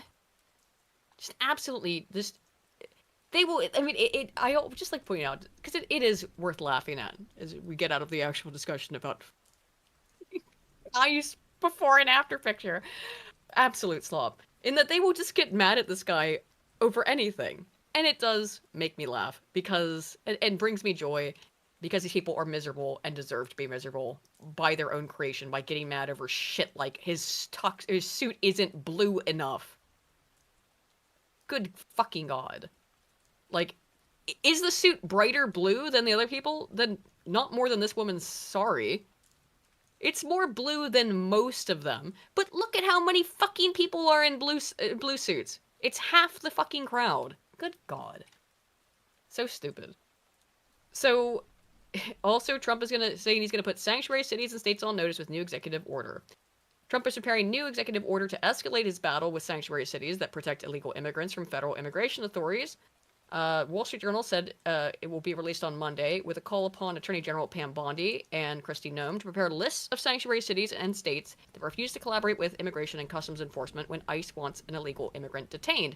So in terms of them wanting to, like, some states just being like, oh, you can come here, cities saying you can come here if you're an illegal. I don't know if Trump works on it or does what he says he's going to do. And again, that is yet to be seen. If I recall correctly, there is some weird injunction going on right now where the different three-letter agencies may just cease to have the ability to actually act upon anything that they do that is not a strict law. Oh, was Zelensky there and not wearing a suit too? Sorry, go ahead. Yeah, Zelensky was in his usual getup. Okay. It was the Pope's funeral, right? Yeah. Pope funeral. But I remember seeing, I think it was something to do with the IRS. They were up to some bullshit, but was it IRS idea? Some three-letter agency was trying to enforce some shit, and it was being actually challenged in court. And if it got held up, it would mean that three-letter agencies would overnight lose all ability to actually enforce their weird little fucking strictures, which would completely defang the ETF. Yeah. Yeah, here's Zelensky at the same event. He is wearing black, but he's still wearing his little fucking, little military suit. fatigue. Yeah, his little Mao suit. I guess it's BDUs. I guess he's exempt because BDUs is what I was gonna say, but I couldn't recall the term. Thank you. But yeah, he's still wearing his gay little military LARP outfit. I guess it's black, so it's all right though. So Trump plans to sign an executive order on Monday, escalating his battle against Democrat-led states and cities that don't fully cooperate with federal immigration authorities. Carolyn Levitt said that Trump will sign 2 immigration-related orders on Monday. Has this already happened then? Yeah, I think this has gone through then. Yeah, so this did happen. So, yeah, get fucked, I guess. Get fucked. if you're not going to work with the president of the United States, and yes, if you're going to try and say, no, illegals can come stay here in America and violate federal law, it looks like maybe you're going to get fucked for that, which I would love to see. But remains to be seen how that will manifest. So that is the little ultimatum towards the sanctuary cities. This was kind of cringe. This next thing. White House, but it's also a little funny. It's cringe in that the thing itself is not too cringe, but the commentary, or this chestnut checkers shit, is cringe. So the White House tricked MSNBC into covering violent illegal criminals by plastering the front lawn with these posters. Arrested sexual abuse of a child. Arrested first-degree murder. Arrested distribution of fentanyl. Arrested child molestation. Arrested sexual contact with a child. So, Morning Joe co-host, yeah, do we have the... Here's the clip. Yeah.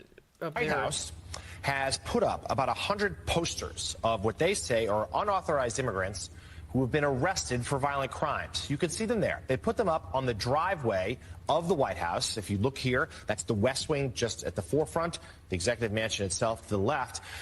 But what's particularly noteworthy about this location is it is right directly behind. This is crazy, though, that the whole time he's going on this little spiel, they've left the image on the screen that shows arrested sexual assault of a child, arrested sexual assault of battery of a child, arrested sexual assault, arrested murder. And I like that despite not even having a fucking border with India, most of these fuckers are Jeets. No, they might, I don't know, maybe. The positions where TV correspondents do their hits from the White House lawn. So therefore, no matter what network you're on... That's what they're mad about. They are angry that they were going to have to show pictures of it, so they have left this picture on the screen for 30 seconds. That includes MSNBC. If you're doing a hit from the White House right now, those pictures will be behind you. The White House doing a briefing in about a half hour about what they're doing. This is not 4D chess. It's checkers, and they're losing. I mean, like, I get it. This is a nothing burger, but it is funny. It brings a smile to my face that they are so fucking stupid. This is a really weird hill to die on. Yeah, but while complaining, that now news outlets are going to have to show these images on camera whenever they go to the White House, well, keeping the image on the screen the whole time. So that your viewers know what these people were arrested for. Sexual assault of a child, sexual battery of a child, sexual assault, murder. Just the ones I can read. Hilarious. Absolutely hilarious how insane. That makes it sound like they just butchered the illiterate. Yeah. Deans for 5 says, it's going to go how it always goes. Government tries to deport, judge says no, government says, well, we tried. That's what I anticipate, if I'm being honest. Until you can basically remove the judge, which is kind of based. Yeah. One last story is that well, okay, these two do sort of relate to each other, because this is a little interesting. 60 Minutes ended with this the other day. So with this guy Bill Owens. You are pushing me. It's 1 a.m. by the way. Yeah, it's showing. Oh right. Oh, it's 1. Right. Okay. So the guy who was the producer for 60 Minutes, I'll just give you that TLDR, has stepped down under fears that Trump won't allow them. I'll skip past he just kind of gives the history of 60 Minutes here for a minute. That Trump will not allow them to not say the things they want to say, even though he has made no moves to do so. So, like, he's talking about the guy who stepped down. Here we go. It was hard on him and hard on us. But he did it for us and you. Oh, really? Stories we pursued for 57 years are often controversial. Lately, the Israel-Gaza war and the Trump administration. I wonder why. Bill made sure they were accurate and fair. He was tough that way. Oh, really? But our parent company, Paramount, is trying to complete a merger. The Trump administration must approve it. Paramount began to supervise our content in new ways. None of our stories has been blocked, but Bill felt he lost the independence. So, who fucking cares? This is none of our stories have been changed, but it's still Trump's fault somehow. So he stepped down bravely this guy's got. My immediate read is that this guy's done something fucked up, and he's trying to hide from it. Yeah. I'm getting real To Catch a Predator sit down moment kind of vibes from him. Like he's. No, it's not him. What have you actually done that's wrong? Because that's a kind of weird. That's very bizarre. Yeah, we haven't been forced to change any stories, but I'm standing up to Trump by resigning. And he's basically outright saying, our higher ups are, because they're trying to push through this merger, they are just bootlicking for the Trump administration out of hand. Which, by the way, should tell you everything you need to know about the integrity of these stations right then and there, even if you are on the left. They don't have any. These people, they will haul themselves out to the top dollar. Absolutely. That's not a surprise. So, executive producer of 60 Minutes is out under threat of Trump that hasn't actually happened in any way, but something or the other. Who else is being removed from power? It looks like David Hogg has outlived his usefulness. Oh, that's interesting. We'll end on some positive news, yeah? Let me be unequivocal. No DNC officer should ever attempt to influence the outcome of a primary election, whether on behalf of an incumbent or a challenger. As our charter states, a party which asks for the people's trust must prove that it trusts the people. Voters should decide who our primary nominees are, not DNC world do you live in? That's our role. That hasn't been an ideal like fucking ever. What the fuck? Complete delusion, but as stewards of a fair. This is the DNC. Sorry, this is the DNC chair referring to this. About David Hogg has to make a decision on his party leadership. Trusted process, not to tilt the scales. This is, let me be clear, this is not about shielding incumbents or boosting challengers. It's about voters trusting the party. What the fuck are you and when we about? uphold a clear policy of neutrality. Is that okay, just to explain what's happening here, is that they don't want David Hogg to gain any actual power in the Democrat Party. Yeah, because he's a little pleb. Yes. So, DNC Chair Ken Martin confirmed the DNC is expanding its neutrality clause for officers following Vice Chair David Hogg's $20 million investment to challenge older incumbent Democrats. No, but here's the thing, though. It's not what you're supposed to do, dude. You're not allowed to do that. I know, but like, this is kind of a weird thing because I actually do side with the old guard because the old guard is more competent because it's like David Hogg. Because certainly more competent than David Hogg. Right. Yeah, exactly. So it's like, how can I describe this? It's like a socialist gatekeeping against a communist. It's basically what it is. Like. Gatekeeping. Yeah, there we go. It's gatekeeping. There you go. We guard against the perception or reality of bias. We build confidence in our system and faith in our party. This is why we discussed the importance of officer neutrality last month at our officer retreat, and why I asked all of our officers to sign and abide by a neutrality pledge, which almost... Really? He has aged so fucking much. Ugh. No, that's an old picture of him. That's an old picture of him, though, isn't it? Has he aged more precipitously? Oh my god. Well, that's from 2020. He turned into iDubbbz. Holy shit, he turned into iDubbbz. What the fuck?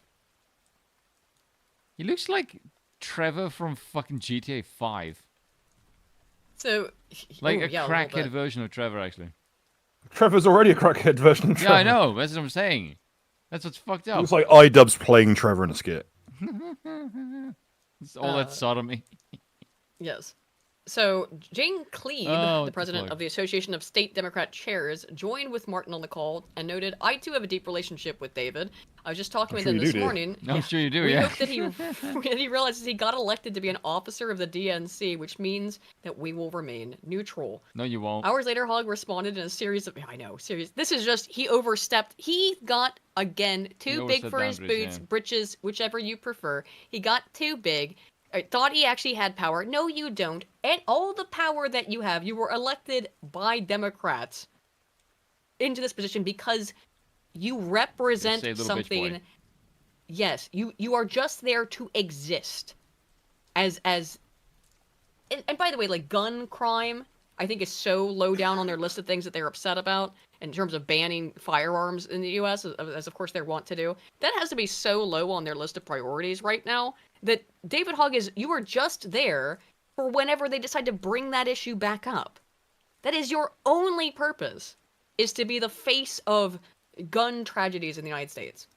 Yeah, a kid David, who wasn't even there. An ambulance chaser. An ambulance chaser, yes, exactly. You might have noticed this. Ever since Kamala Harris got her ass handed to her because she's the fucking retarded moron who can't talk, there is a need for the Democratic Party to get some white male faces to court the people that they've alienated for the last 50 years. And so they decided to go with Gavin Newsom and David Hogg. Yeah. These are your strong masculine figures you're going to put forward, to compete with the toxically masculine right. Great idea. Let's see. Hogg responded, the role of the DNC is to set the presidential primary calendar, set the presidential debate schedule, and to help strengthen our state's parties, play a key role in building our data infrastructure for the party, and to be the campaign in waiting for whoever the next Democratic nominee is. Nothing I'm doing is at odds with any of that. No, it's not on paper by trying to get in young, new people instead of the old guard. It's not on paper, but you're such a fucking idiot for coming into a organization for which you have been granted it's a face role, right? You're not doing anything other than being there, and just start throwing around $20 million for a project. I don't know how you didn't get the memo. I guess he really is a fucking idiot. You didn't realize it. You actually do not have this power. It was given to you as a gesture. You weren't supposed to use it, dingus. This moment requires us to have the strongest opposition party possible to stop Trump from destroying people's retirement savings, disappearing people, plunging our economy into oblivion, and to provide a real alternative to the Republican Party for voters that we simply do not have right now. By funding more AOCs, good luck with that. Actually, please, let Hogg spend all of the DNC's money on running nothing but a bunch of squad members. That will do incredibly well in 2025 going forward. Please. In fact, make Hogg in charge of all of the spending for the DNC. That'll be great. Look, they even mentioned AOC. This is the DNC, which notoriously skirted bankruptcy 8 times in the last 10 years. Yeah. It's pathetic. Here also, what, did this not work either? Why are these links? Oh no, they're not. I didn't copy it all the way. Anyway, I thought we'd end on this. This is kind of funny. This is the epitome of greetings, fellow kids. I thought we'll end on ready for the peak of Democrat masculinity. This is Governor Tony Evers. This is for the NFL draft kickoff. Here you go. Go on, Tony. Looks like a fucking Holocaust survivor. I don't think he survived. It's so cringe. Oh my god, I just thought I'd play that real quick, because what are you doing, bro? What are you doing, mate? What a strange thing. Just going to appeal to. It's hello, fellow kids. I also like the sport ball. He kind of looks like that remember the vegan teacher? Oh god, yeah. He looks like her. But he's old. But it's just so out of touch. Anywho, I thought we'd end on some cringe and something funny. And with that, it's 1 a.m, so Spoon, I'm sure, is desperate to go to bed. Thank you all so much for stopping by, and we will see you all next week. My video should be out this week. Well, definitely will be out this week sometime. If you want to watch that over my channel, you have anything you want to promote or talk about, Spoon, that you're working on? I may do a very based rant tomorrow. I might put it on Rumble, actually, because I want to go really ballsy. Yeah. All right. And then I'll give my own take on the Sargon video, because I deliberately omitted some things from the stream, just because I don't want to tell everything on that one. So. Yeah. You gotta keep the some of it in your pocket. Yes, indeed. All right. And see you all next week. Cheers.